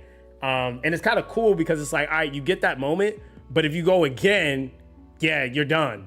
Like, so it's kind of like, it still allows those characters, as busted as they might be, they still aren't exactly like the Bloodborne, right? Yo, what's good, Adrian? He said, bro, you hooked me on Silver and Blood, so the storyline's really good. Even on the side stories, I saw there's a character locked behind the clan store. Does that character rotate to other characters or only attainable through there? Well, she's the only one that they've ever had in there from the arena. To be honest, if you're doing enough arena content over time, you'll be able to get her for free completely from there. Is that like a focal point? Depends on what you want to do. Like, I would say like probably not, but there's some people that's like, hey, waifu over everything. So they're going to save whatever currency they get from that mode and they're going to just buy her. But yeah, I mean, that's just kind of how it's set up, right? You said Seth can bite. You said Seth can bite me if she wanna. Bruh, I'm dead. Hold on, chat. Before I end the stream, I'm gonna show you my account real quick where it's at. Because I uploaded the video, but I did do a little bit more grinding today. All right, now I'm gonna get out of here. All right. So hold on. I'm gonna show you real quick. Let me do this. Yeah, bro. Yeah, this game is really well done. Like I would say, like for any of you guys that's looking for like a break and just something kind of chill, a little bit more casual to play, that like I said, has really good story, and you just want to kind of like. You want to just be able to use your character, like, because that's the other thing with the game. I don't think a lot of people realize is like you can use a lot of the characters you just like, and they work. Like there's so many different ways to play that game. Graphically, it's not for everybody, but I feel like it's a pretty solid game. And like I said, it really does have that. Like people thought I was capping when I said like it has like that Castlevania vibe. If you like Castlevania and you like the story of Castlevania, I just feel like you're gonna like this game, to be real. Let me see. All right. It said Tihadi and Lamia are my main 2 DPS characters since I don't have Van Helsing and got me to chapter 11-3. Yeah, there's a lot of different busted combinations that exist in that game. It's not just Van Helsing. Van Helsing is just super ooga booga for early progression push and just, I mean, the entirety of the game. He's one of the hardest hitting units in the game. But you're going to run into content where he's not the most optimal unit to have on the field. So that's kind of the thing. Like he has moments even where I don't use him. And a lot of people like kind of don't get that. Like, you need to do this. And I'm like, no, you don't. Like there's a lot of things that like your front tanks will just murder on their own. Like people sleep on their tanks. Like the Jatel, the free tank they give you is so busted.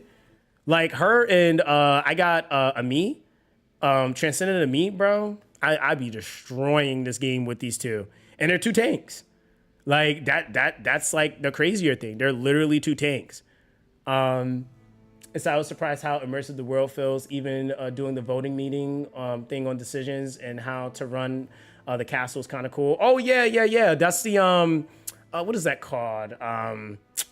It's called something. It's a specific word they use. Hold on.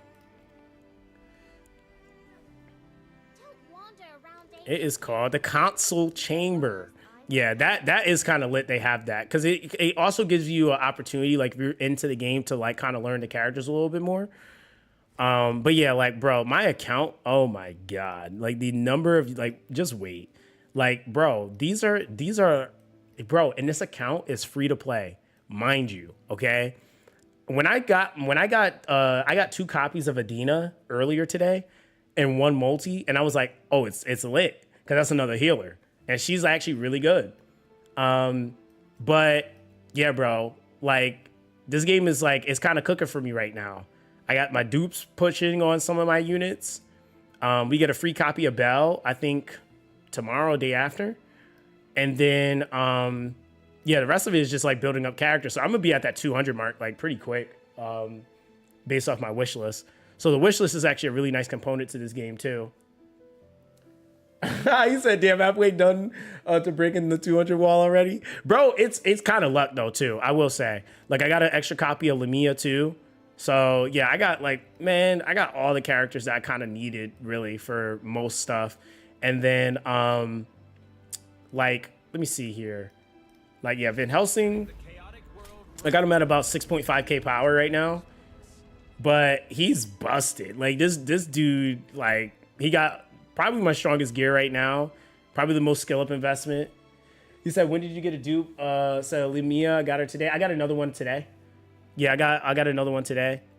But yeah, all the characters, bro. Like, and this is the thing. This is from 6 days of playing. 6. And today's not even done yet.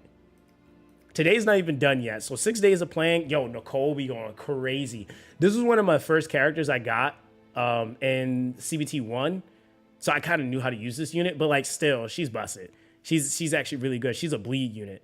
But yeah, like all the characters kind of cook, bro. And they got like the cool thing with this game though is they don't shy away from dude characters either. Like they got some pretty strong guy characters. One character I do want to build, she's busted by the way. This character for tower for that for the skill up tower. I'm telling you, Selena will clear that. Like, and like what you use her for is you specifically ult targets, like the big targets that come with the massive HP bars. She can stun them. A lot of people sleep on that stun. And when you get her unique weapon in that fight, yeah, she's nuts. She's nuts. Atavia, there's some stuff I'm gonna do with her later. She's actually not bad. Augustine's actually not bad. Gilrain is pretty decent. Adina's healing is kind of ridiculous when she's built. Let me see here. Yo, I need to build this, man. I need to build Frederick. Like, there's some stuff I seen with him, and I was like, yo. Like, he's literally Justel, but SSR, right? Like, that's literally him. And I'm like, yeah, I need this dude, bro. I need this dude built up. He's I feel like this game hands out SSRs. I've never had a multi-pull in a game until this one, and I've had like 4 or 5 times where I pull 2 SSRs in a single tempo. Yeah, they do. So one thing that I didn't actually know that was really what they were kind of following, but I'm not mad at it. I didn't really play Nikke as much. Like I kind of played it passively. But a lot of players are saying that the way that they structured this game kind of mirrors the system of Nikke. And so what they have is a lot of systems that like allow you to be able to like passively do stuff. But also the currency and how you pull in this game is just very free to play friendly. So again, that's why I tell people all the time, I'm like, hey man, like if you're looking for a game just kind of chill, bro, what game are you playing right now that has a 4% drop rate on an SSR? If we're being honest, like most games don't have that at all. So that's why your rates and your chances of getting stuff is so high. It's 4%. So you basically, it's technically them giving you the characters, really, and they know that you need them so that you can actually progress in the game, so they don't hold out on dupes, because otherwise they're just holding out on your progression. You said, do you think people will have trouble breaking the 200 wall because everyone's going for meta now instead of dupes? Well, I mean, if they're not watching my videos, they're gonna be kind of cooked, but I mean, to be honest, like, yeah, there's gonna be people that run into a wall, but that's also because like they're not guiding their account based off of what they have. So like when you look at my transfusion, right? So my transfusion, like, look at that. It's all SR still. There's zero reason for me to have anything in here that's not at a 160 cap. That's a SSR, which I don't have any SSR at a 160 cap yet other than Van Helsing. So if I don't, if I'm not conscious of that, right? And I'm just going through and I'm just pulling, I'm just trying to get, you know, ancestors, and I'm getting shafted, whatever it is, right? Or I'm using my my pity on just a fresh single copy of a unit. Yeah, I'm gonna slow my progression, because the thing is like, for example, when I got to my first pity, I used it on Van Helsing. Why? Because that's breaking the wall, so I can keep him here. And then he's now, I can take him all the way to dupe-wise. If I go back, I can take him all the way to 160. So once a unit hits 160, they're a mainstay now, because SRs cap at 160. So once you get like 5 SSRs to 160, then you literally swap everybody out. So that's the thing. So yeah, you swap everybody out, and then now what you do, if you have any characters you don't care about, you reset their levels completely. And then the next reset window on skills, if you have any skill investments that you want to transfer over, when that opens back up, you just reset their skills too. And so like, that's the thing, like there's always gonna, and that's what the devs talked about, was like they wanted resets to be constant. They're gonna have different windows that those like regularly open up. And then, yeah, you're just kind of chilling. So like the game is function and how it's set up is really good. You said just hop into the stream. What game is this? It's called Silver and Blood. Yeah, it's called Silver and Blood. So like, even when you go into combat, let me see. We got this rank event up right now. I need to do that. What is my rank right now? And I'm free to play. I was ranked 300 earlier, so somebody dropped me. Nah, we about to change that. It's like even the reset system is the same as Nikkei. Yeah. A lot of people were saying that, and then when I looked into it, I was like, oh damn, I didn't realize it was like that. But again, it goes into the fact that if it ain't broke, don't fix it. I don't see why not. It's actually kind of a genius thing, right? It's kind of like what we talk about, what Niantic did with Pokemon Go. They had a game that was literally Pokemon Go, but it was just a regular version where you just walked around as a regular person. They said, well, we ain't gonna fix it. We just gonna add the skin. That's kind of the same thing they did. They said, we're gonna add our own story, and we're just gonna redo everything under this vampire like storyline and what we like, and make our own cool animations and mechanics and stuff like that. So the gameplay is different, but it's just like they didn't change the system, that the foundation system that was working, and then they added their own stuff to it. So it's like, hey, if it ain't broke, don't fix it. You know? All right, so hold on. Let me see if I can, like, I usually turn my animations off, or at least I have them play once daily. It's for dopamine. But let's see here. So like this is the whatchamacallit. We just gotta kill all these like really fast. I might even take this tank out of here. Hold on. We're gonna probably swap. Yeah, we'll probably swap her out and go for another damage dealer. Because I don't think I need the tank, to be real. I scored like top 300 though yesterday. I was like, dang, bro, that's kind of crazy. It's like I might share my strats though, because it might help some people out. Let's go with the hottie front tank, because she can detonate some of the bleeds.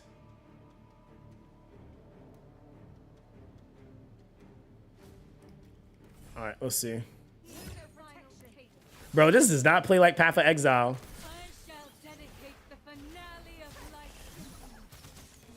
Yeah, this does not play like Path of Exile, bro. Go here.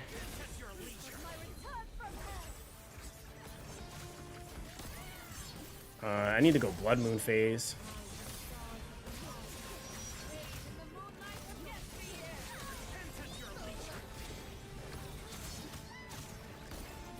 Are y'all gonna let me go Van Helsing though? Like at all? Yeah, see, not having acapella sucks, man.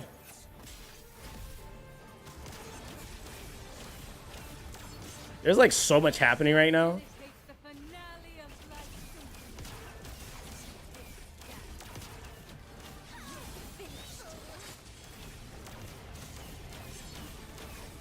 I'm playing in dev mode right now. Yo, what's good, VI Biggs? How you doing, bro? Oh, blood mode. Oh, come on. Button? How much time do I have? 46 seconds. All right.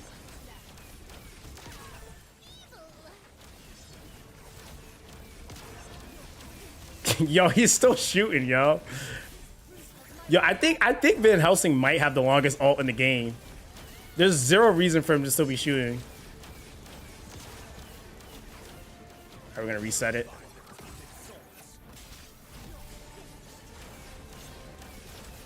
I think we might just beat our score here. I think we did. Oh, we cooking. Give me that. Yeah, I took that tank out and we cooked. Almost 200. All right, yeah, we cooked there. All right, bam. All right, so I just like, okay, I beat my high score. Okay, it dropped me down. It dropped me down some. So yeah, people were being like mad sweaty, but that's the thing. I'm pretty sure people are using acapella. Oh my God, I hate her, but I love her at the same time. That's just like, yo, this character. So somebody had asked me the other day, they were like, what's the character that's like not having Lily on your account? They're like, what character's like not having Lily on your account? And I was dying, yo, I was dying for like a whole hour. And it's this character, man. Acapella is nuts. Like, she is absolutely nuts. And all she is an enabler. Like she just makes everything faster. She makes you cast stuff faster, attack speed. No, I don't have her, bro. Yeah, I didn't get her yet. I mean, I'll eventually get her, but like, yeah, I don't have her right now. But that's also what's making the series so cool, because like, people are just kind of like, yo, like this is weird seeing somebody progress without acapella, because like she makes stuff happen so much quicker. You said Zox, most important thought, you can select her for your coffin. Nah, I don't think that's the most important, because the thing is that like what they're going for and versus what you can do is you can get her over time. Like, yeah, you could use it for that, but like, okay, let's think about this. I'm free to play, and I'm trying to push that cap of 200. I don't know how many pulls that's going to take me. There's no guarantee that I'll get more dupes of acapella. And base acapella, yes, is nice, right? But she's also not going to cap any further or uncap any further. And so for me, it's like, well, I'm trying to push my caps. That's what's going to give me the biggest innate power boost. And everything is clearable without her, right? Like, she can help. But the things that you have to do, like somebody was saying that to me earlier, it was like, I didn't even realize you could do that without her. And I'm like, well, yeah, like if you're not using her, that means you have to stall. So your comp changes. So instead of me going like what I would say, maybe might normally run one tank, I run two. So I stall a little bit more. And then that allows me to be able to get the cooldowns necessary that I need to be able to use like my Van Helsing. Again, Blood Moon phase, a lot of people, they're using that properly. So like that speeds down and cuts your costs. Paying attention to passives on units are also really important, because like there's like, for example, like Nicole, I have to be like kind of conscious of how she's like I have to constantly be proccing blood phase with her, because she's a unit that every time you ult, her cost goes up, right? So like there's like certain things you just kind of pay attention to, and it's like everything, if you understand the team comp you're playing with, you can literally make anything work. So there's been some scenarios where like I'll take my Van Helsing out and still beat stuff, just because I know the mechanics that I'm trying to deal with or what I need to stop to make that specific fight not so hard. So some fights aren't about doing as much damage as you possibly can. Some fights are about stunning or stopping the channeling of a character or characters that are on the field, because they're one-shotting your backline. So it doesn't matter if you proc your Van Helsing ability. If you can't get to those backliners quick enough, then you die. And so like somebody was asking me like, why am I still using Justel? Well, I'm like, well, Justel is busted at this point. right? Easily one of the best tanks in the game for where we're at, especially free to play. And the thing is, this girl can jump around anywhere on the map. It's just like, she's literally, so any of you guys is playing Marvel, she's like Hulk. That's literally what she is. She's literally Hulk. And so the thing is though, when you slam with her, instead of like an uplift, she does a slam that disrupts units. And the thing is a 3 cost. And then you go into Blood Moon, it's 2 costs. So I don't think people are thinking about that. So it's not just so much about like the rarity, it's also about your chaining. How fast can you get a skill off when you use another skill? So it's like, it's so much that kind of goes into like the synergies and the strategies of this game. So it's straightforward to just, you know, play the game, but it's also so many things that you can do. So yeah, that's true. So I was just saying that it's good to note that you can select her in the potty coffin if someone feels like they need or want. Oh yeah, absolutely. Yeah, you could do the same thing with Van Helsing too. Yeah, absolutely. I mean, because the other thing is too, like on my other account, and I did start another account, I'm actually purposely not playing with any of like the quote unquote meta units. So I'm using like, what's his name right now? Augustine. So I'm using him right now. This dude, like, he low-key be popping off. Like, you just got to have him in the right scenario. And I think that that's kind of like most characters. You just got to have a team for him and kind of make your team work with that. I'm using Bella, I think, as my front tank on that account, which everybody gets her for free. So it's kind of still like super free to play at that point. I just pulled a copy of her early. But she's kind of busted because when she ults, she has an AoE stun, and then she summons like familiars or puppets on the field. So she's pretty busted. So later, bro, I'm gonna go sit in the bed, iPad with the miss. Yo, take it easy, Captain Fuzzy, man. Appreciate you, bro. It's our first doctor appointment. Yo, good luck on the appointment as well, man. Hope everything looks good and the baby's healthy. But I appreciate you for stopping by, bro, and definitely send the missus the wishes, man. Appreciate you for coming through, bro. But so that's like the thing, like with this game, and it's so easy to play. Like multiple accounts in this game is like pretty seamless. And even like the base characters, like Noah, I will say, does kind of fall off, but there are some scenarios you can use him in. He's just literally a physical damager that hits a lot. like he doesn't really do anything special in his SR form, but his transcendent form is busted. His transcendent form, if I had his transcendent form, oh man, I'd be popping off right now. Yeah, this transcendent form be cooking people. So yeah, he's pretty nasty in the transcendent form, but his base form is like whatever. But yeah, acapella, man. I like this character right here. Like, look at it. Like, what do you mean? You get begins channeling for 10 seconds during this event period. Blood soul recovery rate for all allies will be increased by 35%. That's mad busted. Heals allies. She then does magic damage. Has this acapella note that like, she's just insane. She's insane. She's like she's literally the ultimate buffer if you can get her. But yeah, it's all right. It's all right. We're making do without her. Is a good thing. You said T Noah is the only character that don't even need to use all. Yeah, he's busted. Yeah, T Noah is.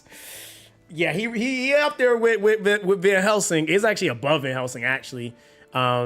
Like low key, like he's just kind of, but I mean, he's an ancestor, so it makes sense. They should be the stronger units in the game. But that's the other thing. Like, I don't even think people realize that on Lamia's banner, there's a higher chance of you getting an ancestor too if you're pulling her banner. So this game just rewards you. Like, it's kind of like, again, I remember that was a kind of the thing, I guess, with Pilgrims and Nikkei. So like, if you're pulling on this banner and you're pulling for Lamia, and let's say you do lose the 50-50, there's a high chance that it's going to be an ancestor. They're a higher rate than the standard units here. So you even being able to get that is like pretty nasty too. But 2%, she takes up most of the pool. So it's kind of a high chance you get her. But yeah, if you do lose it and you get a ancestor, who cares? They're busted. Every last one of them. Like, you're like, hey, I'll take that. Like, considering Argyris is like a free revive every time, and not even just a free revive, he's a 0 cost. He'll revive himself and come back with a 0 cost. So you can literally use him and pair him up with anybody. Like, he's so busted. He's so busted. And I only have one copy of him. You said Transcendent Noah's ult is crazy though, especially with the rapid fire shooting thing he does after the closed butt coffin move. Yeah, bro, it like damn near blows up the whole map too. Said Transcendent Me is my girl. It's her favorite unit so far. Yeah, she's nuts for controlling fights. She controls fights really well. That's why I said like my front line, like my team comp that I run for most things generally is Giselle, Transcendent Me. I run Nicole, and really I'm running Nicole for my Blood Moon phase, Iona, and then Van Helsing. So like that's like my standard team, and I just be blasting through stuff. He said Restart and Blood. Does this game have a Dating? Dating would be Van Helsing. Easy. Yeah, that's Van Helsing. Like, and I almost would say like Van Helsing is kind of like, yeah, it's Van Helsing. Because Van Helsing, like, yeah, Van Helsing, honestly. Because Van Helsing, like, when he ults, I think it's not just this mode, but there's another mode that you have to do where characters kind of get cool abilities. It's the Time Worn Tower. So in here, what you're able to do, they have like artifacts that you can like build up wave to wave, and it evolves your character's abilities. So like, say normally like Van Helsing, he normally shoots one arrow shot when he's in his ult, but when he has his unique from in this mode, he actually is able to shoot multiple waves of his ability. So he ends up being mad busted in this mode. It's like, it makes every unit in here busted. Like you got characters that like, for example, like, say the MC, he gets a sword unique. He goes from just being able to slash things in front of him to now he has energy blades that go long range, right? There's so many things that you can do with making the uniques in this mode. And so that's that. You say you don't grind Time Worn? I do it as high as I can. You can only do it once per day though. You can't do it over and over and over. So you only get the reward for that one completion for the day. So you just do as high as you can, and then that's that. And then yeah, that's that. Yeah, you grind it every single day though, but yeah, you only do it really once. You said you can spam it and push your points. What, this? You can't push that more than the level that you're on. What points are you pushing? What, you talking about talent points? Oh, the talents? Nah, I didn't really press. Because here's the thing, right? Let me do it, right? Let me show you this. Uniques, I don't go crazy, because the thing is that I've been able to clear all of these first try, basically, because I started putting 2 and 2 together. Uniques make everything for this entire thing. It like almost doesn't matter how weak your units are. If you get through uniques, it is so busted, and how much it scales you is insane. You said I like the bow for that SR that you get for free. Oh, you're talking about for SETI. Is that SETI? SETI? Yeah, SETI, I think it is. Yeah, I think it's SETI. All right, so hold on. I'm going to do this real quick, right?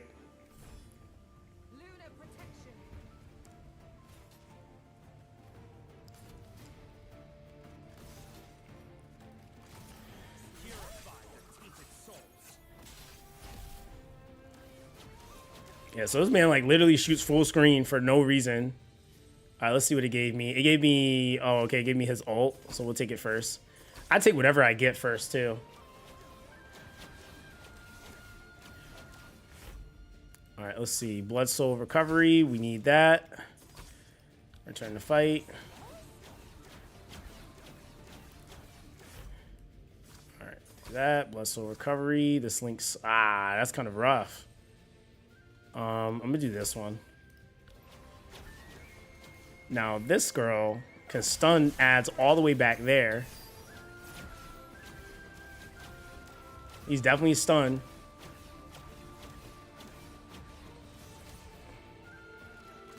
All right, let me see here. Do I want to use that? Yeah, why not?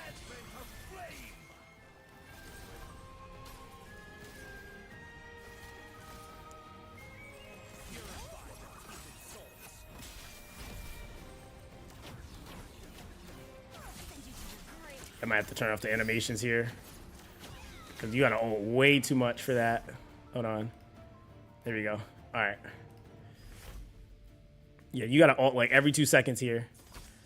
Let me see. Ooh, do I want that? Only if stuff gets kind of close. I guess I'll leave it like that. All right, 0 cost.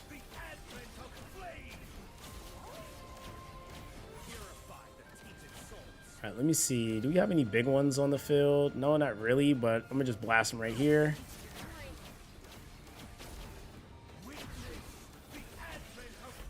All right, let's see. So we got that.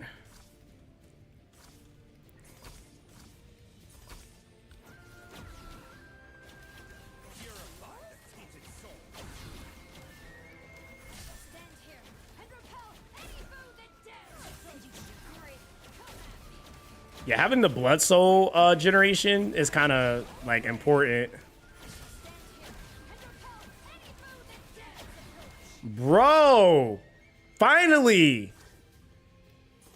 Give me that. I'll have to move you down here. All right, we gotta survive one more wave. Blow that up. Thank you.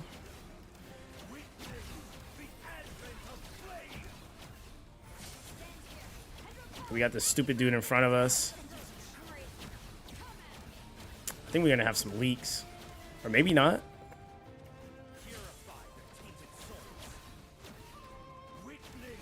Yeah, we got one leak.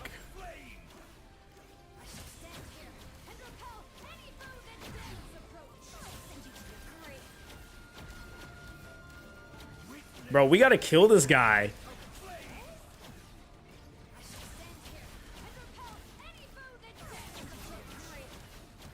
Yo, he would not die. Okay. I'm like, yo, he is not dying. All right, hold on. Let me see. Does that give me... I think it was, man, we might have to evolve this one first.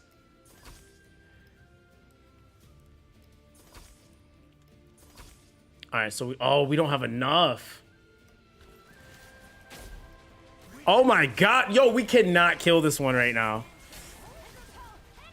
Oh yeah, they're overwhelming me now. And that's what it looks like when you don't get artifacts. It will not give you an artifact. Damn. All right, so let me see here.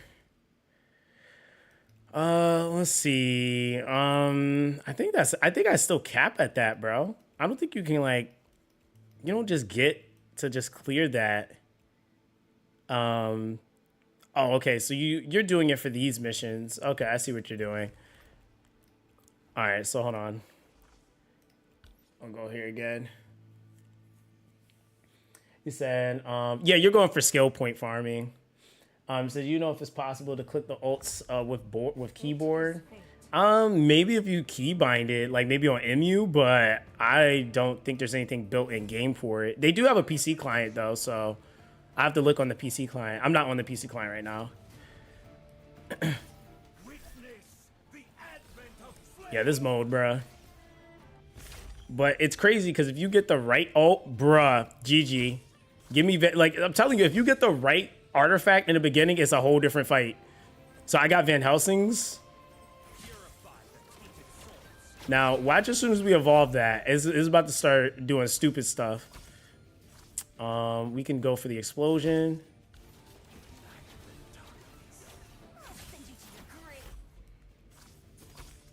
Yep, we got one of the first pieces. He needs the double crit.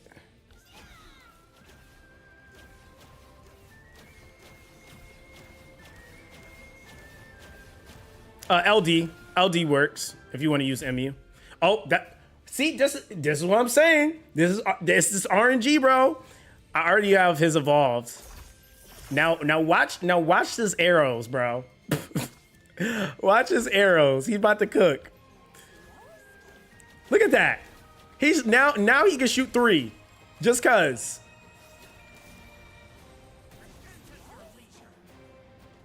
All right, hold on. Let's go. We gotta waste something. All right, there we go. Now he just blows up the whole map.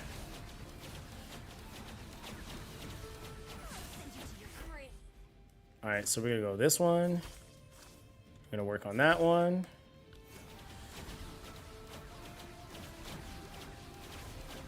That's just him, by the way. I haven't used the ult with anybody else till now. It's just like, he just gets to full screen everything. And now, oh yeah, it's GG. They're like, this is what I'm saying. When they give you the actual stuff you need, you cook the stage. Stun him.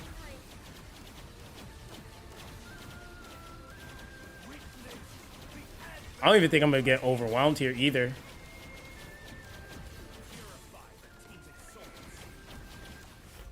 All right, so we're gonna throw that up here, here, boom, and then once we get her her bow, that's GG. Life steal rate. Let's go for it. Oh, don't do that.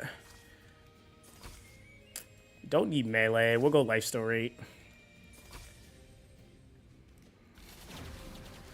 And then you can stun ads in between right there. Boom. Oh, didn't stun. That's fine.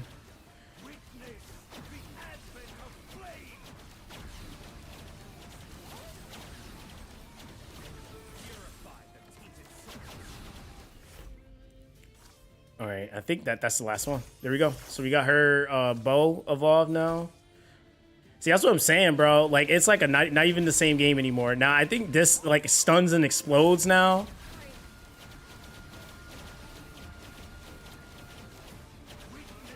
And it has pushback, too, now, which is kind of nuts.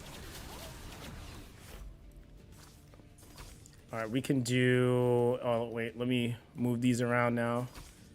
Make some space for my ult. Now, mind you, this is the same stage. I got overwhelmed the last time, but I didn't have this. So it was like literally straight fried me. We're going to do that.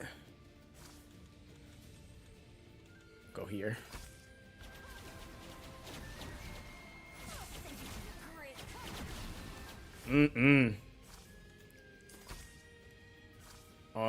Is that a... I don't know. I should have went Blood Soul Recovery, but let me move this down. Yeah, see, I never did that combination before, so I wasn't sure. Move that over here. Put you here. All right, so that's kind of a waste. Well, that's fine.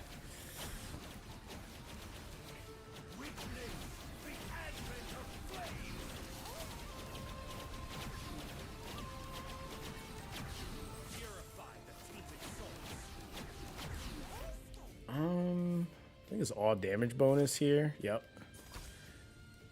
Healing, there it is. All right, so now our healing is on smash. So now, what does this do? HP recovery 20%, crit damage increase. Like, bro, you get so many. Like, this is a healing thing, and it gives you mad other stuff. Like, it's insane. So now they just inherently do more damage. We got a big boy coming now.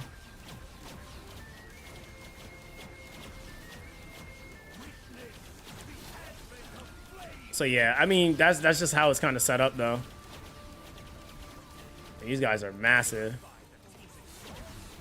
Then we get one more. Stun.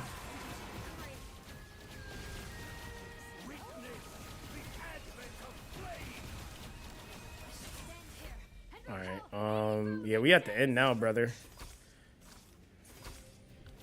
That's GG.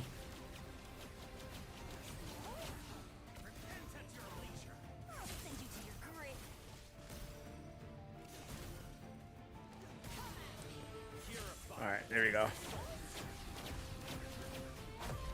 All right. He said, do I have acapella? No, I do not. I do not have acapella. And I'm, you know, I'm progressing just fine. You know, sometimes you have things, sometimes you don't. All right, there we go. Give me that. Give me that. You said, who did you choose at 150 Coffin? I went with another Van Helsing copy. So I'll have him almost... Well, I have him at 160, so I'm keeping him there. My next selector, though, I'm going to probably go... I think that one is... I think I'm at the 3-something now. Or almost 300. And I think... where's that at? Can't remember. Not boutique. Is it event? I think it's event. Yeah, so I'm almost at the 300 mark. My next one probably will be acapella. I'll see what I get in the next 40 some odd pulls, which that should push me to another SSR or a couple SSRs in between. And then if I don't get anything that's like a dupe, or if I don't get acapella, then I'm gonna just pick her up so I have her. Because dupe wise, I'm doing pretty okay. I got most of the units like in my SSRs. I got a few that's at like 120. So it's not too bad, to be honest. He's up to 10-6, said I'm only on day 4. Yeah, that sounds about right. Yeah, if you have acapella, she makes a lot of things easier if you can get her. But again, I don't reroll. So that's kind of that. So if I get the character, I get them. If I don't, I don't. So some people reroll, some people use their summon selector for it. But also too, I'm thinking like long term of like my overall account power. If I have her or not, as long as my account power is there, I can beat whatever the game presents, really. So he said, okay, you showcase Lamine. I'm probably going to do something with her later because I have to actually build her. Like right now, I mean, she could do some stuff, but she has like no skill ups, no nothing right now. Yeah, so I gotta actually throw some stuff into her. I'm planning on doing a showcase with every character. I'm just waiting for the devs like to give me, hopefully they'll give me like a test server account so I can actually do some more stuff with them, but we'll see what they say. Because then it'll be good to kind of showcase the unit's value. At this early though, it's grind phase. So we're like, what, day 6? So everything's kind of like standard grind. So even now, like if you look at my skill ups, like I need mad resources now in order to be able to level up stuff. And that's going into the +5. And I mean, it's not really a lot because like day to day, like I'll probably be able to push like a level or two. And then these cap at like level 10. So when I get to the last ones, it'll be like probably a couple weeks maybe to be able to max those out. And then you still got like the selection boxes and stuff like that. So I just been like farming those, holding on to those, and then using those. Yeah, I know about like level 4. That's where I'm at on most of my characters I'm using. Like, right? I've been waiting for you. Come. So most of my units are at level 4. Like 5, I even have one at 5. Level 4. If we go over to, who else am I using? I think of me, I'm pushing 4. All right, so we're working on her stuff. So yeah, it's gonna happen eventually, or over time. This game is really just show up and you kind of get rewarded, really. So how do you feel about Clive Jr.? So I really like using him. He's pretty strong. No, Clive is fine. Clive is actually not bad at all. I mean, Clive is not bad in some setups. I mean, a lot of units, it's like, I think that's the one thing, like why I also, not why I didn't put out a tier list, but why I wasn't emphasizing one is because like, yeah, there's some good pickups that like, I felt like, yeah, if you have them, they're absolutely busted. But I also was mentioning how like the Blood Moon phase is like pretty big too. Because even with units like acapella is even better when you're activating your Blood Moon phase, right? The Blood Moon phase is like the biggest thing, and not every unit. Like, so for example, if I told somebody, start the game out and get Van Helsing, Lamia, Transcendent Hottie, pick up Lamine, and go, I don't know, like you could, let's say Kane or Argyris, right? Those are all full moon units. That's like 0 synergy. Like that is 0 synergy for that. So a lot of the team comps, you're looking for a couple of units that might be full moon mixed in with some units that have the crescent, right? Or what is this called? New moon phase. Then you have like the half moon, right? So like my team, I usually would run it with Incendiary Argyris, but if I'm trying to proc my Blood Moon phase, it's more efficient for me to run Nicole, right? And that's so that I can spam my abilities a lot quicker. And that's what I have to do to make up for the fact that I don't have an acapella, for example, you know? So that's like certain things you got to do. You say you want at least one of each moon phase and then the other 2 or whatever you want. Yeah, and even that you have to preset what starts out for your turn for your fight, because if you just leave it up to RNG, it's going to cook your run, right? So that's why I did the video the other day, literally showing people how to preset their cards so that they can start every single fight exactly with what they want to proc first, right? So a lot of people didn't realize that and they're like, oh, damn, I'm getting cooked. And it's like, no, I mean, it's RNG, sure, if you just let it be RNG. But other than that, you can actually dictate what you start out with. And so from there, it kind of sets the tone for like what you need for your Blood Moon phase. And like I said, it's just like from there, it just kind of makes whatever team kind of work. Now, when you start talking about like competitive leaderboard stuff, yeah, there's going to be more meta teams that work. But like, if you want to go bleed, you can do a dot bleed team if you want. And like, for example, like a lot of people don't read this, like for example, right? If we go to Hadi, let me see if it's in her. Okay. So you know who's a crazy combo, and that's who I've been using on a lot of my leaderboard stuff. I've been using Nicole and Hadi together. Why? Because Nicole does this. Nicole will basically attack a target with physical damage. Each enemy units in the way are inflicted with 1 stack of continuous damage bleed, which lasts for 12 seconds, right? Then you have her whatchamacallit, her special that can proc bleed as well. So the first hit that she does in the beginning of the fight marks a target with 4 stacks of continuous damage for 12 seconds. Then you have her normal, and then you have the blood soul cost every time you ult with her, right? Now, the thing is, when you look at Transcendent Hadi will distribute evenly. So she triggers this and distributes the enemies in a rectangle or hits them in a rectangle.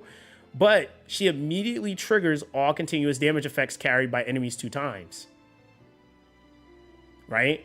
So, like, that's a combination right there that, like, just goes crazy and stuff. And then because of the cost, like, if I'm activating Blood Moon phase, at most, I'm like at 4 cost on Nicole.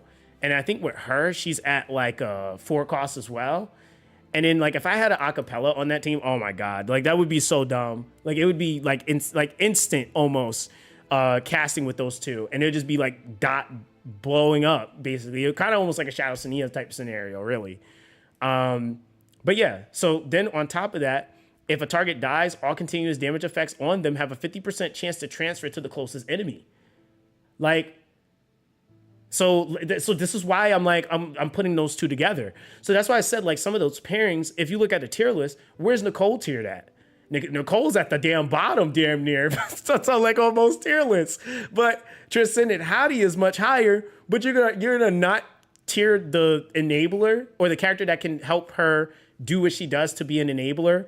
Like, you're just not gonna mention that, right? Like that's why I said like tier lists are kind of they're always subjective because it doesn't really talk about the combinations. As an individual DPS, Hadi is great, but when you start talking about stuff like that, like now I'm detonating all those bleeds you just proc, and remember when it transfers, it's going to reset the time, right?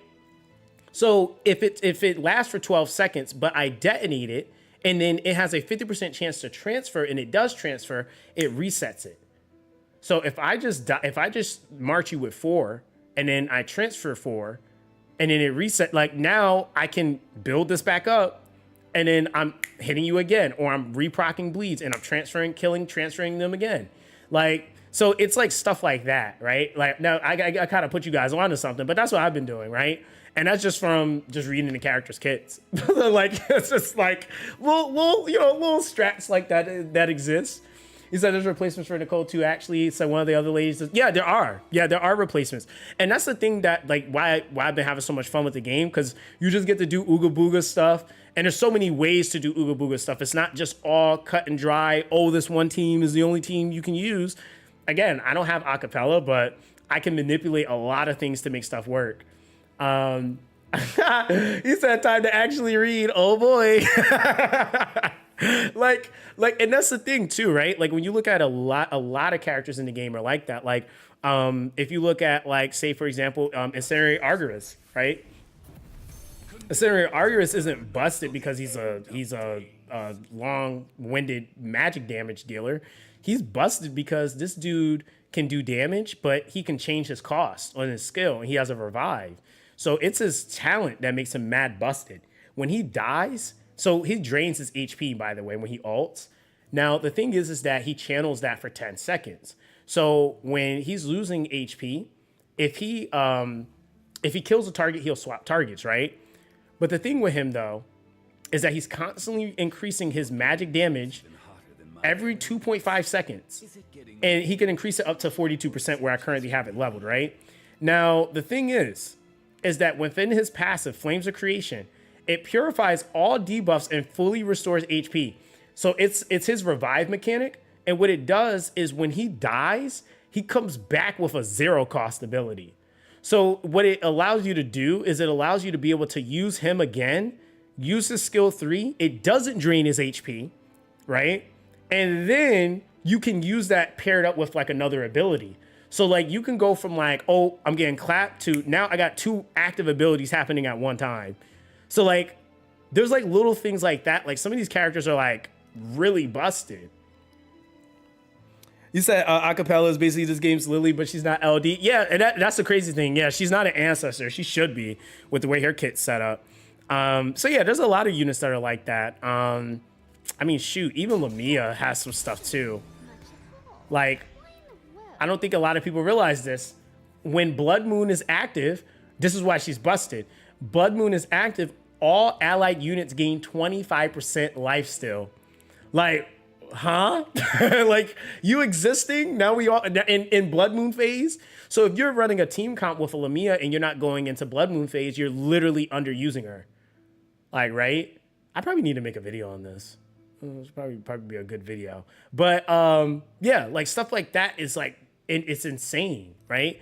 Think about Van Helsing. Every character has something. Van Helsing, if you're not paying attention to him, if there's no allies 2 tiles in front of Van Helsing, he gains 2.5 crit rate every second for the first 20 seconds of battle. And when Blood Moon is active, he gains another additional 10% of crit rate, right? So this is something like, again, if you put somebody in front of him, he literally is not gaining this extra crit rate, right? And there's some instances where like I'll do that, but I'm also conscious of other things I'm trying to do. So sometimes the placement might not allow you to give him that single like line by himself. So you have to kind of think about those things, right? Placement is like everything. So he's a character that you kind of don't want anyone in front of him, right? And it is specifically no allies 2 tiles in front of him. So he can be, and that's what a lot of people aren't recognizing. I've had people try to correct me. Oh, you don't need to have anyone in his tiles. No, they need to not be 2 tiles in front of him. So if he's all the way in the back and it is a 3rd tile and they're standing on it, it does not matter. It's 2 tiles. Like, so that's the thing. So they give you like a window for you to be able to work with some of the spacing that you have within the game. So it's a lot of different scenarios where you can get characters to operate or be better than what they normally are. Shoot, Ami, right?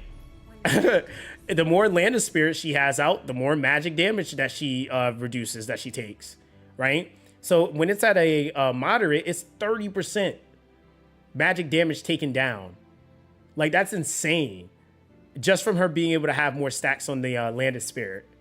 So yeah, all these units like have something really busted. Even just Styles, she's a basic unit. But upon entering battle, she gains a physical damage down that lasts indefinitely. This is why like people aren't reading this and then they're like, oh, I didn't know that. They're not understanding too, when her talent or when her ultimate hits character, she gains a shield equal to 1500% of her physical damage for 10 seconds. Every time she ults at a 3 cost. A very low cost, and literally will allow her. You'll sometimes see her shield overcap like almost half of her HP bar. So it's like, why wouldn't I be using this character? it's like mad busted, and it's free. That's just her talent, right? So the more that you actually increase your physical defense on her, the more that you get value out of her in terms of how much sustain she gets. So there's even some cases where I don't have to shield her, or heal her. She can literally just keep recapping her shield on herself, and that she could have like almost no HP, but she can keep reapplying her shield because her cost is so low. And in Blood Moon phase, she's like a 2 cost. So who's that redhead SSR with a witch hat? So I need some teens for her. Wait, redhead SSR? Oh no, you might be talking about you talking about Cecilia or Cecilia? I think she's redhead. Yeah, you talking about Cecilia? said Lucia, if you're talking about Cecilia, her and Bella. Yeah, I was about to say, yeah. And again, look at her talent. It's in the talent. So it's like, it's in the talent. Look, it says allied summons receive all damage up minor. This effect is permanent and cannot be dispelled. She gives summons a 15 damage % increase, right? If we look at what Bella does, right? Hold on, where's Bella at? Bella and her whole damn kit summons Joyce the Meister, right? Summons 2 animated puppets. Like, every 2 seconds, ally summons gain healing equal to 5% of Bella's max HP. So, like, you have those combinations, it's like right there, right? So anyone that summons, which this character already can summon on her own, she summons like 3 characters on the field. And when she summons this character, the Joyce the Messier, I'm assuming that's how you say that, she's able to stun too. Like, they literally drop on the field and just straight up stuns whatever it is. And then it inherits 80% of her base stats or her base attributes. So it's pretty nuts. You say, yeah, that's why I figured I pair her with Clive Jr. often. When I get Bella, she's on the team for sure. He said Cecilia's ultimate works with summons as well. Yeah. Oh, yeah. Her ultimate. Yep. So we go, where's she at? Go back to the lady. Boom. So yeah, then you got her ultimate. Channels for 12 seconds, summoning 3 spirit heads, and each head performs 13 bounce attacks, which will hit 4 enemies and deal 60% attack damage, attack magic damage. And when there are more than 3 ally summons 2 additional spirit heads. So it's literally telling you too, like, allied summons, 3 of them specifically. Bella does 3 summons. Like, they're kind of telling you who to put the character with, like, in a way. Like, so yeah, that's like kind of the thing. It's a my beloved. The art of this game is so yummy. Yeah, they do cook with the art in this game. It is pretty sick. But yeah, that's just the game, man. Like, it's so many different synergies and combos from the SRs to the SSRs. And I know as they add more, there's a new SSR that's coming into the game too. I forgot what her name is. But she was in beta too. She was pretty decent. You said it's a starry-eyed. Iona is the other support I want. Yeah, she's really good. Not gonna lie. Where's she at? Right here. Yeah, she's very, very strong. Applying shield based off of her max HP, and then gives a physical damage taken minor buff as well. Like, she's nuts. Tons of shield, man. Like, I'm just like even like the HP recovery of HP for 50% attack every second until their shield breaks, which is like, what the hell? Like, you just gain permanent shield received up. Like, why? Like, that's just mad random. But hey, listen, we take those. She's mad busted. So, and that's the thing too, is like, it doesn't necessarily like cancel out the other Iona. But I mean, granted, you can't use them at the same time, but it does give her like a kind of like upscaled value in a sense, which is kind of cool. But like I said, even Adina is like really good. Because even Adina has grants all damage taken down to allies in range of ultimate for 10 seconds. Like, that sounds pretty busted to me. And then she has a heal that heals 5 instances of 35% of her max HP, which is really good. That actually heals pretty good too. So I just got 2 copies of her, and she's been slapping, or at least keeping my team alive. It's a Starry Iona and Acapella could be ancestors, and I wouldn't question it. Yeah, no, honestly, they're very busted. You said, what is my... Wait, you talking about my ritual altar? What does it look like right now? Let me see. My ritual altar? You probably talking about my moonlight? Oh, no. You're talking about literally the ritual chamber. So this is my ritual chamber right now. Level 19, 12 on everything else, just about, outside of otherworldly. Just haven't got any of that yet. And yeah, go ahead and throw that in. But yeah, level 19 right now. But yeah, you said, how did you get to 49 so quick? AFK system. I mean, I just play. Again, it's day 6 for me, technically. today. Like, like once I go to claim this is gonna be a big chunk of EXP too, right? Level 50. Like I jumped like 3 levels, 2-3 levels, something like that. And like when I let that fill up, so like that just pushed me to level 50, and that's only 37% or something like that. I think it was. You said my observatory? I gotta look at it. A fulfilling day indeed. All right, so let me see. If we go to, why am I blanking? All right, so boom, boom, boom, boom, boom. Oh, we got more of that. That's cool.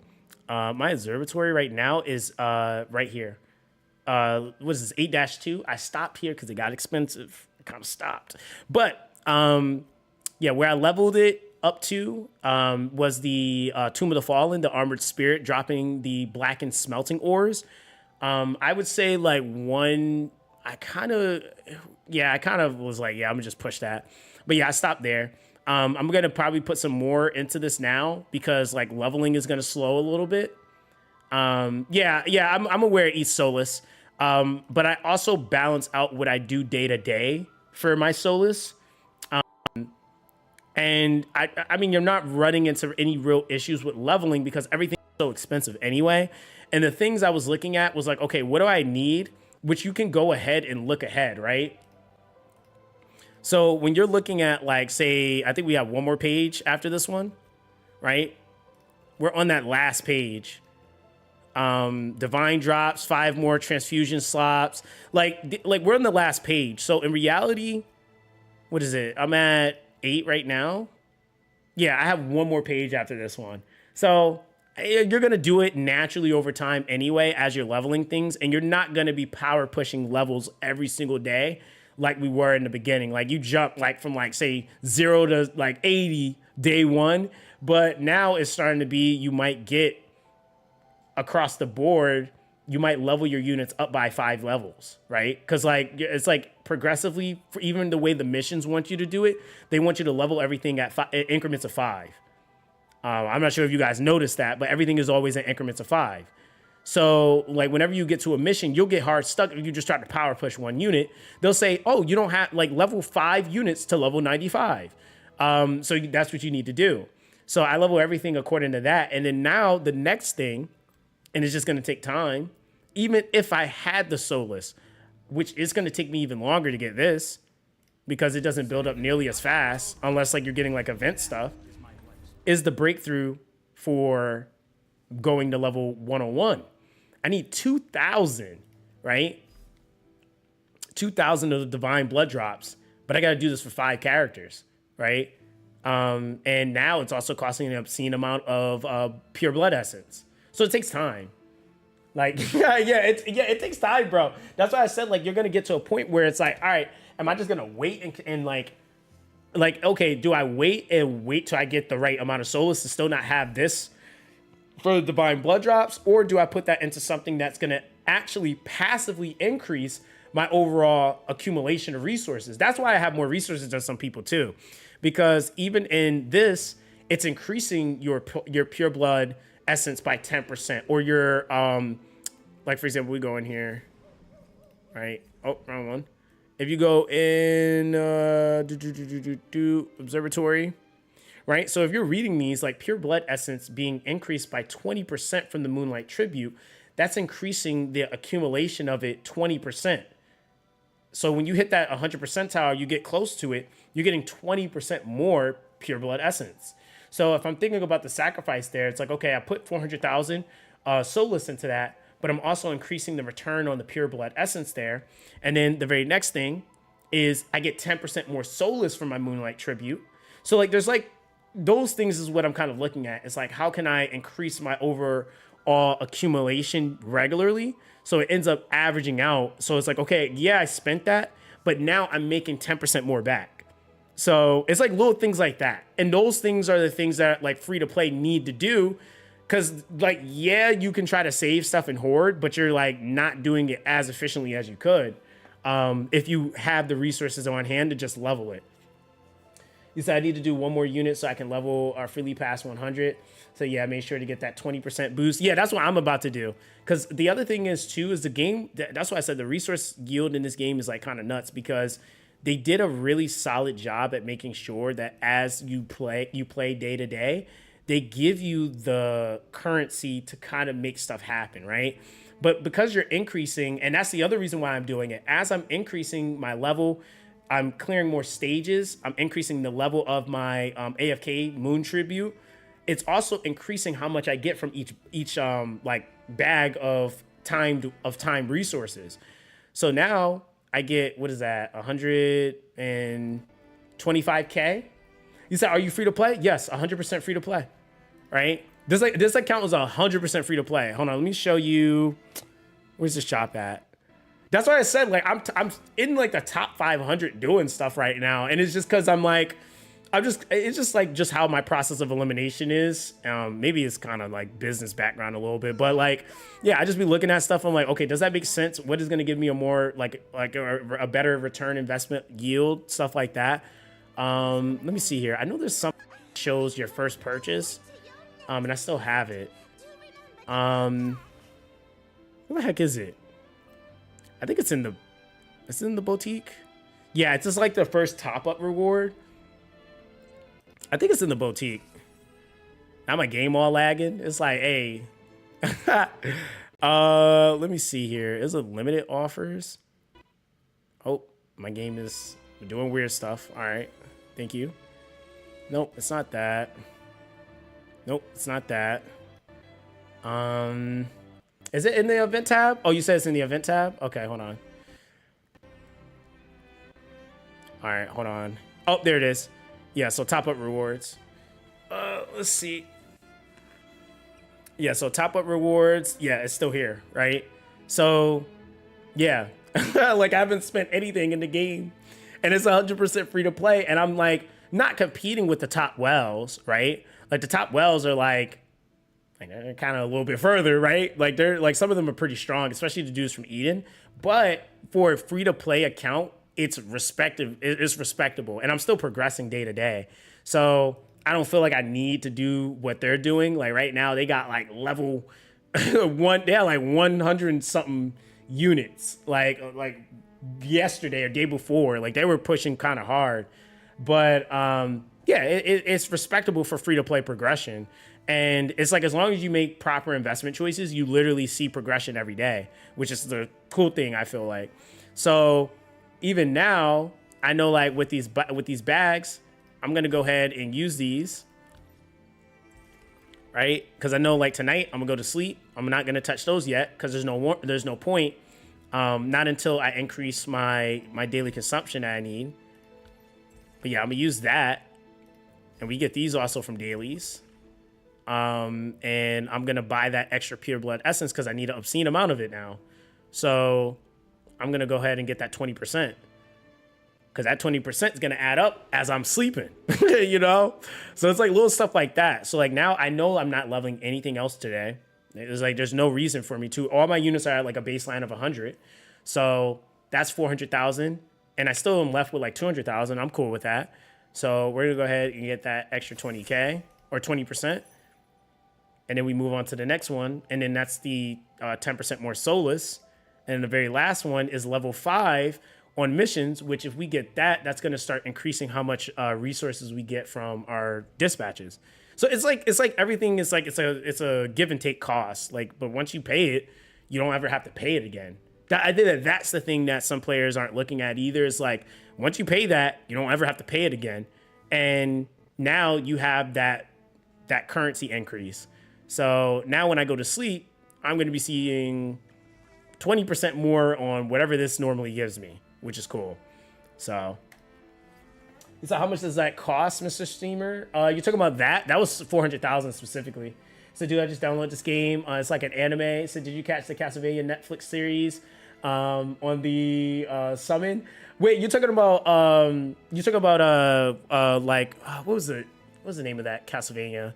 It's the second season. I watched both the first and the second season. I just watched the second season recently. It was fire. I'm not gonna lie. Like Castlevania, I love the game Castlevania. So like the show, they haven't disappointed me yet. They have not disappointed me. They was like, yo, letting the Belmont go and start. I don't even know where the ninja works came in. Like he just went from like a bull whipper to now he knows ninjutsu. Like I was like, when did this like that? Okay, just like when did this happen? Like, but I didn't mind it. It was just kind of like a immediate turn up. Like as soon as he wrapped the bandana around his head, man knew martial arts. I was like, yo, chill out. Like where you come from with all that? Like so yeah, that show like they did really good on that. And I feel like the last like 2 episodes they cooked on the like even with Alucard and stuff like that. Like I'm hoping we get a character like Alucard in this game. I would actually really like to see, and devs, if you're listening, because I know they probably are, if you are listening, dude, you guys got to do a collab with Castlevania. There's zero way you can have this game exist and you don't do a collab with Castlevania. We need Dracula, unless you guys got your own rendition. There's that, but we need an Alucard. Alucard would be crazy. Give us the Belmont. Somebody. Give us somebody. You said that was magic, not ninjutsu. I know it was magic, but bro, he became a magic ninja. Like, dude was over there acting like Vegeta from the freaking manga. He was over there channeling energy into his hands. And it's like, yo, where this guy come from? Yo, I'm not gonna lie, his tech was crazy though. Like, let me freeze this real quick so you don't do as much damage to me. Like that was kind of clean. I thought that was kind of fire, bro. You said, yo, Alucard with his hovering longsword is badass. Oh yeah, no, that like I said, the way that they do that show and the way they present everything is just so dope to me. So that's why, like, when I seen that they were releasing this game officially, this game has been in beta for a really long time, for a few years actually. And so when I seen they were ready to do the official release, I was like, you dude, I gotta be on this game. I was like, it's gonna be so fun. And the thing is too is that like what I like about this game is they kind of took a page out of Nikkei's book. One thing I think Nikkei does extremely well that nobody really talks about is Nikkei, even though it's an AFK game, it gives you the experience of other game mechanics and game styles. So like you can be playing Nikkei and an event will come up and the game mode is not even the regular game mode you normally would get. Like it's like now you're playing like an 8-bit pixel platformer. Like they're just throwing some random event and it's mad fire because it's just different. So like even with this game, they kind of do that too. So they literally have like different normal events that exist in the game. Like you have kind of like that tower defense mode for the Time Worn.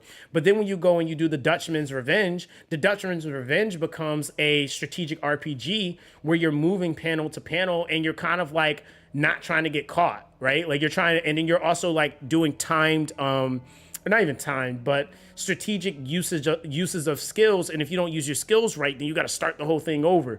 So like they do some unique things in this game that like gives the game layers. So you're not really ever doing just one type of gameplay style. You're playing different types of game modes, which is really cool. So like that I think is what makes the game kind of layered. And so when people jump into it, it's like, yo, every stage I go into, it's like anime. You're like literally watching and reading an anime. And then as you go into different modes, you're playing a different game. Like, so it's just kind of like again, I just feel like this game, a lot of people are like, and that's why I said, like, I noticed my other channel is growing like kind of rapidly now. And it's because people are actually like, yo, this game is a banger. Like, I didn't realize it was actually like this well developed for it to be the type of game it is. It says Studio's next anime, Devil May Cry, isn't big, but I have to watch it myself. Yeah, I gotta finish Devil May Cry. Actually, thank you for saying that, Maverick. I'm gonna finish watching that tonight. He said this game does well with allowing you to try different comps, so no such thing as pulling an SSR and never touching them because you have zero. Yeah, they do let you invest in stuff. I mean, it's definitely like, again, for what it's worth, it's one of those games that you can get on and enjoy, and you can play it how you want to. Like there is no right or wrong way to really play this game. He said, I just installed it right now because of you. Yo, hey, listen, that's always my thing. Like I know, like, again, we normally stream, Etheria, but I love like playing other games and showing like other things like people can play on the side, or that's a little bit more of a relaxer. Like when I play this game, there is like some big brain things you can do, but this game is just fun to play. So it's a little bit more of a wind down from all the critical thinking I'm doing and like big brain stuff I'm trying to do on Etheria. It gives me something just to kind of like kind of chill and do. And then, like I said, like when I get caught up or to the part of the story I've already read, then that's going to be more story for me to be able to enjoy. And the events even are animated too.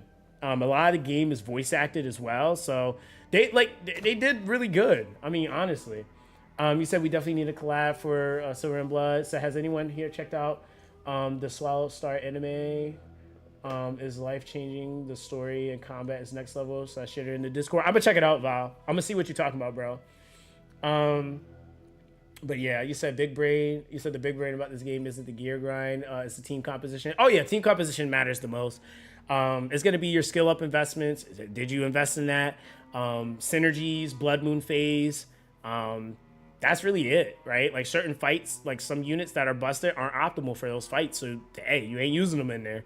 And in order for you to get to the next thing, you got to swap other people in. So it's like stuff like that. That's what I can appreciate with the game is like, it doesn't, even if you want to play with one thing, it's like, come on, you got to switch it up for this. And then they let you go right back to what you normally do. So it's a layered game. You said, start on a melee unit, with self-healing, man. That's like, who am I using right now? Like, what's it called? I think, Transcendent, Amy, heals herself some. So like, oh man, like even tanks do damage in this game, which is kind of nuts. But hey, we love us a good tank, you know.